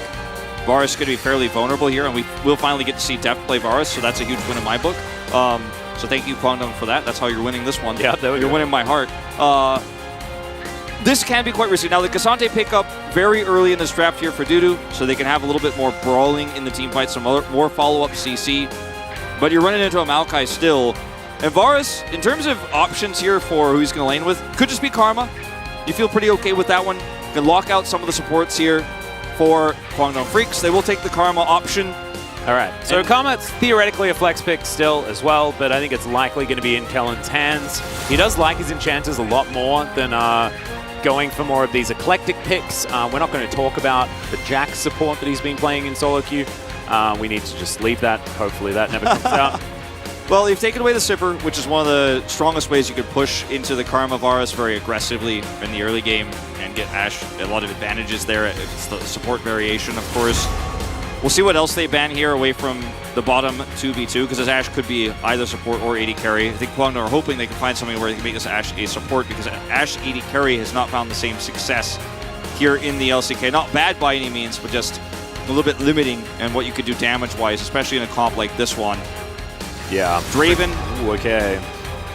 So, I mean, these are 2 picks you'd love to have with the Ashe to push in Varus Karma. Now it gets really tricky in the bottom side of the map here. Is it a Kalista angle, is the question. It could be, and it obviously gives you a lot of power in terms of what you could do with the damage in the lane, but tough against this Karma pick, I feel, and might be very outranged by Varus. It depends on how it's played out, but could be one of the best options here because everything else comes up it comes up melee, all in, good luck. You know, Nautilus, Leona colored. Which I don't like in this draft here. We kind of need some physical damage for that top lane. I was thinking that maybe there's the Gwen angle if you do want to continue flexing the Karma, but your entire top side being magic damage doesn't feel great. Yeah. So the Gnar does make a bit of sense here for Kana. It's certainly one of his more successful champions. 4-1 this season. He's been so good on it, and he has, you know, essentially a counter pick now. The range that he's going to have here. He's dominated Casantes in the early weeks here of the LCK. Now we're going to find out what it's going to be here. Bulldog, of course, does have counter pick against him. He's going to pick the Sylas again, it looks like here. Very strong into Gnar, as we've seen many a time, and usually the Gnar pick is kind of protected by a Sylas ban or a Sylas pick in this case. Ooh. Jhin, we talked about a lot of Jhin, but usually it's with the Maokai on your side. Against you, doesn't feel great. Now Sylas can steal that ultimate away, but you're really very conditional on how your team fights are going to work, and there are so many threats on the side of D plus Kia here. This pick doesn't feel as great as the Kalista, but it's going to be the one they lock in. And is it the Jun Jhin or is it the Taeun Jhin? You know, that's what we've got to figure out. I think here. it's Taeun in this draft. Yeah, I'd like the Ashe support to come through as well as Showmaker, considering the LeBlanc picker. I think it's very good here because there's not a lot of protection for the Jhin in the backline.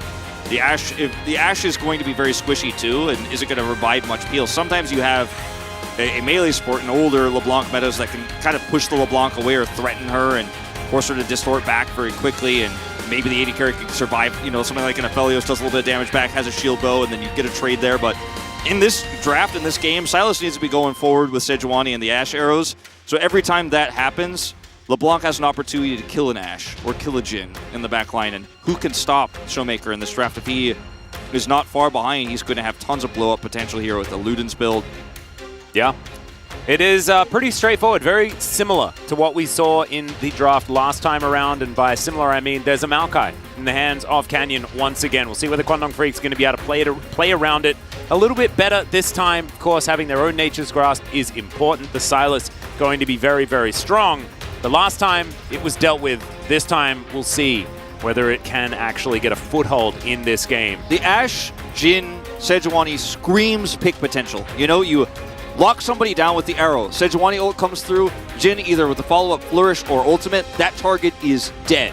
But how can you hit the targets here on the side of D plus Kia? If it's a Maokai, he's probably not going to die. You can't hit LeBlanc. That's not going to happen. Gnar is going to be off on a flank angle, so he's not your pick target. You're really hoping to dominate the AD carry maybe with a pick like that, but all it takes is a cleanse to get out of the whole combo here. I think this is a very optimistic draft here. It's basic for Kwangdong Freaks, but the win conditions are so difficult to pull off.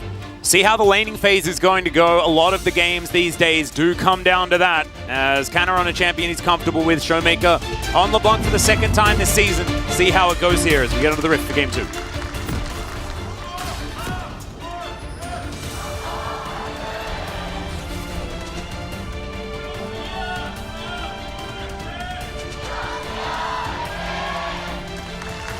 All right, here we go. Once again, Canyon's Maokai, we'll see what he has planned for it this time, as everyone on Kwangdong Freaks is here. Good check. Yeah, that was a high-value mantra. Yeah.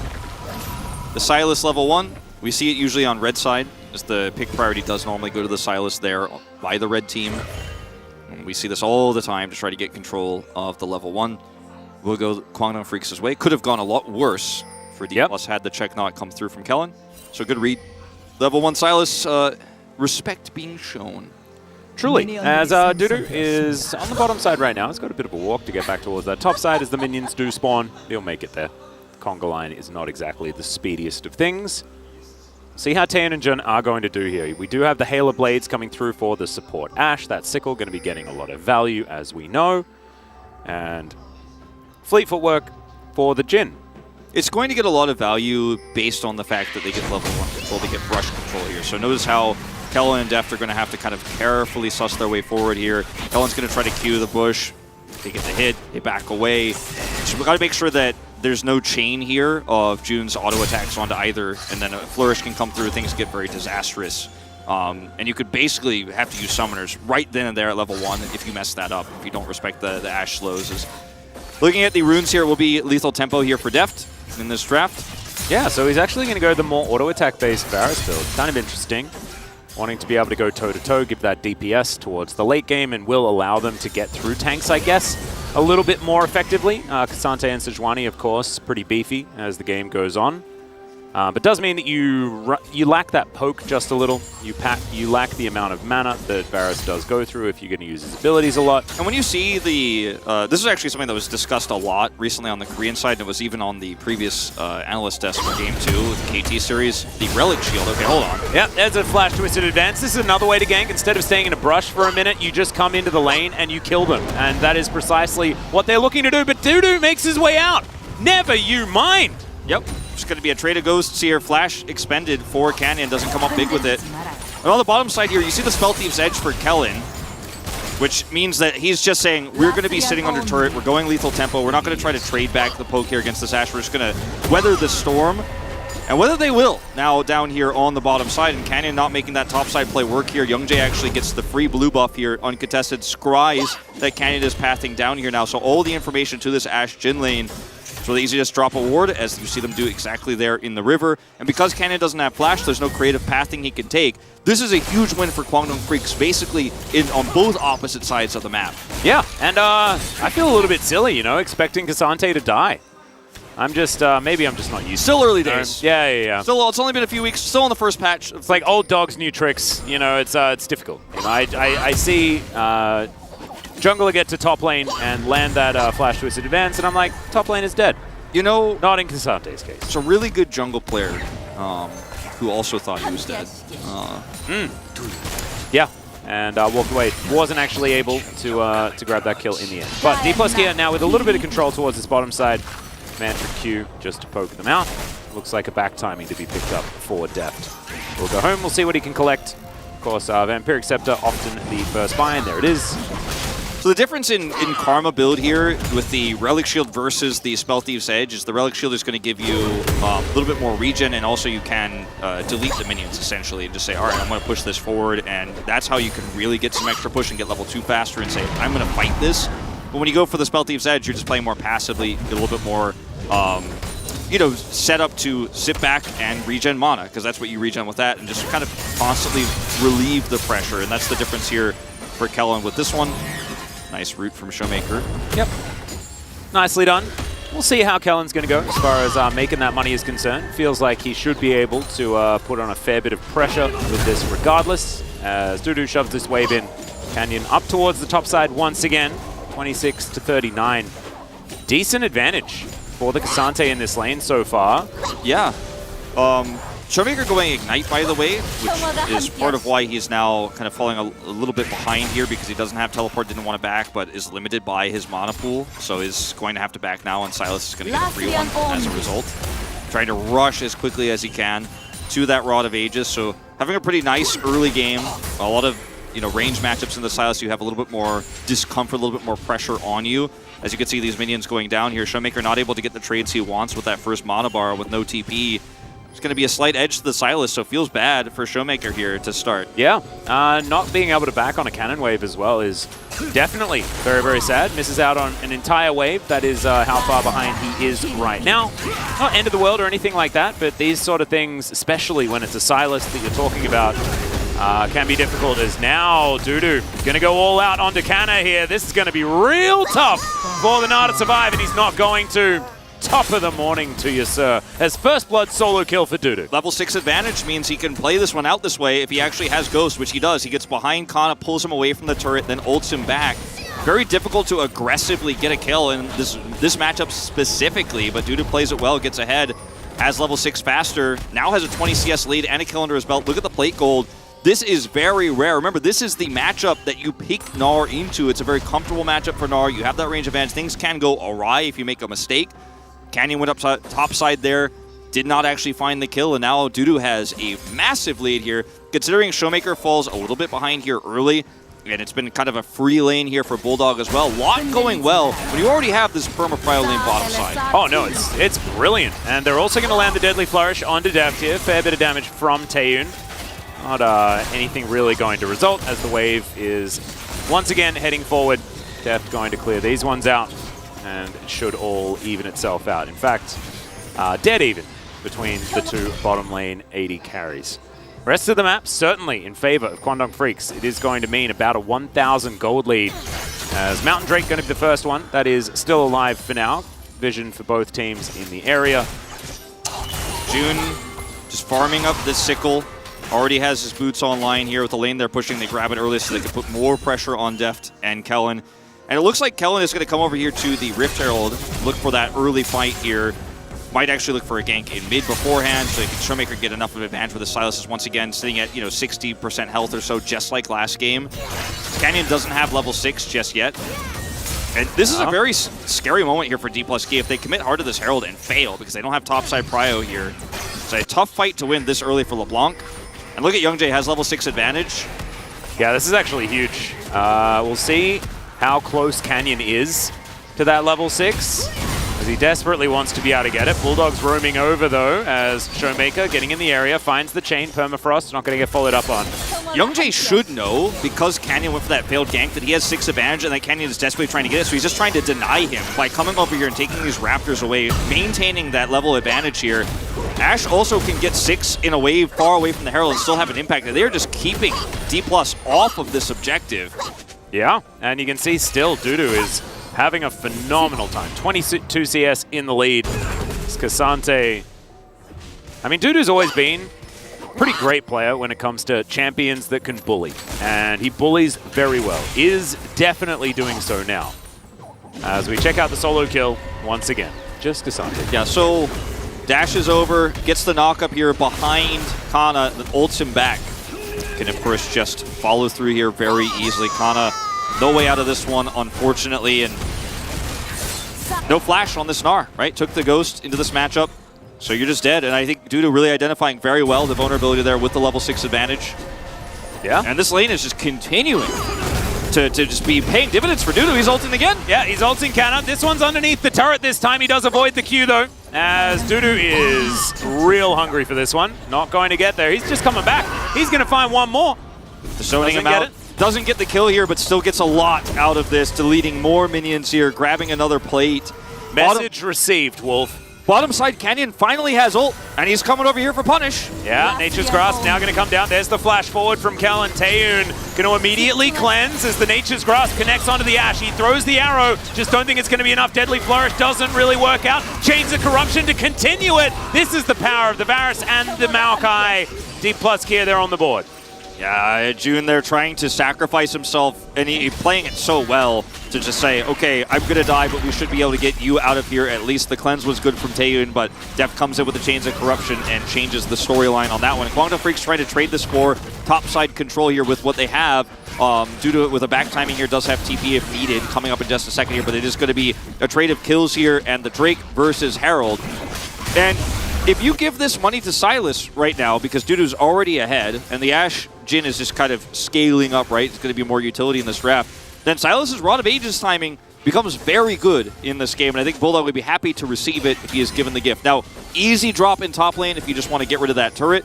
A choice has to be made here for Kwangdong Freaks. I would personally give it to Bulldog, though. As that is the timing you are trying to rush as fast as possible, and Showmaker hasn't done much in terms of stifling it at this point in time. And also it's Bulldog, right? Like, he is a win condition in unto himself here for Kwangdong Freaks, and I think identifying that is a great way to win. Showmaker connects some chains. We'll be able to slow down the Sejuani for now, but nothing really going to come of it. As 3 minutes until a Cloud Drake means we have Infernal, Hextech, Chemtech. Oh dear. Could be Chemtech. I feel like it's just inevitable at this point. I would like a Chemtech Drake. Does feel good. Especially feels good for Kwangdong Freaks as double AD carry towards that bottom side. Certainly going to be able to utilize it. But few auto attackers on the side of D+ here as well, as Kana hits Megana. Level disadvantage. Doesn't have his first item complete yet. Hextech is crazy, what it does in both of these comps. Yeah. That's the one that like we're going to be fighting on Drake a lot, is Dudu just ignores Gnar's autos and just wants to get this plate. Just straight up does not care. Of course, has to picks up turret aggro, I believe. Yeah. Because of the Barney Cinder. Miscalculated the damage a little bit on that one, unfortunately. Yep. man, look at that lead. Yeah, it is massive. And the leads elsewhere are so small, they're practically negligible, right? Is Deft got that kill bottom side, that's why he has a kill's worth of gold ahead. Just gonna force this turret, or is he? Well, he's gonna try to, but right now he's taking a lot of damage, so does need to respect how frustrating the mini-Gnar can be if you cannot close the distance. But of course, cannot leave his turret almost at any point. Yeah. So, due to kind of getting a little bit greedy there twice in a row, will not be able to get that plate and actually has 2 back. So big win here for Kana. This is the play earlier where heal is expended. Jun flashes this one very nicely, uses his arrow here to buy time. Taehyun cleanses this, and Canyon flashes forward. And that's when you see Jun is like, all right, well, maybe I could slow him down so you can get out. But nope, Deft ults him. That's the end of that. Herald does get dropped for Bulldog, meanwhile, in live, as we were suggesting. And he should be able to pick up that Rod of Ages very soon here. Well, Youngjae going to find Canyon as well. Bit of bullying being done by this Sejuani as Kellen's going to move over. Smite used. Canyon does clear out the Krug camp relatively well. We have just not seen bullying of a Maokai like this from a Sejuani in a while. It's surprising Youngjae is the one to do it to Canyon of all people. Just with a small experience edge here. He's just constantly doing it with the topside prio he has, stealing these camps away, stifling some of the money here for Canyon. Ooh, Chains of Corruption avoided there by a slight step to the left. Ghost Bladen. Yeah. Like to see it. Does have that extra movement speed. Will certainly be helpful as Guangdong Freaks want to grab first brick. And it's certainly looking juicy here towards this top side. Just trying to keep Canyon out here, trying to force him to ult early so they could just collapse in and take his arrow.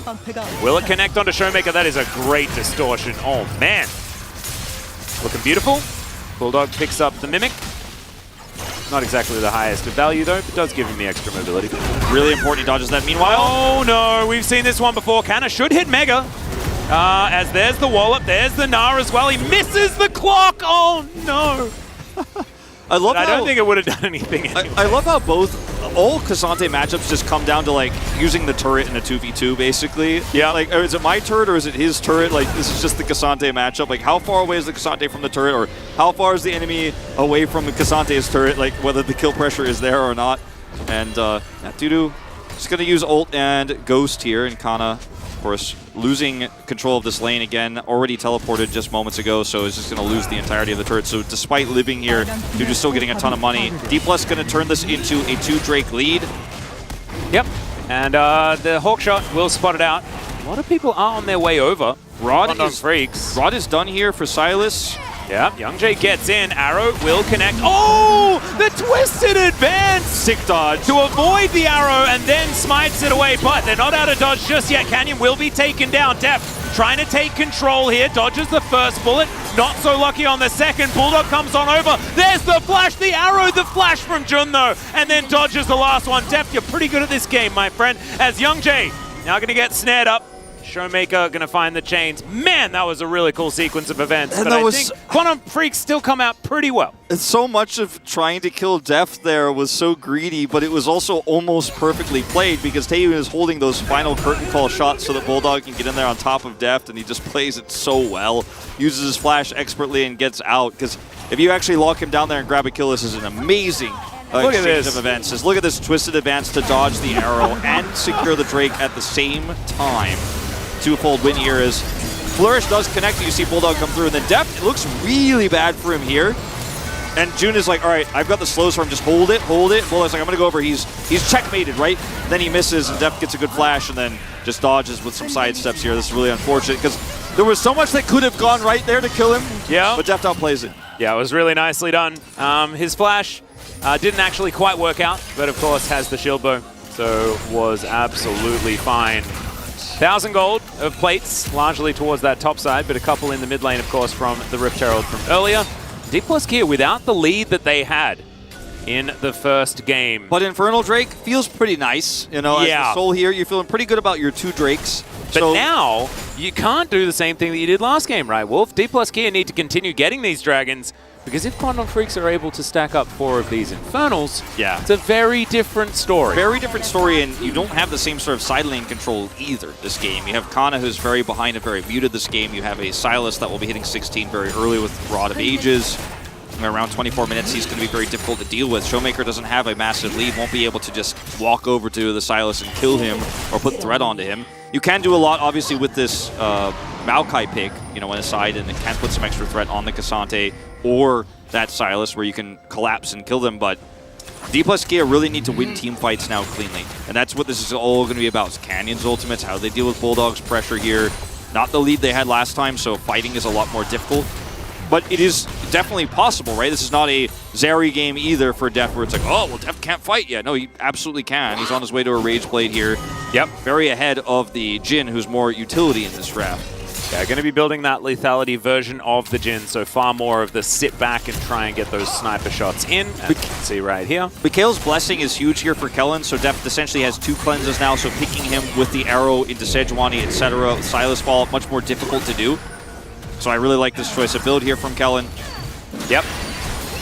The one quandary that I have is how useful Canna is going to be. How much he's going to be able to affect the team fights moving forward. Nah can always do so, but Dudu has just been doing such a good job in this early game that is where a lot of my questions really are for how this game is going to end. I agree. I think that it's going to be about his flank angles, how well he manages his Gnar, which is much tougher to do when you don't have control of sides. When you're winning sides, it's really easy as Gnar to, as Huni was kind of suggesting earlier, walk into the lane and push it really far and then come back with your bar, use a Gromp or something like that. When you have a lot of vision control, when you have a lot of power on the map, Gnar can do so much. But when you don't, you know, it's like, where is my Gnar bar now? Because it's the only one I got. And you can see the leads here across the board for Kwangdong Freaks. The one shining light for D+Kia is Deft. And we've already seen Showmaker start to put some pressure on June in this game. That's the one thing I was talking about this LeBlanc does extremely well, is just constantly threaten the Jhin, constantly threaten the Ashe in the backline. Every time the Sylas steps forward, they had that Rift Herald play. Showmaker's like, if I get this route, June is dead. I will kill him. And he's already been very proactive so far. He built a Dark Seal here too. He's like, just trying to be as efficient as possible with these potential picks. And it's weird to say this, but like a comeback is possible for D+Kia. Off of the back of these carries, if they execute well. Deft has already got the lead he needs. Oh, 100%. And they've got the couple of Drakes as well. So in 30 seconds time, D+Kia get to fight for Soul, and that'll provide them with a lot of control of this game. As Showmaker gets over, Youngjae takes a lot of damage. Another round of that from Showmaker, and then Youngjae not going to be able to offer too much. There's that poke as well, yeah. Showmaker's LeBlanc always been exceptional, continuing to show exactly why it's so useful. Gets on over. Youngjae taking some more poke. Dudu wanting to avoid Kellen at all costs. Just trying to proc Ludens on cooldown, especially on the squishies, but even Youngjae, as you say, taking a lot of damage here. Kana built up a Narbar. He's got it in the perfect spot here to come over for a flank. It's a very difficult fight for Kwangdong Freaks, and they're trying to split push mid. Not much of a split push. No health bars here, and this should go the way of D+. You have to be so decisive against this style of play because D+Kia will just continue throwing LeBlancs at you. Yep. And saplings. And arrows and all sorts of things. No Jace in this comp, but they still got the poke. Oh, they absolutely do. There's even Kellen slowing down the Sejuani here. This Drake not long for the world. And there's the Nature's Grasp. Is he going to get in range? The answer is no. Curtains have been called, but Showmaker is going to force Taeyun out of this fight. Can't get that fourth bullet. Bulldog unable to affect the fight either, and D+Kia expertly done. And they're still behind in gold. Yeah. You still can't walk up to a Drake pit. No, you cannot. And now Kwangdong Freaks have to win the next fight. And that's the one where Sylas is getting stronger, right? Rod of Age is getting closer to completion, and there is a little bit more money on this Jhin. But you could just see Showmaker, despite having a pretty weak laning phase and not actually making an impact there, is making all of the impacts in these skirmishes. Constantly proccing Ludens. You see the flank from Bulldog. You know he wants to come over there on the edge, deny the Gnar, and come and try to trap D+. Look at where he is going to be in this fight. See where he is, like saying on the Maokai ult? You see that? Showmaker's like, all right, Taeyun, you're trying to ult? I don't think so. Meanwhile, Arrow will connect as Youngjae going to take down Kellen. Zod, not sure what he was doing there. Okay, well he doesn't have, he has his Mikhails he can use to try to protect his AD carry, but he doesn't have his own cleanse when these combos do come through. Yeah, not enough anyway, but that's a nice arrow to land there from Jun. Make sure that that karma is going to go down. And I guess we'll never know. Yeah, well we probably will in a replay in a moment, but we won't know for now. That's true. We won't get to the end of that last replay, but my point is Showmaker instantly gets on top of Taeyun and pushes him back. as this is going to be the moment here. Sejuani ult, you have to imagine, maybe not even needed here. Oh, Kellen just thought that he was capable of doing that. And he was not. No. 3D ward clear, trying to get some deep vision for Baron. Well, he probably won't be doing that again. As Deft with an Inspire Shield going to move on up. And Kellen now, on his side of the rift, should be A-okay. Let's see whether D plus Kia can actually wrestle some money out of this map, because of course there are outer turrets aplenty. They haven't been able to get one of them. I think that's the reason why they are falling further and further behind, because as turrets fall down, map control also starts to evaporate. This is why this comp and why a lot of people have frustrations with Gen right now in this meta, because even if you have a lead, right, like Kwangdong Freaks do in terms of vision, you know, Showmaker had to back there, you have side lane control, he doesn't have teleport, now he's slowly coming back. You can't just, as Kwangdong, be like, cool, got him, let's start a Drake. You can't T1 it, because your comp just doesn't do the damage quickly enough. You have a Sylas mid, you have a Jhin with Ashe support with Imperial Mandate. You don't have the damage to just rush a Baron down and say, cool, got the map control, that means we get a Baron, that means we get more map control. D plus Kia have a lot of freedom to just kind of catch some waves, sit back, and play around their win conditions on this upcoming Infernal fight, where there's going to be a lot more open space for LeBlanc to do things, even though she's been a little bit muted again in the side lane here. Yeah. I think Kwangdong Freaks, if you are a Kwangdong Freaks fan, you're probably still okay with how this game is going, that it can slip out of your hands so quickly. Canyon on this Maokai has already shown that it is very, very difficult to try and fight for priority around objectives into the tree. Deft will take down the Merkle. The patience here too, Atlas, sorry to cut across you there, is just so good here for Kwangdong Freaks, and they're just pushing waves and making sure vision is everywhere so that Showmaker can't find a pick. Because Showmaker, he's 0-0-1. That's a respectable scoreline for a lot of mid-champions, but for LeBlanc, you wished it was much higher. You wish you already had your Void Staff. You wish you actually could do a lot of damage to the front line here of the Sylas, because every time he pokes this Sejuani, Warmogs comes into play. So they did a lot of damage on that last objective fight, and they were able to secure it. But Youngjae could just kind of heal through it now, and as this team gets more and more tanky, as Jhin now has the Eclipse online, you know, the fact that he is not in a accelerated state in this game, is not fed, doesn't have any magic pen here versus a straight into death cap, Rod of Ages completed Sylas, is one of the problems. And these two team comps have completely different win conditions here. It's about circumventing the front line here with this LeBlanc, setting up for the front line fight with the Maokai. Well, Arrow going to stop the back. That's quite frustrating, as immediately Kellen's like, how did you see? Exactly. Ward's going to be taken down. This is a game that D plus Kia can win based off them being the stronger team. They have better mechanics, like they can outplay. But those opportunities get smaller and smaller the longer this one goes. I agree. And I think that also the longer the game goes, the less opportunity there will be for Showmaker to find those angles, right? Like, it is certainly difficult. Also, how valuable is this more attack speed focused Varus going to be in these longer fights against all of the CC that's available? You know, think about playing Varus into a Cassante. Yeah. That is a dangerous thought. It's Bulldog splitting on the top side. This is an inhibitor turret. D plus Kia's macro being tested here. Back from Kana, he has TP, but this might just be an inhibitor. They have so much control over the map right now. Showmaker's just tossing out chains because he can't flank anybody. Nobody's under threat. Yeah, and now without a turret, I don't know whether Kana could even stop this inhibitor from going down. So D plus Kia now without their Gnar, who wants to build up a Naba to try and get some control here. Already Kwangdong Freaks have started this one off.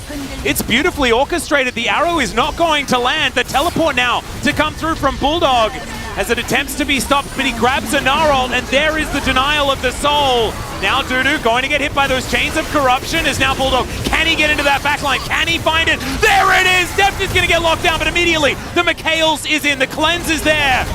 And Youngjae now trying to run for his life. Dudu is so incredibly low. The team fight lasting forever, but honestly, the objective's already gone. The objective's already gone, and D plus Kia have an open inhibitor now, and the side lane match is just not there. Sylas is 16 now, Kana is 14, Showmaker is 14 in this game. Dudu's lead is so annoying to deal with. He's got Jack shows into Force of Nature here, and that the Sunder, and... or not Sunder, the Sunfire Cape. Yeah. Anyway, he's very difficult to kill, and you can see in these fights, he can just walk at them. You can just walk at them, and yeah, everything goes wide here CC-wise, but he blocks the choke. Teleport comes through here, but Bulldog's just waiting for one chain opportunity for the Gnar. Hits it, that's it. That's the end of the fight. Are they going to follow up? No. With Jhin? No, they're not. And this is a very good option for Chase. They don't need to.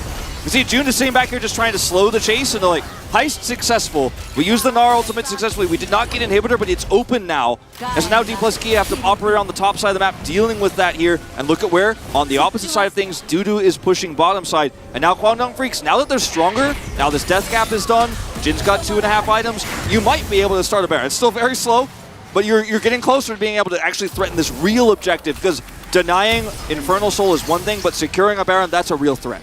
It absolutely is. And I think D plus Kia probably going to learn a few things from that last fight as well, because we saw that Gnar ult go off, and then we saw a severe lack of any follow-up damage, right? Bulldog is so much of what Kwangdong Freaks have to work with, and that is going to be one of the things that Kwangdong Freaks will need to play around as this game goes on, because you need to be able to have that wombo combo set up, and if there is no damage to follow up, it's going to be really difficult. So Taeyun getting into position and being able to answer is going to be very important. Showmaker clearing out vision. He does have his Void Staff now, and significantly muted in this game so far, and you can see he's just catching waves here, not going to be able to put it on any pressure, but he can do more damage as... Oh, there's the chain CC. Canyon going to try and do what he can to CC everyone, but I think he might just die. Never mind. He's going to flash. That's going to get him out. He's going to be all right. Okay, Bulldog finds the chains. Dudu comes on over as well. Callan, you can't be caught out like that. Single target pick in this comp is amazing. It's insane. And Canyon, even though he's a tanky Maokai at the front, he's not that tanky when you have that much follow-up. And I feel like Youngjae played that exchange perfectly, and he has had Canyon's number all game long, a whole level up the whole time, chasing Canyon around the jungle, preventing his level 6. And after what Canyon shows in the last game, it feels like revenge. Well, this is that really slow Baron that they are starting right now, but 4 versus 5. Their turn is terrifying. Showmaker dives forward, Jun, good flash. Gets him out of the way. No heal available either. As in goes Dudu once again, buying time, buying space. The Baron goes down. The K'Sante does too. Now D plus Kia, you have to kill everyone to try and deny this. You're already running out of turrets. That's a great disengage arrow, but you cannot disengage Showmaker. Once again, this turret's still here though. Turret's still here at full health, and there's just no further chase. This comp is so good at chasing. It's got a LeBlanc. It's got a Varus here. Could chase so quickly and has so much range, but it's not enough when the Ash Arrow is there to deny. You get over the wall, there's a turret up still, and this is just Youngjae saying, this is my game. The arrow connects, he goes straight through. The ultimate here from Canyon, the follow-up is beautiful. Meanwhile, live, another Sejuani ult, forcing a flash. As Callan gonna have to run out of this one. A lot of auto attack damage being done here as Def turns it around. I'm casting in the picture-in-picture. It's quite difficult as now Canyon gets an Inspire Shield. Bulldog looking at the low health, 0 mana Deft, but can Canyon survive? The last bullet does not connect. The Nature's Grasp is going to come through. Canyon still just walking it out. Can he live? No. He's grasped. He was grasped by his own ability. I mean, Showmaker gets a turret here on the top side, but he's not here for the defense now. Jungler down, and there's a lot of damage here in the siege for Kwangdong Freaks. Bulldog's going to push this through, and this might be another inhibitor turret going down as they want to commit heavily. They do still have that Baron buff. Not going to commit too hard here because they want more than an inhibitor is denying that Infernal Soul that Drake has now spawned. Good block here from Kellen. Look, intentional or not, it doesn't hit Deft, who isn't going to be able to turn this around with Chains of Corruption and Canyon's re-engage, but it's a trade of kills here with Baron buff up, and Kwangdong Freaks will happily take it. Yeah. I hope we don't watch this whole replay because there's a lot to discuss in live, but we're pushing. I guess we're going to do the whole thing. Yeah, this was Canyon's very slow demise as the hands come out of the ground. Another Zelda thing, you know, for us to talk about. Yeah, there we go. It's like the Spirit Temple. Oh, sorry, the Shadow Temple. Yeah, exactly. So Kwangdong Freaks, as I mentioned, they back off a bit. It's going to take these waves that they have control over to take Drake with 2-man while putting Bulldog in the bottom lane. And, you know, probably somebody's tuning in going, where did this go wrong? Yeah. For D plus Kia, I mean, 7,000 gold ahead.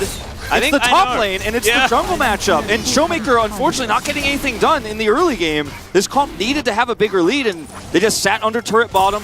Mid lane was safe, and top lane was under full control. Youngjae connected the dots, and if you're just tuning in, it's like, is D Plus about to lose to Kwangdong? Maybe. Starts to feel more and more likely each and every passing moment here as Silas is level 18. He is. He's absolutely massive. Dudu is also absolutely gigantic. 50 CS in the lead. Showmaker has a CS advantage, so does Deft, but it's just starting to feel like none of that really matters. Runon's Hurricane now completed for Deft. He does so much AoE damage if anyone's in range of him, but we've seen already that the single target, very long-range pick is how Kwangdong Freaks are winning this map right now. And it's even with the Mikhail's Blessing, it's even with the cleanse. You know, he has to play so safe. Because if he's picked, the fight is over. LeBlanc is almost now Showmaker on that death cap, but isn't there yet. And every poke he puts onto the Sejuani is just ignorable. He doesn't care about it at all. He's got Warmogs, back off cooldown. He's already back at full, doesn't care about this even a little bit.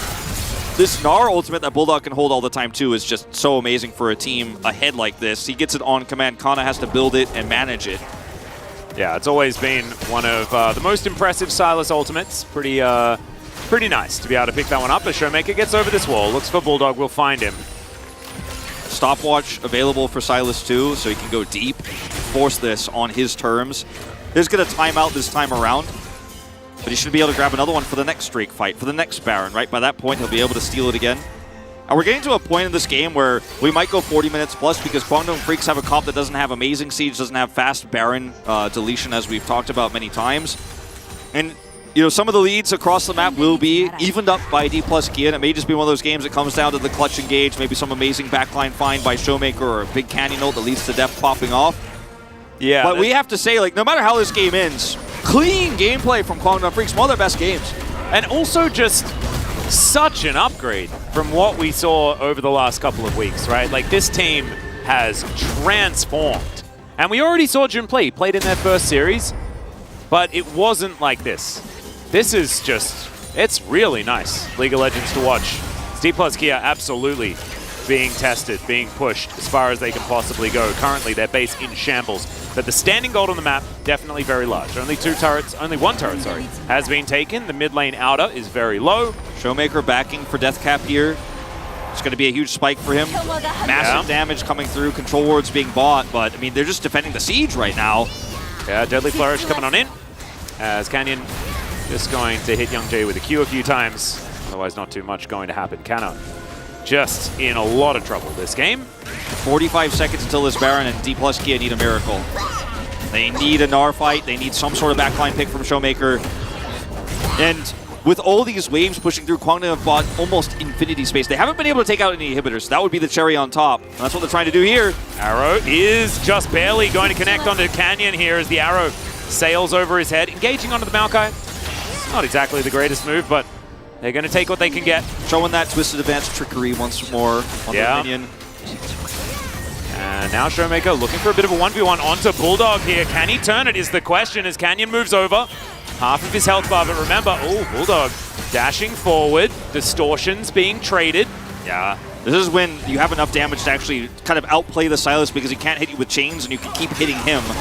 Well, Chains of Corruption does come in immediately. That's going to get cleansed as Canyon's diving on into the enemy team. He has a stopwatch, is going to use it, but can they take him down is the question. The answer is absolutely yes, as Def is going to be pulled out by Dudu. Does have the flash, tries to get out, but it's not going to be enough. And now Bulldog is going to dive on top of Kana. He'll be taken down. The Gnar secures the Sylas as Showmaker is at least still alive, but it's only him and Kellen that are left remaining. Yep, they're going to be able to push down this inhibitor. Looks like Dudu with the teleport just wants to back with full health to end. Does get interrupted here on that back, so they're just going to try to push it in now. Not going for Baron, just trying to end this one right now. It's only Showmaker who can defend. He's got a lot of damage. He's got a stopwatch and a dream. Yeah, well, we'll see whether this dream is going to be a Nightmare Wolf as the turret is getting taken down. My god, that interrupt was just gorgeous.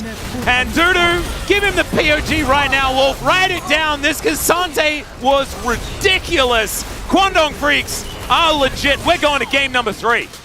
I'm bewildered, I am impressed, I am surprised, and look at CV Max running out and grabbing his boy. Oh yeah. They have been through trials and tribulations, loss after loss after loss, the brunt of many jokes of LCK fans until they get that first win over KT Rolster. And what do fans say? Do they champion Kwangdong Freaks? They say, oh, just KT things, but no one gives Kwangdong the respect they deserve. Game 1. In this series, I played very well with a deficit, tried to turn it around. Game 2, they are in control, start to finish, not for a moment.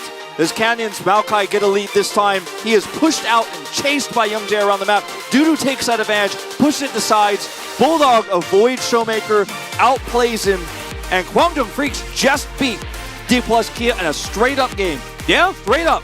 No, it was just better play here from Kwangdong Freaks in the end. Their composition, fantastic. But remember, back in the draft, we thought that it was, you know, a beautiful trap set up by DK. They managed to get the Varus and the Maokai in the first round, and you're like, oh man, it's beautiful, but the answers were there.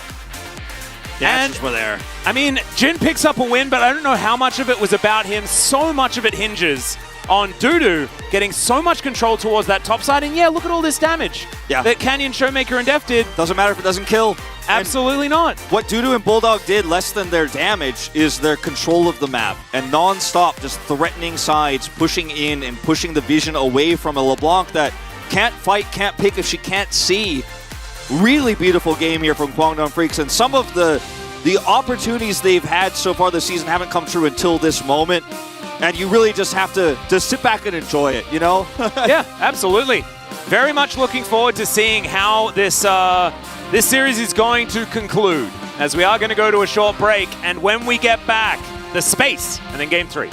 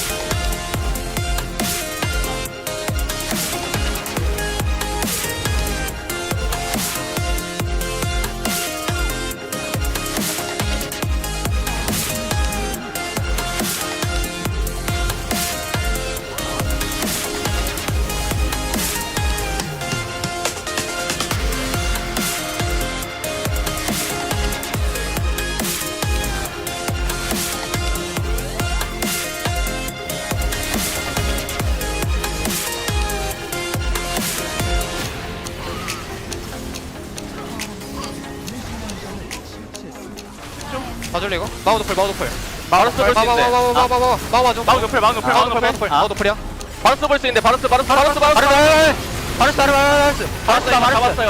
아저 프리터 잡았어 네 나를 프리터 나를 노플이야 오케이 야 르블랑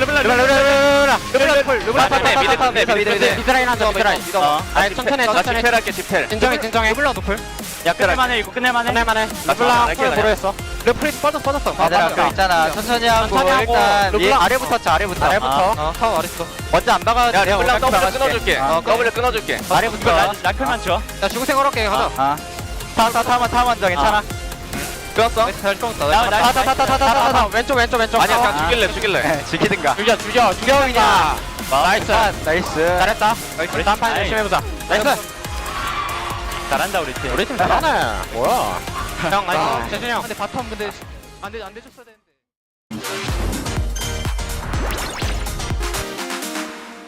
근우는 뭐 그냥 아무거나 해라. 모든 거는 근우가 다 이겨 지금. 훨씬 잘해. 근데야 그때 솔킬 한번 보여줘야 돼. 뭔 느낌인지 알지? 인정.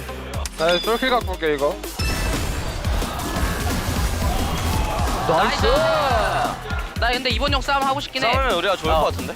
이은다 나가는 중 앞으로 들른다. 여기 앞으로 가자 나 살았어 천천히 해봐. 나 용날게 죽게 딸 데려갈게 그냥 쌈 봐줘 잭스 가줘 천천히 해봐. 볼만해 와줄래 가봐 사이 노플이야 끝내야 돼 되냐?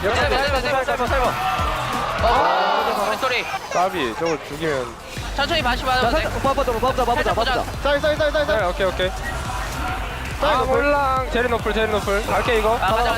계속 가 나 이거 공 빠졌어. 얘네 들어올 수 있다. 제리 생각해도 돼. 노플이야 천천히 괜찮아 이거 봐줘 진공 송송기. 쭉 가.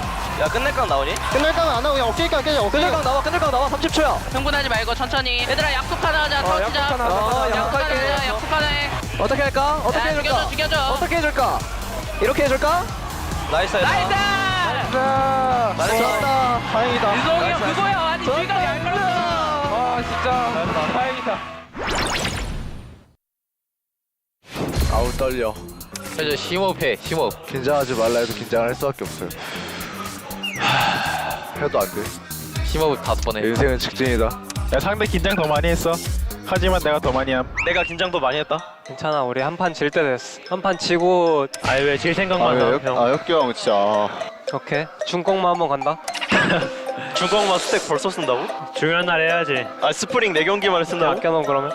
어때? 강 나온다. 강 나올만해? 뭐 여기 나를? 내가 나를 있다. 정면 나를 떴어. 나르부터. 나를? 정면 잡았어. 달려. 바로 넣으려나? 바로. 고고고. 쳤어. 할만할 때 이번. 너 그때? 칠게. 안 됐어. 됐다. 됐다.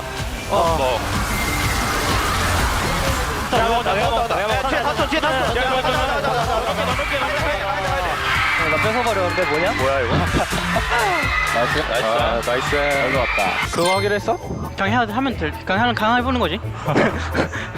해보는 거지 뭐. 이러면은 아까 말했던 거 그대로긴 하다 1번 강. 와우. 칼리로 라인전 터트릴라 하네. 준비됐지? 몰라요. 버스 태워줘 제우스. 피만 뽑을게. 잡아봐. 힐 빠졌다. 이거 계속 해볼게. 그 봤다. 아 힐이. 잠깐 빨리 될것 같아. 나이스. 와 까비. 나이스. 아 이렇게 마저 했어야 되는데. 나 이번에 굿다이브 한번 갈 수 있어? 그분 볼게. 내가 타기만 해봐 다 잡았어. 그분을 타기만 해봐 다 잡았어. 나 안 죽을 것 같아. 사단이 나올만해. 나 죽겠다. 다 너플. 룰루는 내가 때려볼게. 나이스. 룰루 노플. 2초 잡았어. 잡나? 잡았어. 나이스. 나이스. 나 하나 6. 나도 하나 6. 너가 한 번 해줄래? 내가 형 맞으면 설게.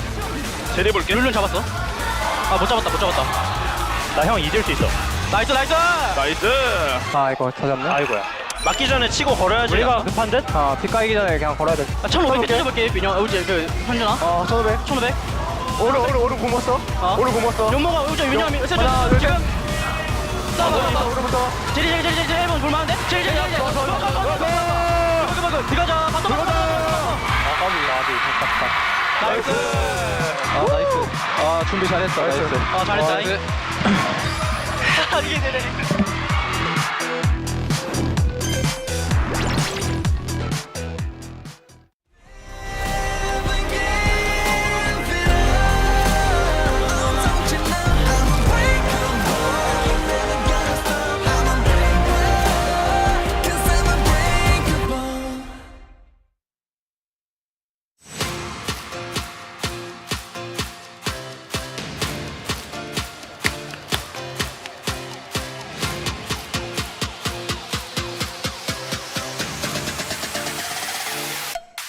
Hello, everybody. Welcome back to the space. We are here at LCK Spring 2023, where any team can beat any team on any given day. D Plus going for some interesting picks in the draft that a lot of other teams have also tried. But Guangdong Freaks just a really clean game. They were able to best them here in game number 2. Yeah, you see that first 1-2-3, you're like, okay, well, Karma obviously is a bit of a mixed bag, but generally think very strong bot lane and can definitely apply a lot of pressure. And then we get to 4-5. You pick Gnar with Silas up. No, don't. You know, like Silas, when Silas has an R ulti, like clearly, like it goes even higher value. It's, I would say it's like one of the most OP champ like you can have. And also these days, especially after tank this buff, I think LB used to counter Silas really well in lane. And like Silas used to get punished like even harder in lane. Like even though maybe LeBlanc was not really strong, but the she was making Silas was even more useless.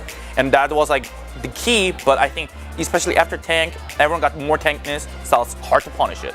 Yeah, and as a result, you have a composition where, so your top lane should go neutral, which we'll get into that later, but should go neutral with the Gnar. And then you still are fighting into a Silas. Like, you know that Silas is coming, right? Like, it's very obvious that Bulldog, even though he prefers the Victor, can play a variety of champions that if you've done your research, you should be aware of. And it just didn't really come together. The Jhin, I think, was fine, you know, not really strong opinion towards it. Worked well within the comp, able to synergize well with the rest of the poke.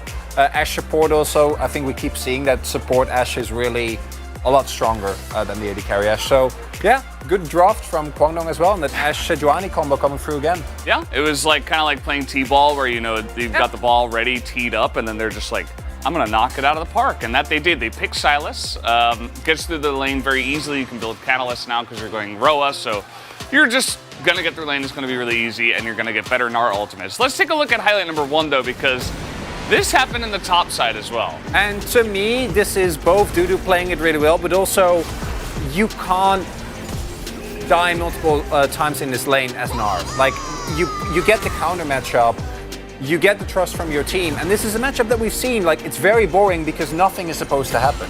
Yeah, I mean, that's what he said. Like, lane should just go neutral, and like also things like Gnar, like he went like slowly. But especially after the level 5 death, like Gnar cannot come back anymore, and then not able to just serve the silent prio after. Like he lose the whole prio on the lane phase as well. It makes games like way too hard, and you know, like later on the coming, like even team fight, Gnar is just like he should be winning a lot of. He should be winning at the silent lane, but also like K'Sante just was coming like faster than Gnar. Also, he went Ghost to try and counteract, and in side lane it's nice, but in team fights, if you're Gnar without flash, like getting big impact ultimates is a lot harder. Very confusing. You know, Kana was struggling a little bit at the end of game 1 as well, but they were able to eventually push that through thanks to some heroics, I think, from Showmaker and the rest of the team. And then now we got this, which very... Not just, you know, I don't want to put all the blame on Kana, but also like the picks and the drafts. A little bit confusing from DK, and it just shows that here in the beginning of spring, you know, anything can happen. Kwangdong's a great team. You make a couple of mistakes, and all of a sudden, you're going to be punished like really, really quickly, and that they did. So we have highlight number 2 as well, which is this Drake fight. As overall, this was the point where even though Canyon gets a really nice setup here, you can already see the game state is kind of rough here for the for DK. And this, even though he ends up dying, pumps a lot of extra gold into the Silas. There isn't really a great opportunity here for D+ to find, I think, kind of the game-breaking fight that they need to. And then as a result, you have Death to spikes hard on 2 items, which doesn't matter because the rest of his team is so far behind. The on-hit Varus doesn't really scale as well as if you would go like full AD Varus, but with the game state you also can't go for like a more aggressive build. So just kind of all over the place. LeBlanc didn't do anything and it just didn't work. I mean, reason why we chose the highlight 2 especially, like the D+ Kia was more as a composition was needed to snowball really hard, and that being as it's a 14-minute, it's early of the game, and they couldn't snowball. It being as just 1-1. Like they had a Varus, and they had to keep snowballing on the bot lane as much as they can. But if not, then Varus falls off. Like even a lot of game, like if Varus does not have a lead, then the champion it definitely falls off like compared to other champ. And also Jhin and Ashe, like those are utility champ. They don't need to be fed, and they just need to be, you know, just alive and just be able to like help the teammates. Yeah, just be alive. Just be alive for it. It's that easy. Just don't die. Press W and ultimate. Don't die. Be alive, and you know, press some buttons later on, and that they did. I mean, a couple of ult bots down there. It was fine. It was good, and yeah. So that's the win for Kwangdong Freaks. What do you think we're gonna see in the next side? Because DK did play pick blue side rather. What do you guys think about this? It's tough because it's partially draft, but I also think that a lot of our LCK teams are learning that you should be winning against these teams, but it's still they're still LCK teams. It's early in spring, so you don't have as much of a lead as I think you will have if you're a fully solidified team later in summer. So if you have like an off day or an off draft, they can just beat you, and they're not going to tilt if they lose, but you are. I think right now, like even though you're a strong team as a draft, like they're trying a lot. I think that's what I feel like. But I think at the same time, when they're trying new stuff, like that difficulty of the draft is actually goes like way higher than it should be. And then those kind of draft, like especially like as I mentioned it, like Varus, Gnar, and like LeBlanc, those kind of things that executed perfectly. Otherwise, it definitely falls off. Like clearly, anyone can see it. Yeah, and we saw that a little bit yesterday as well. T1 trying some new stuff, the Twitch support coming out, right? And they almost won that game. And again, here, like DK, they have an angle maybe, but I don't know. Like this one looked a lot more stompy even than the game yesterday that T1 kind of dropped there, taking some chances, and everybody's taking a little bit of these like scrim angles to take here in early spring, especially round 1, because there's still a lot of time. Kwangdong has been scrimming all this time, so they're ahead of the curve. They did it from minute 1. Yeah. We do have the POG here just in a moment. Let's see who does pick it up here for game 2. It will be Dudu, his first one on K'Sante. I mean, it's really well deserved. Like as we said, like the lane should not go like that, like one-sided, but he make that. He did punish like enemy mistake, which is kind of a little bit overextended, and then he just pulls like he didn't respect the level 6 ulti coming, and you know, and rest of the game was really easy, and then rest of the lane phase, the team fight, everything was really due to his favor, and he was making a lot of time to teammates to be able to, you know, grow up and then more spaces up. The middle of the object control, it actually mattered from the top lane. And it's easy to forget, but Dudu, even when he wasn't home alive, has been creating nightmarish scenarios for back then Damonkia. Had like a Gwen game that was insane, as really only was brave enough. Do you care to explain? Because we actually stand by this choice. Yeah, but I think I would like to shout out to the also Bulldog as well. The you know, he actually had a really great team fight, like a lot of team fight. Also, he went through the lane really, you know, perfectly almost, and didn't really have any problem. And he just picked Sylas because there's a Gnar and as a blind, you know. Also, Bulldog stopped playing Victor, so I wanted to, you know, say that.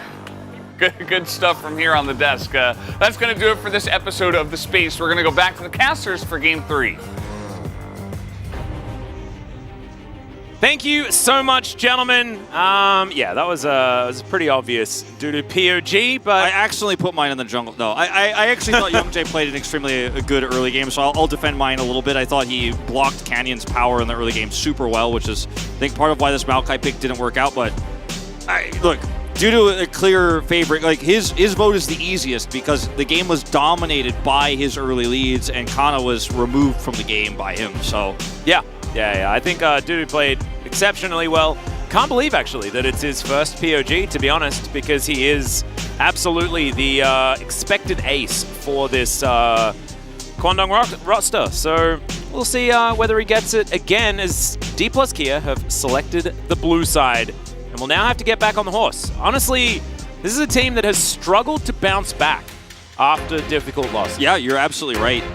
Showmaker doesn't have a style right now. He has played so many champions. In total, he's played 9 this season, and a lot of his games are just one-offs, right? He won his second game of Jace earlier, and yep, Kwangdong Freaks know that the main win condition all season long, and all of those massive wins, like the Live Sandbox Stomp, etc., were around Deft and his Lucian.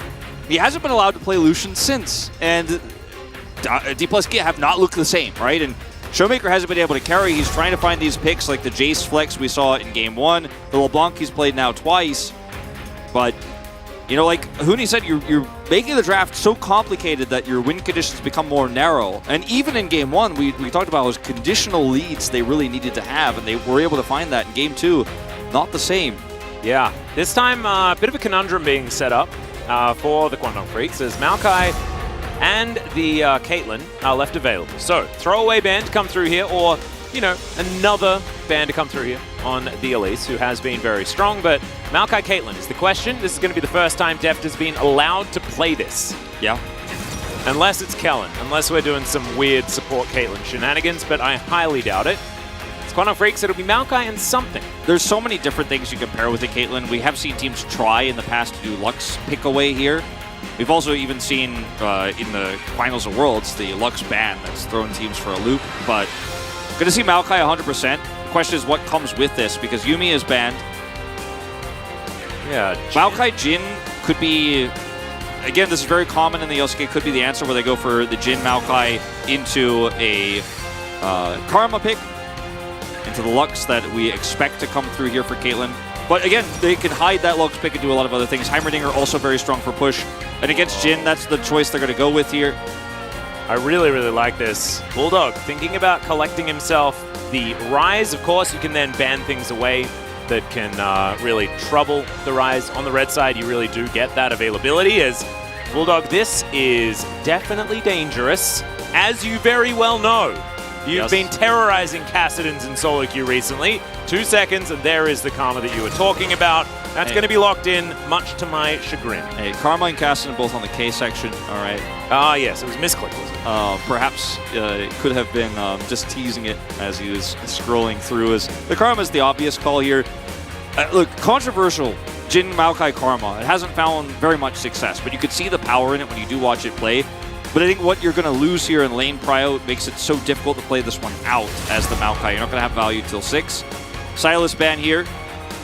Unsurprising. Yeah. And so Cassante, I think, makes a lot of sense. how are they going to protect Canna? Because Canna's having a rough day. It's not really been the day of Canna, it's been the day of Dudu. So how do they make sure that his top lane is fine? I think the Kasante ban, definitely the first step, but you will need to continue down that road. I would not be surprised if Kwangdong Freaks try to take something like a Jax pick here and say, hey, I've got a lot of setup for this. I ban the Fiora. Got a lot of setup for this long-range follow-up for the Jax. You have the Maokai to lock people in place. It's been one of Dudu's favorite picks this season. But you're missing a lot of consistent damage here in the Kwangdong roster. So something like an Azir or a Victor, I think, is advised here for Kwangdong, because otherwise you're going to find yourself with a lot of utility, but not a lot of damage. As the Kassadin gets removed and instantly the hover on this Victor that Bulldog has loved to play, but this one's going to be face up.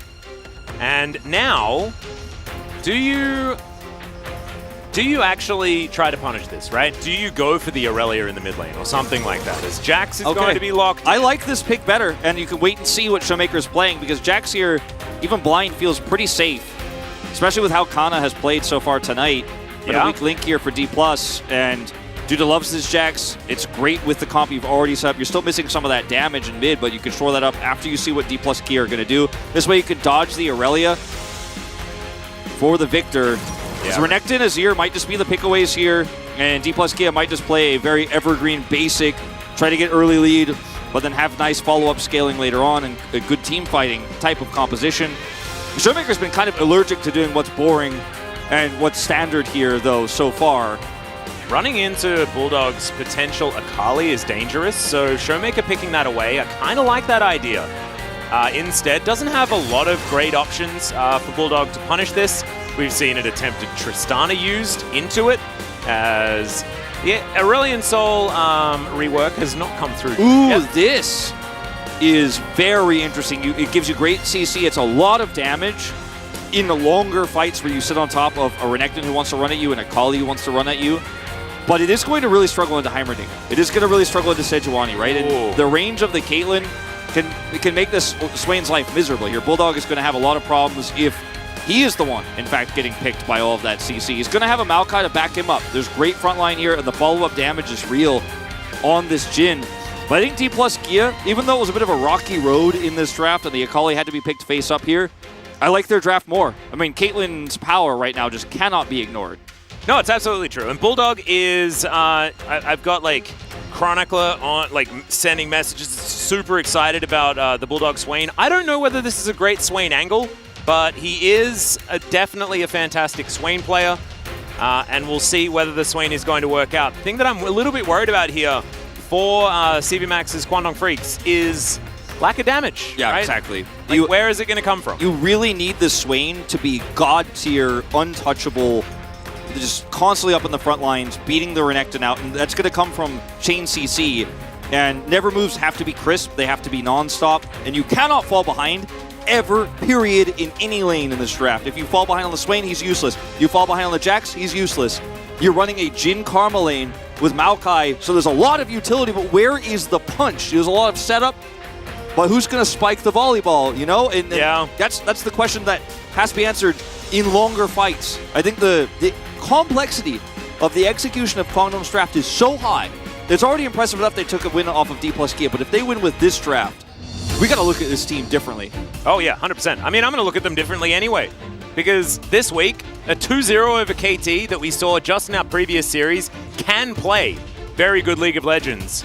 And now, being able to take D+ Kia the distance, this is a draft that can be difficult to play out, but they have the Maokai who's been so popular. See how they can do up against D+ Kia here in Game 3.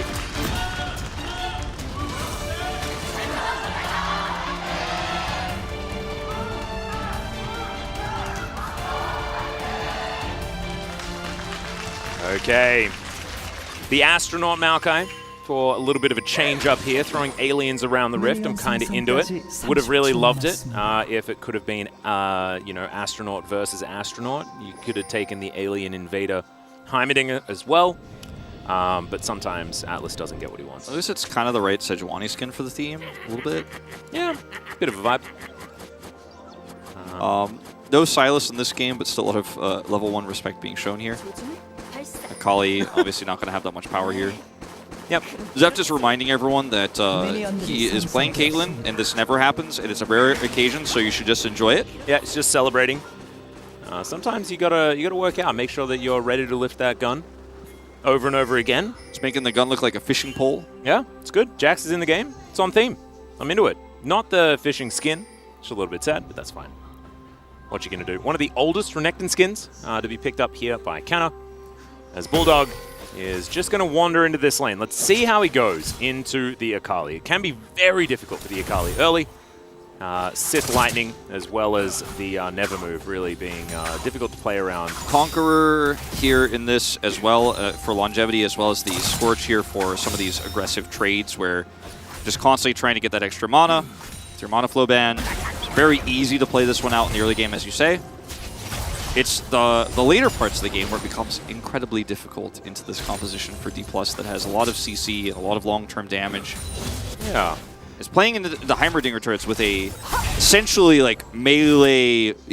Bulldog's an ult button, right? He can go for his never moves, he presses R, and then he's like, I hope I just keep staying in R. Because when the R stops, we lose. Kind of team fighting later on can be very difficult to navigate when you're walking into Caitlyn, who has so much range, the Heimerdinger turrets, and the ability for Canyon to just say, I stopped you with my ult. Well, Dudu going to find a counter-strike leap strike onto Canna. A lot of striking that Jax does. I guess it does make a fair bit of sense. Canna playing pretty subdued. You can see that the last game kind of has affected him. You can see it in his play. We'll see whether D+ Kia can get him into a position where he's able to compete. As Bulldog spots Canyon out, he's playing to the correct side of the lane. See whether he is forced to use anything. As yep, there's the Ghost out from the Swain. One of the cooldowns, just one of them. Yeah, it won't be too impactful, of course, in the Akali matchup to lose that one to the gank, so just going to get out of there easy peasy. Yeah, I agree with your point on Connie. You kind of took the words out of my mouth because I was going to mention it, just watching how this laning phase is going already. A rough game one into a honestly disastrous game two is definitely going to hurt your confidence, right? You could see it on Connor's face in the draft. He was kind of head in hands, a little bit frustrated, and something like that loss is going to take the break before D+ Kia's next match to recover from. Now, you can still recover here. You can still have a good game, but mentally, you're not in a good spot right now, and Dudu is the type of player who will just get bigger and bigger and bigger and punish you harder and harder and harder like this. Like, the pendulum is definitely on his side right now. Yeah, and, you know, it is hard to fight a Jax with Counter-Strike at level 1, things like that, but you could see it. I felt like I could feel it in the way he was pressing his buttons. Yeah. Canna, though, holding the wave, not going to fall into Young Jay's trap, which is exactly the same one that Canyon set up in game 1. Man, it would have been pretty hilarious if he had have walked into a similar situation. Not going to happen this time, though, as Dudu moves up. Wants to maybe get some sapling value here. I think it's pretty optimistic. I think Kondo's reading this extremely well. I mean, his teammate, Canyon, who set this up previously, has definitely done this a ton in scrims and has discussed it with him. Yeah. It's just really hard to trick this guy right now, as frustrated as he may be. Kellen looking for a grenade, gets a bit of damage with it, but no stun to come through. As, of course, the grenade into the trap combo that D+ Kia were going for is a rough one. We don't see Caitlyn getting through drafts very often, right? So haven't had to talk about the Caitlyn Heimerdinger lane. Relic Shield for June here as well, is getting a little bit more health back, trying to trade more aggressively as Youngjae comes down pre-6. Yeah, okay, Deft and Kellen, let's see whether they have to use their flashes to get out of this one. Deft doesn't just yet, but Kellen may just die. Jun taking a lot of damage, Deft looking for that one, but it's not going to happen. And Canna now actually able to get a push happening on that top side. Good net comes through. Taeyeon taking some damage for Young Jay here just to shepherd the minion wave. Yeah. Deft isn't able to get anything done. There's just no ward for the bottom lane here. D+ Kia pushing up that far. You know, expecting that Young Jay was top side there, it looks like, and then just not reading that he could get down there that quickly and just pass straight over. As a control ward here in the river for Kwangdong Freaks, and they had the information that it's very unlikely Canyon is there, and they could just push forward and look for this play. It's really kind of non-committal here. He takes a long way around even, in fact, here. Some of that mid-prior helping this happen. It's just as basic as no ward here. Heal gets used, but Kellen's left out to dry. Yep, Trap doesn't connect. Trap connects, maybe you get something more out of this, but it doesn't happen. I kind of respect Kellen not flashing there as well. I think he knew that he was dead. The flash twisted advance comes in. You flash, you can bring the Young Jay towards the turret, I guess, but I don't know whether it would have been enough to actually secure a kill, and I think it definitely wouldn't have been enough to save his life. So allowing him to flash another day. And ultimately, it's a kill going over to Youngjae. It's still a Jhin Karma lane. This is not going to break your back. And keeping that flash for a potential follow-up gank is going to be pretty huge. And Def and Kellen are just going back to business as usual here. Yeah. Tain and Jhin with some control of the wave for now. The follow-up gank with Maokai at level 6 is where the Jhin synergy with Maokai really comes online, where you just lock him in place, follow up, and then ult. You follow up with the flourish. Man, Bulldog's position in lane is so good. Showmaker's just trying to push this wave over and bait him in. Canyon sweeps, knows there's no ward, and Bulldog is just like, I know exactly where I need to be. Well, Bulldog gonna ghost yet again. Canyon just seems to be coming in and collecting a ghost cooldown and then leaving. Seems to no further elaboration. Yeah, Youngjae gonna move on up as let's see how many slices and dices Canna has to get out of this one. He is gonna dominus. Alcove Gaming will ensue as he does have a lot of Fury charged up. There's the flash forward. Canyon moves in. There's the stun and Canna turns it. Redemption for the D+ Kia top laner, and Showmaker is now gonna take down Dudu. Able to backflip his way back out, and the show doesn't stop there. Jhin is now taking a lot of damage on the bottom side. Kwangdong Freaks in trouble here. D+ Kia, they can make those proactive plays. That was such a long wraparound from Canyon there to save Kana. Gets over there and helps him out. And this is just the top lane being completely duped here. Youngjae and Dudu thinking they have an opportunity. Like you said, so much time bought by Kana. Redemption is real here. June.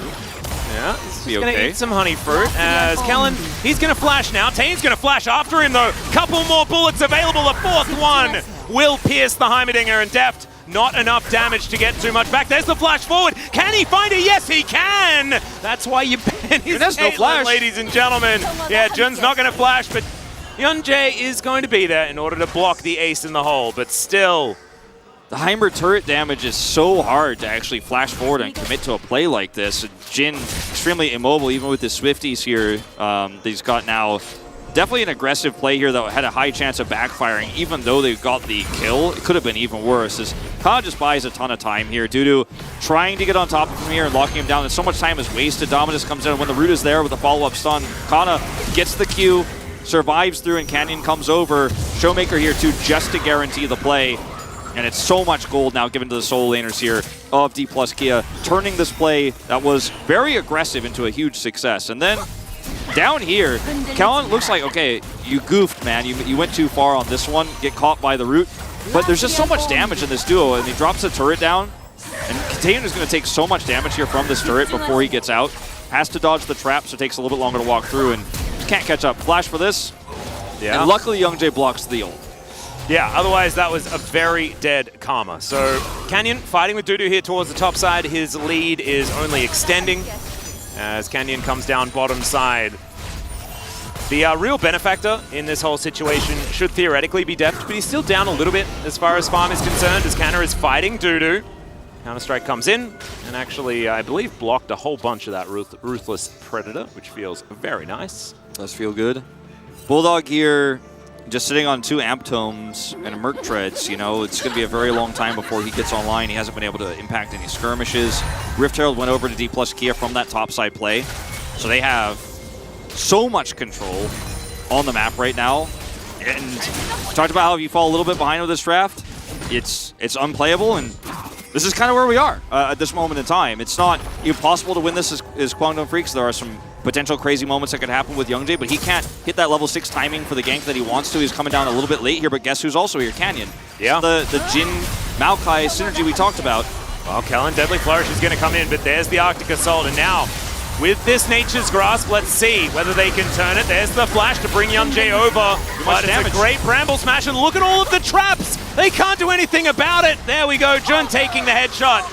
And D+ Kia turn it around. Showmaker is looking to clean this one up as well. Ace in the hole comes in. There's the flash forward. Lands the backflip. 5-point strike's good. And there's the perfect execution. Showmaker's Akali, always a joy. And there's the double kill. This is such a telegraphed and readable play here for D+ Kia because you always want to look for that level 6 timing. As Youngjae loses out on top side, he can't then follow up, because if Youngjae gets that kill top side on Kana, he just instantly goes bottom, he collapses onto Deft, and then they make the same play happen here without Canyon being there, or they can win the fight. But now Deft is just so far ahead. He's going to get the whole turret, We've been watching this exact style of Caitlyn play since EDG Deft, all the way back in the day. Forever ago. You take him, you pick him up, you put him in front of turrets, and he will destroy them on Caitlyn and Tristana and Jinx. Has done it on Jinx as well. But, Lucian too? Yeah, and Lucian, I guess. Or but recently. It's generally these more sieging AD carries with the long range, like the Trist, like the Kate, that can get work done in this earlier game. And Youngjae wants to come over here, and Canyon's here first, and he's like, ooh, do we commit? Like, I guess I have to do this to try to save my bot lane. And there's just way too much damage to try to turn this around between the Heimerdinger and Deft on Caitlyn. Caitlyn doesn't even have 6, but you're sitting on traps and turrets and Qs, and this is just the most like high DPS density you could ever ask for. And Showmaker, who has control of mid now, is just like, well, this is a double, man. This is free. Thank you so much. And Bulldog's like, this is not even my fault. I picked Swain, and maybe it's not going to be good in this draft, but it's not because I misplayed it. Well, now we've got more fighting going on. Canyon's at full health. There's the flash forward from Canna. Looks for Taeyon, but immediately cleanses. Is it going to be enough? The permafrost comes in. Nature's Grasp to be used is Youngjae. Very defensive on that one. And this is what we were talking about. Pick up your Caitlyn, put her in a lane with Turret. Turret going to go down. Another 2 minutes until plates fall, Wolf. Yeah, we were talking about how we were like, oh man, Kyle looks a little bit subdued, but he pulled the wave back early, has played the lane very well, and a lot of this game has just been about him winning the whole map from that turn play there with Canyon. And it's just dichotomy of Kana. He's either going to mess it up in the 1v1 without resources, but if Canyon is there with him, if he has Canyon support, the man looks possessed. He's going to get value. He's going to get massive leads. He's 30 CS up now, 35. Got the whole turret down. They've gotten the bottom turret deleted. What can D+Kia not do now with the map? They have an Akali who's randomly just been gifted skirmishes to get kills, and now she can run around the map and kill everybody. There's no damage here. This Jax is useless. And I didn't want to say it in this series, but this game is over. I think it might be. It's definitely not looking great, but it is certainly a great look for Cannon. So turn it immediately gets the cleanse out of Taeyon here. Has the dice available as well. Permafrost very, very strong. Youngjae defensively ulting here, but that's all you could do. I mean, it's a level 7 Jhin here with no items. A Warhammer and a Dirk. And a Dream. And hopes and prayers from all the Kwangdong fans. Yeah, it's certainly not working out so well. I don't want to talk about the Jhin karma, so I'm just not going to do it. I was very upset about it. A few days ago. It's risky, and it can work, but when you fall this behind and Youngjae can't hit his level 6 timing, because if Youngjae kills Kana top and then comes straight back down bottom, Deft either dies, or one of the bottom duo dies, or you lose prio in the lane, you lose control. But he's behind the play, because Kana's ahead of it. Or, excuse me, Canyon is ahead of it. Kana's ahead of the top side, gets the whole turret. Yep. And you're winning on both sides because Canyon has been given the agency here. Well, plates just fell down. Deft was unable to take all of them in the mid lane as well as the top and bottom lane, so I expect better. But that's okay. Going to be now rotating towards this top side of the map. Youngjae and Bulldog up here trying to deal with Showmaker as the first Drake does go over here to D+Kia. Cloud. And there is the Chemtech Drake next. So we're not going to get another Chemtech Soul. Means none of these massive plants all over the place. A happier Valdez in the space after we do finish this game. It's all in all a great thing. You know, the Chemtech Drake was one that we all dreaded to see as Soul in the old days with the original one. Yeah, I know. It's too strong, and now it's so weak that we dread to see it as well. The more things change, the more they stay the same. For the wrong reasons, but they're for the opposite reasons. You know, we're happy to see that one as the solo Drake. Solo elemental by itself. Well, this Rift Herald going to be started up, and already bounties have been put on the Rift for Kwangdong Freaks. They are 6,000 gold behind. And in the last game, DK's issue was having enough turrets taken. This time, definitely not their issue. Nope. They are having a lot more success destroying these structures. And with this early game control, it's just about snowballing, getting themselves into a good position. And we've not really seen too much from this Swain so far. Of course, it is difficult. You need to find those team fight availabilities and things like that. And with the fact that this chaos has been sown into the Rift so severely by D+Kia already, it's going to be difficult for Bulldog to find that avenue. We could talk about his build because he went for Merc Treads early. We know that was going to be the outcome of the build versus all the frontlining, right? You need to make sure that you have that extra tenacity because you need to be the guy who's living forever and just walking towards the enemy with the Leandries. Yep. into what will be very likely Rylai's, the old Swain build when Swain got reworked last year, where we were seeing it a lot. We haven't seen that build just yet really in the LCK. It's been a little bit more utility because, you know, it hasn't been drafts like this where you need the damage. This is the one where he absolutely needs to build Mask into Leandri's because you need the slows, you need that burn damage, you need to live forever. But it's going to be a while before that's relevant. Yep, you need to live at all is the real important part, as Perfect Execution is named weird as Bulldog. Now going to look for Showmaker. Demonic Ascension certainly working out, and Akali designers taking strays out here. Yeah, that was a little bit odd. I think Showmaker was right on the edge. Of course, the hitbox of Perfect Execution for the last hit feels bigger than it should be. Didn't look like it. When you watch pro gamers play it, it looks like it actually takes up the whole screen. Yeah, right. Always land those perfectly, but this time a little bit wide. But you can see the problems with Swain when he's caught out sides now, and when he's caught even in the jungle, is this Akali is so fat he can kill... Showmaker can kill all 5 players basically on the Rift right now, 1v1. Yeah, it might take a little bit longer for some of them, like Swain's going to take a long time, take a little time for Jax, and there's some outplay potential there, but Showmaker finds you, he will try to kill you, and if you don't have help, you have to hope that he misses. And in this case, does not connect. And Bulldog walks away, but this Fed Akali, it's a problem, Atlas. It is. It is. If he had have hit that R button, I think that it's very, very dead. As Taeun does have Cleanse available, uses it pretty late here. Didn't really want to put that one on cooldown. Inner turret's going to fall, as Deft is going to get snared. Oh, sorry, that was in fact Kellen who got snared. And he isn't going to be too worried about it. D+ Kia now pushing into the enemy jungle. Canyon's taking things away. There are angry aliens flying around, but they're not really going to be able to do anything. You could see the exasperation on some of the Kwangdong Freaks players' faces. June's still communicating here very well, but the win conditions have all been missed, and so is the draft unplayable? Practically, but you have to just kind of sit back here and give the whole map over. Yeah. The D+ Kia, and that's going to be the second break they stack here. Very late in the game, but still, they will have that advantage. It's once again Kwangdong Freaks taking these draft experiments that we saw them take into T1, right? Like doing the thing that you're definitely not allowed to do. As Dudu is going to fight Canna here. Canyon in the area, Permafrost available, and Kellen is going to be gifted the kill. He's the one with range. He's going to pick it up. And what I was going to say is they do the things that have been illegal, right? Which is leaving Ashe up for Carrier. As we saw in Game 1 yesterday against Nongshim, that is something that's absolutely illegal. Varus Ashe for T1, also another thing that Kwangdong Freaks did into Carrier. Definitely a problem as Redemption for Showmaker, he finds it. That one was a little bit more perfect. Yep, that one was definitely perfect.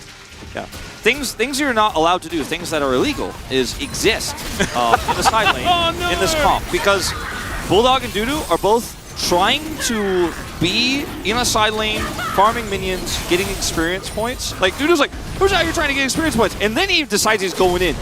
No vision, no control. By the way, you don't win this 1v1. But you go out like this and you don't get away either. No. Sometimes you got to go out with a bang, Wolf. I said bang and Wolf at the same time. Did you hear that? And you're doing it while it's an Afrika org over here. Yeah, I know. Isn't it beautiful? Yeah. Anyway, and I just finished talking about T1. Full circle. Glorious. Honoring the history of Indeed. LCK players winning worlds. As Kellen going to find some vision as we look towards a Baron that is spawning in 5 seconds time. Will we go over and take that one immediately? Maybe. Probably not, though. Showmaker here is towards the bottom side. They're in our mini waves. Definitely need a little bit more control, but what you can do is clear vision around it and then threaten Akali flank angles. Showmaker has TP. He hasn't been forced to use it really at all defensively outside of the lane because that's where he gets his early back and he's just like, just stave off the Swain pressure. Now Showmaker can kill anyone 1v1, as we've discussed, as we have literally seen. One time he almost got the 1v1 kill, the second time he did. There's just not much to say here about what Kwangdong could do except sit back and hope for an overextension that may never come. As it is Ocean Soul and it's not that impactful, but you're losing your base because you can't even defend it. To walk out to be under turret is not safe, and that's when you really start to worry about how is Swain that needs to steamroll these team fights and never die, can't even walk up to an Akali. That's when you know it's probably doomed. Yeah, and Showmaker here bullying a Jax under a turret as Akali kind of really tells you a lot about the game state right now. And you mentioned catching people overextended. How extended do you think you need to be on D+ Kid for it to be considered an overextend? Maybe between a living inner turret, or rather inhibitor turret, and Nexus turrets. Like about where the inhibitor is alive right now in mid. Like if you're in there, that's probably illegal. But everywhere else is allowed. Okay. Yeah, that's a lot of the map that D+ Kid can be. Yeah, where you cannot be as Kwangdong Freaks to overextend is between your inner and inhibitor turret. Like, yeah, everywhere the light touches, everything you see, that is D+ Kia's kingdom. Oh no! I can't even find the elephant graveyard wolf. It doesn't even exist. It's Jax's kill score. Oh no! There's 3 doo-doo husks, lonely with tusks sticking out of the Jax for some reason, and it's not good. By the way, look at Kana's build. He's just like, nah, no long-term fights, no Swain beating my ultimate. You know, Swain ultimate versus Renekton ultimate. I feel like it's they're off theme though, right? Because one of them's like a chainsaw thing, and the other one's a flail. Feels like one's so medieval, the other one's like mechanical. It's got to work out which timeline he's in, you know? Yeah, it is a little bit weird, isn't it? But is it a chainsaw, or is it just chainsaw shaped as a sword? I mean, it's a chain sword, so like, I don't know. Where are chainswords from? Warhammer 40k, right? Space Marines? I guess so, yeah. Chaos Space Marines have chainswords. That does seem right. It's the gun swords, that's the Final Fantasy one, right? But the yes. chain swords, that's, I think that's Warhammer. I'm not sure. We'll have to talk to Henry Cavill about it, I think. Yeah. Shout out to Final Fantasy VIII. Underappreciated. I haven't actually played through Final Fantasy VIII. I think I need to. It's very good. It's a game you can break, which I know is your thing. So. Ooh, I'm into that. I did that with 12. 30 age, I enjoyed a lot. I haven't played that one yet. I'm on 11 right now, which is unbeatable, so I don't know what's going to happen. Yeah, what are you going to do about that? Do you have to wait until the servers are turned off before you can stop playing and move on? I'm stuck. Oh no. Much as Kwangdong Freaks are stuck. Yeah, good luck ever playing 15. I don't know. As Showmaker doesn't find the backflip on the turn here. I don't know if Kwangdong Freaks win this game first or I beat Final Fantasy 11 first. Yeah. Which one is less likely is... Look, it's a game where D+ Kia here could just push lanes and take objectives on spawn. And Kwangdong Freaks need some sort of overextension, some sort of pick angle here. And that's not what this comp is designed to do this time. This is not the Jhin comp where you're like, oh, I got Sage 1 ult. I've got Ashe arrows. This is not that kind of Jhin comp. You're just trying to outlast your opponent, but when you're this far behind, you don't. Yeah. Deft also currently has an entire Infinity Edge advantage over Jhin, who already has a relatively cheap item build. That kind of really does tell you how far ahead they are. 24 minutes in, 10,000 gold lead. Baron up and available as Deft just sidesteps the Never Move quite nicely, starting to set up these traps. Peacemaker, not very peaceful, but does hit Bulldog there for a large portion of his health bar. Even being out this far, Showmaker's like, ooh, juicy opportunity for me to just go through this team and delete them all. Yeah. And then when they back away, he's like, well, I'll just stick to the side lane. I'm almost level 16. Control wards here across 4 of the players of D+ Kia to set up provision on this Drake, but I don't think, frankly, they need it. And Deft is like by himself. Where's Shirelia's trying to hold on as Kellen throws a grenade. Peacemaker doesn't quite land there as Canyon. He's set up. Oh, they go on a journey. The Glacial Prison's fantastic. Showmaker, I think there was a Swain there, but I can't quite remember because he disappeared so quickly. A double kill immediately as the Karma also just gets eviscerated. In goes Canna. He's going to help topple the tree. Probably used his chainsaw for that one, so thematically that kind of works out, as now the Drake is going to be taken. That's Soul Point, but D+ Kia, I mean... They get Baron too. Yeah, it's about dotting J's and I's and crossing T's and stuff. I think this game is pretty... They're putting the asterisk mark on Pokemon right now. Yeah, Nobody has ever done that unless it's official branding. This is the attempt to assassinate Kellen. And results-wise, he does not die. Doo-doo flashed. Ace in the hole is going to come through there as the Baron has been started, and that's why they do let the Jax live for now. Yeah, that Baron's not going to last very long. Going to be taken out here. Shadow Flame already done. Showmaker very close to the Void Star for third item. My god, 6-0-0 on this Akali. Is this an Akali POG situation or is it a Deft POG? Is Canyon, is it Kana? It's hard because I was initially leaning towards Kana, but after the early game, he hasn't done too much. He's level 60. He's just been sitting in sides. I mean, he's been 2-0 and 3 so, like, forever. His time has concluded. Yeah. So, like, there's an angle for that. Deft played that skirmish bottom side extremely well and kind of solidified his lead there. And then that skirmish led to Akali picking up a bunch of kills. It's really kind of a chicken and egg and crocodile situation. It is. Timeless problem here in the LCK. Deft is one of the main reasons why they're winning so much, you know, heading around and collecting those turrets like you're talking about. I feel like I'm leaning towards Deft right now. I just really like watching his Caitlyn, though, so I think I have a bit of bias, you know? You've never been biased towards Deft in your whole career. No, I haven't. No, I actively try to avoid never once. Bias. Bulldog is trying to get some bounty down here. It was shouted by Youngjae, but this is just identified by D+, and they have Baron buffs, so they win these races. And it's still taking some time. Still chipping away. Still with the first turret. Spirit fingers over there, you know. Bit of bounty gold is Canyon running forward, avoiding the deadly flourish. D+ gear is, oh my goodness, that trap. What was that crit? It was absolutely insane. This turret is going to get taken down. D+ gear broken open the base. Showmaker in the mid lane, trying to do the same thing, laning against this Jax. Is Youngjae. Oh, there are too many fires to put out, and he's a tree. They're not very good at putting out fires, Wolf. It's not how it goes.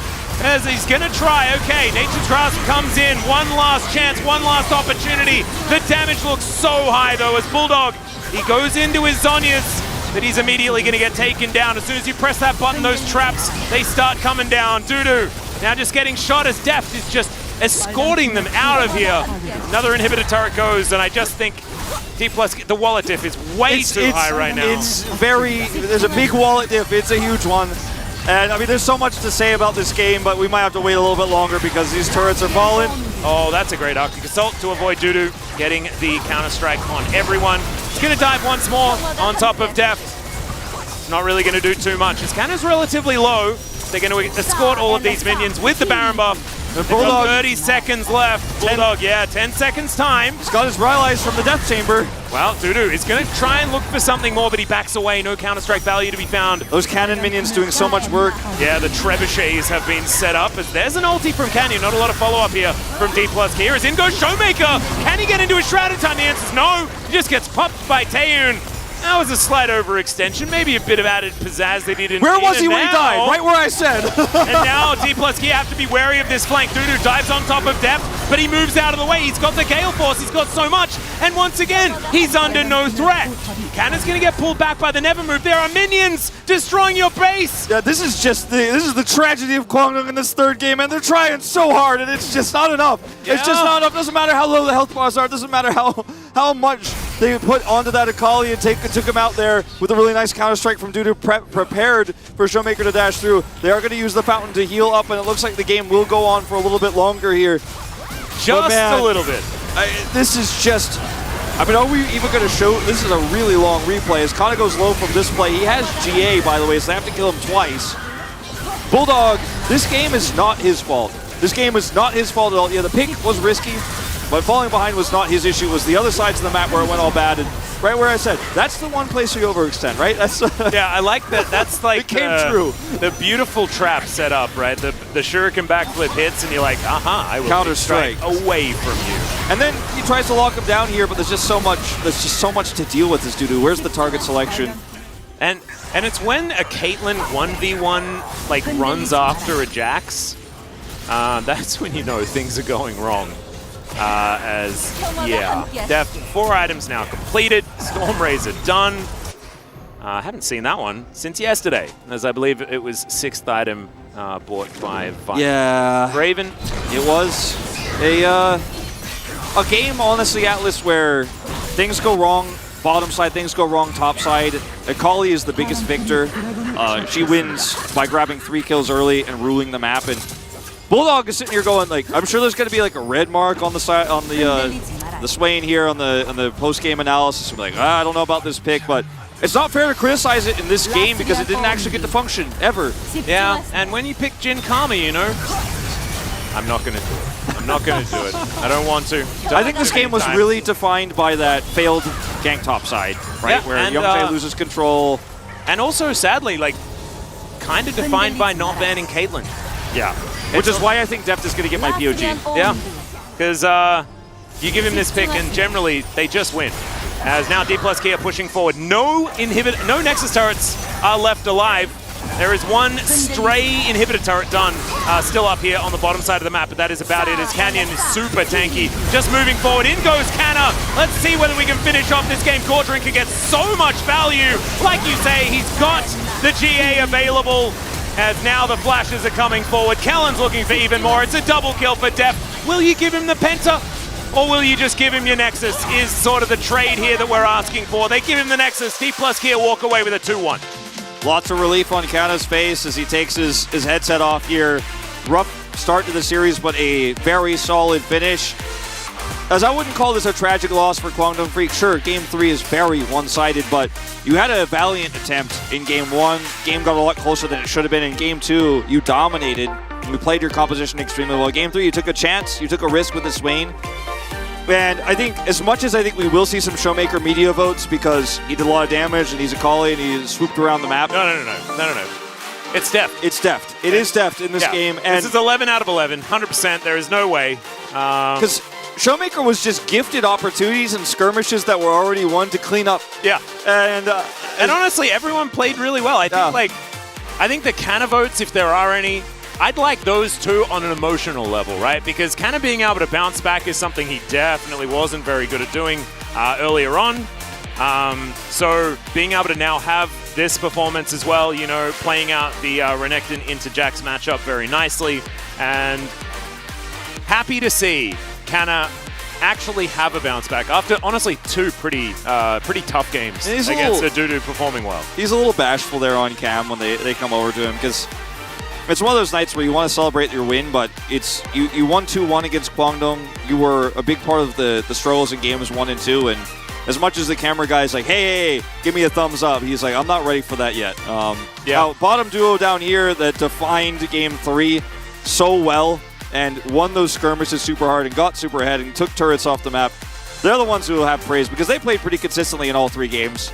No, they definitely did. I actually think Kellen and Deft are starting to really work well together. Kellen must love it when Deft gets his Caitlyn and he gets to sit there and hang out as Heimerdinger, who's got some really great emotes that you can spam if you're bored, you know, while the Caitlyn's winning the lane by herself. I think D plus Kia has been, while we've I think seen Kwangdong Freaks illuminated this week, I think there's a little bit of exposure here for D plus Kia. Some of the macro not as tight as it needs to be, and we hold this team to extremely high standards, right? They're one of our big 3. They are a team that shows up to matches like this as massive favorites, and the fact that all 3 games, you know, happened in the first place, and that, yes, Game 3 is very one-sided based off this play, which was where the game was decided. Yeah, it happens. It was so well played by Canna as well to buy all that time. But I think I'm kind of really latching on to something Huni said earlier, is just that sometimes they overcomplicate their drafts. This time it was Kwangdong Freaks overcomplicating things, and you give good old classic D plus Kia draft where Def gets to play the carry on the bottom side, a winning 2v2 where he's going to say, I'm Caitlyn, what's up? You give Kana his Renekton, he gets the assist from Canyon, and Showmaker, just keeping it basic with the Akali. You know, this is the kind of thing that's vintage D plus Kia. It's great Game 3, but you have to wonder, when things get a little bit more tough, when drafts get a little bit more complex, will D plus Kia be able to stick around? Because the dominance they showed in the first 2 weeks has really just not, they haven't lived up to that here in Week 3. No, you're right. And to talk about the other side of it just a little bit as well, I think that the one issue in this third game is the same thing that you're talking about, the overcomplication, something that CB Max has run into in the past. It was a little bit of like a hold my beer situation, right? Like if you're not going to overcomplicate yours, let me overcomplicate mine. So Kwangdong Freaks have definitely been talking about Spring as being largely about practice. I don't know how valuable this game is necessarily, but you do now know leaving up Caitlyn against multiple teams is now definitely a no-no. Not much to say about those comms, by the way. Pretty somber on the side of D plus Kia.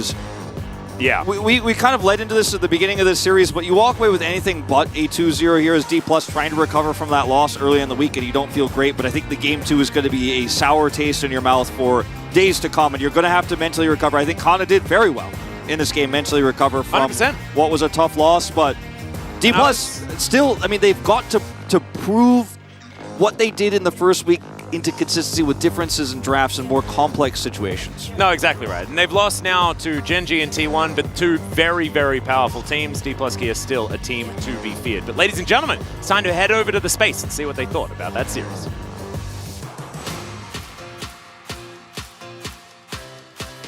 Welcome back to the space. It's me, Valdez, with the Huni Bros. I don't know.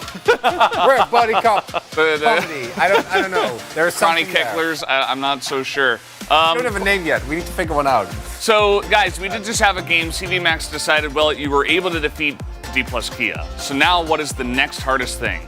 Now you got to scrim against Deft on Caitlyn. And they tried their best. It was difficult. They were not able to do it. As you can see, a very happy Caitlyn there. I mean, what else can you say about that pick? It's very... Oh, look! It's Caitlyn from Arcane. Cool. Yeah, no, don't give it to Deft. What's going on? I actually really like your explanation because, to me, even though the Lucian and the Elise, I think, make sense, Jace, even though I know they can flex it, I know it's a really good champion, but Jace to me seems like you can find playable answers. I don't think there's playable answers into Deft's Caitlyn. I think he's just too good on the champion. The mastery level is too high. It's like Ashe and Carry as the casters mentioned.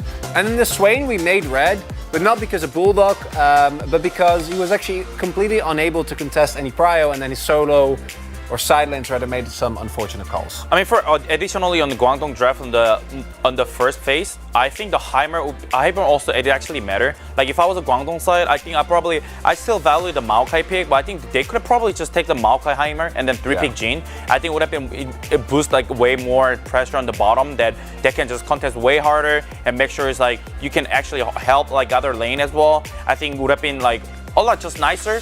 And the phase 2, like as he said, I think as even the caster said it, they make actually more complicated, and that's why in the major tournament and there's not many Swain pick as well, that because it's way too tough. Like the other side lane, they need to actually pressure a lot harder, and especially against Akali, that's extra difficulty. Yeah, and it was actually Huni who pointed out that while we were watching that.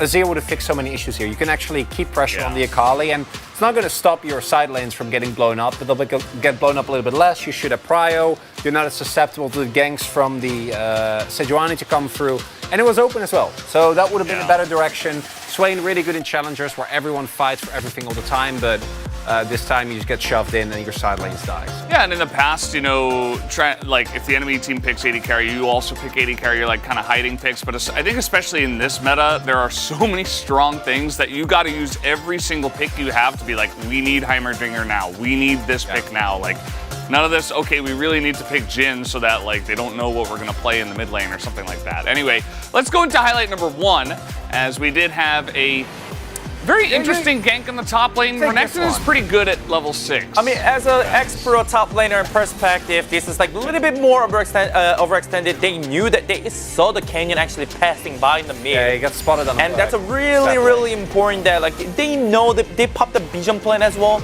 They know it's incoming. They had to be done fast. But against, you know, it's a Renekton who has the ultis up.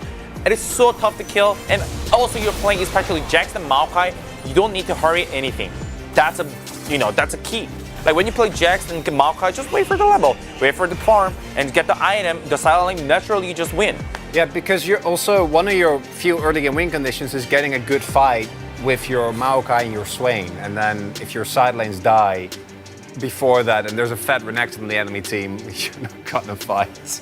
Yeah, so that was really the biggest issue. Wolf said it on the broadcast. You guys were saying it while we were watching it. It's like, well, the game just kind of exploded because not only did the gank fail, but also like Showmaker picked up a kill. He was in position. The rotation was in from the side of D+. So they got super ahead from that one play. And then we had a fight about 3 minutes later down on the bottom side of the map that D+ were also able to capitalize on. This was very clear desperation from Kwangdong because again, they know about the roam timer from Akali here, right? So they're trying to just hard force this 3v3, but unsurprising, they don't even kill anyone. And even if they would have, Deft would have finished a lot of them off. And Showmaker again able to get prio here on Bulldog, gets the roam off, and the game is done. I mean, this is the thing. Like, they clearly didn't have a both prio. At the same time, also, if they have a Heimerdinger, it would have been a different scenario, right? If the it's more so Sejuani to make the play, but like against the Heimerdinger, it would have been tough. And then the Maokai isn't coming from the counter gang. The sequence would have been totally different. Absolutely. So that was really kind of our two biggest issues, right? Like, top lane went kaboom, bot lane went kaboom, and then the game kind of turned out to be a very one-sided affair. Let's go into the POG here for game number 3. It will be Showmaker on the Akali who does pick it up. And overall, Showmaker did have 2 extremely impactful roams.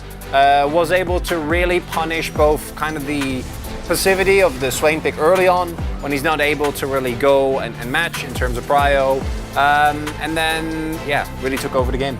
Yeah, I mean, even though he had a great time, even though he had a giant the turn that he could actually use on Salin, he realized he knew that himself that where he need to be at exactly, and that's why how he accelerated himself then in Salin. This sequence he was already 4-0, and then he was able to make whatever he can play. Like he just bring the win to the team.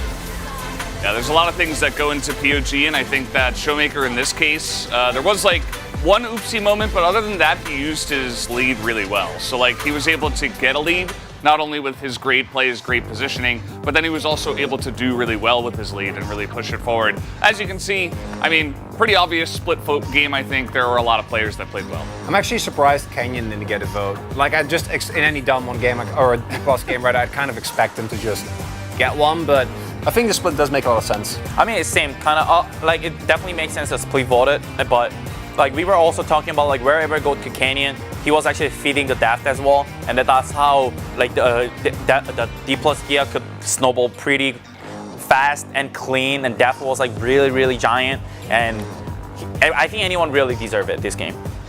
Yeah, so Canyon, feel like he should have an innate buff where every time he plays he gets one vote if they win the game, yeah. But not the case in this one, I guess. But guys, we do have the interview ready. Let's hand it over to Ji-sun for the translation.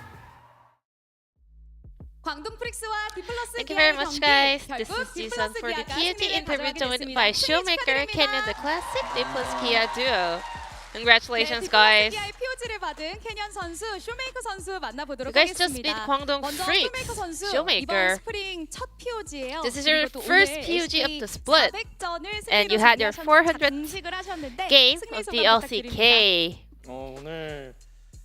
Yeah, today was my 400th game at the LCK. I had no idea, but I'm so glad that I was able to get POG on a special day like this. What about you, Canyon? Me too. I'm so happy that we won, and I'm glad that we were able to stop our losing streak and rebuild our momentum. And Canyon, let's get back to game number 1. A very long time ago though, the entire rift was in your hand. It was your oysters, and you were just controlling the map all by yourself early on. Was that your kind of setup and decision making in the early game?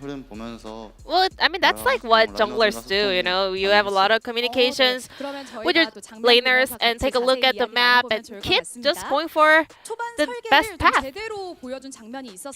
And this is the best path we have ever seen on Maokai. It feels like you read it like a book. You knew, as if you knew Sejuani will be rotating top. This could have been pretty risky considering the amount of time you spent in that rush. So we had a very volatile matchup on the top lane, so I was expecting an early gank from Sejuani, and also had my ward around the Raptors as well, which kind of gave me all the info that he's passing towards top. And Ghost also complemented this, performance and game setup as well. So would you like to say anything back to Ghost? Hey Ghost, I'm so happy that you made jokes about me, a pun. I like it, and thank you for your support. I really mean it. 자 그리고 쇼메이커 선수에게 질문 드릴게요. And Showmaker, 2세트 때 미드 제이스가 we had 나왔거든요. Jace mid. 요즘 제이스의 위상이 In 아주 game number 높아지고 2, 있습니다. Jace has become a very 탑이나 kind of 미드에서 자주 popular 나오고 있는데 pick 제이스를 in 활용할 both 때 좀 mid and 중요하게 top lane. 생각하시는 점이 있을까요? What is the most important thing when it comes to playing Jace in lanes? 탑에서는 되게 라인전이 So Jace top is really strong in lane, but Jace mid is so weak, you know? I don't know why, but he's way weaker in lane on the mid lane. So you have to take a closer look into the champion matchup if you want to play him in mid lane. And in game 2, Nar took Ghost. Do you know any idea about it? Like game was loading and then I saw Ghost. So I was like pinging his ghost, and then Kana was like, "Oh, I actually forgot. I was like changing my runes, and he didn't change his spell." Why do you think you guys failed to, you know, win game number 2? What went wrong? I was not able to create the setup that I kind of wanted, so I think the opponent was in favor in game 2. And Showmaker, what did you guys focus on heading into game 3? We mostly focused on the balance of our comp, and we always kept in mind that our late game is way better and stronger. So game 3, you played Akali, and in the previous Genji series, in the Genji Swain matchup, you played Swain, but today you were on the Akali side. So now that you played both sides, could you break down the champion matchup, Akali versus Swain on the mid lane, or any ideas or opinion about it? I mean, Swain got through a lane really easily early on, but Kenyon did a great job covering for me, so I was able to, you know, burn his glows twice. So I was having a great edge in lane, and it was all right after that. And we also saw Caitlyn getting through after such a long time. Did you see that coming? I'm in depth. His Caitlyn, everyone knows about it. So I was expecting it to be permaban, but it was let through, so it was so reliable. That his cupcakes, or the location, the positioning was so good. And your next opponent will be KT Rolster, guys. And now this is gotta be the winning streak momentum for D plus Kia. So how are you going to participate in that series? KT, I think they played earlier today, right? And they did great. So we will do our best to prepare for that and get the win. And Showmaker, we just ended our losing streak, so we will keep working hard to prepare for the series in order to start off another winning streak. And this will be the end of the interview from Kenyon and Showmaker, and I'm gonna pass it back to the space. Thank you. Thank you, Ji-sun, as always, for that awesome translation. Really good stuff and good context about that game number 2 as well. But guys, let's take a look at the standings and see where we stand. As D+, they will get the win. It is only with the +1 indicator, though. And even though both Kwangdong and Nongshim had their highlight moments, they're still 9th and 10th, which says a lot about, I think, how close the LCK is at the moment, and really that you gotta respect every single team. And next week, get that matchup. Huni, what do you think about our Saturday showdown? Our Saturday showdown is gonna be really, really interesting. Whoever loses, they goes even more deep. They go deeper and deeper. Yeah. It's pretty rough, but that's also my pick for match of the week. So it should be interesting. You know, we'll have to see who does pick up the win in the end and who does go down to 10th place. But we are done here at the LCK for today. Hope you guys did enjoy the games as always, and we will see you on Wednesday, but also tomorrow for Challengers. If you want to check that out, make sure you do. But that's it for us tonight. Thank you for watching. Goodbye.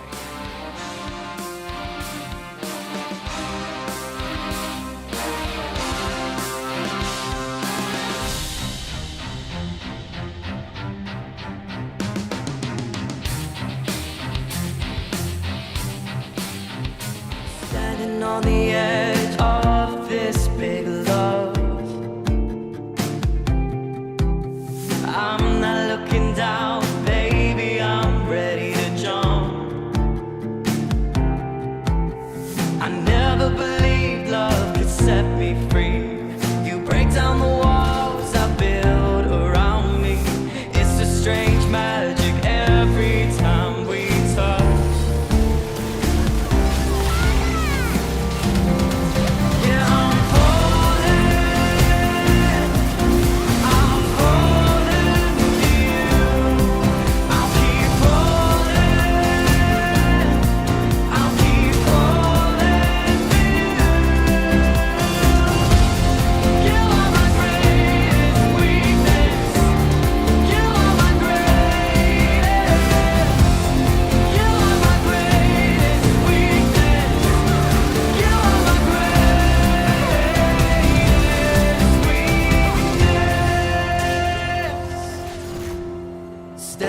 on the edge of this big love. I'm not looking down, baby, I'm ready to jump. Never believed love could set me free. You break down the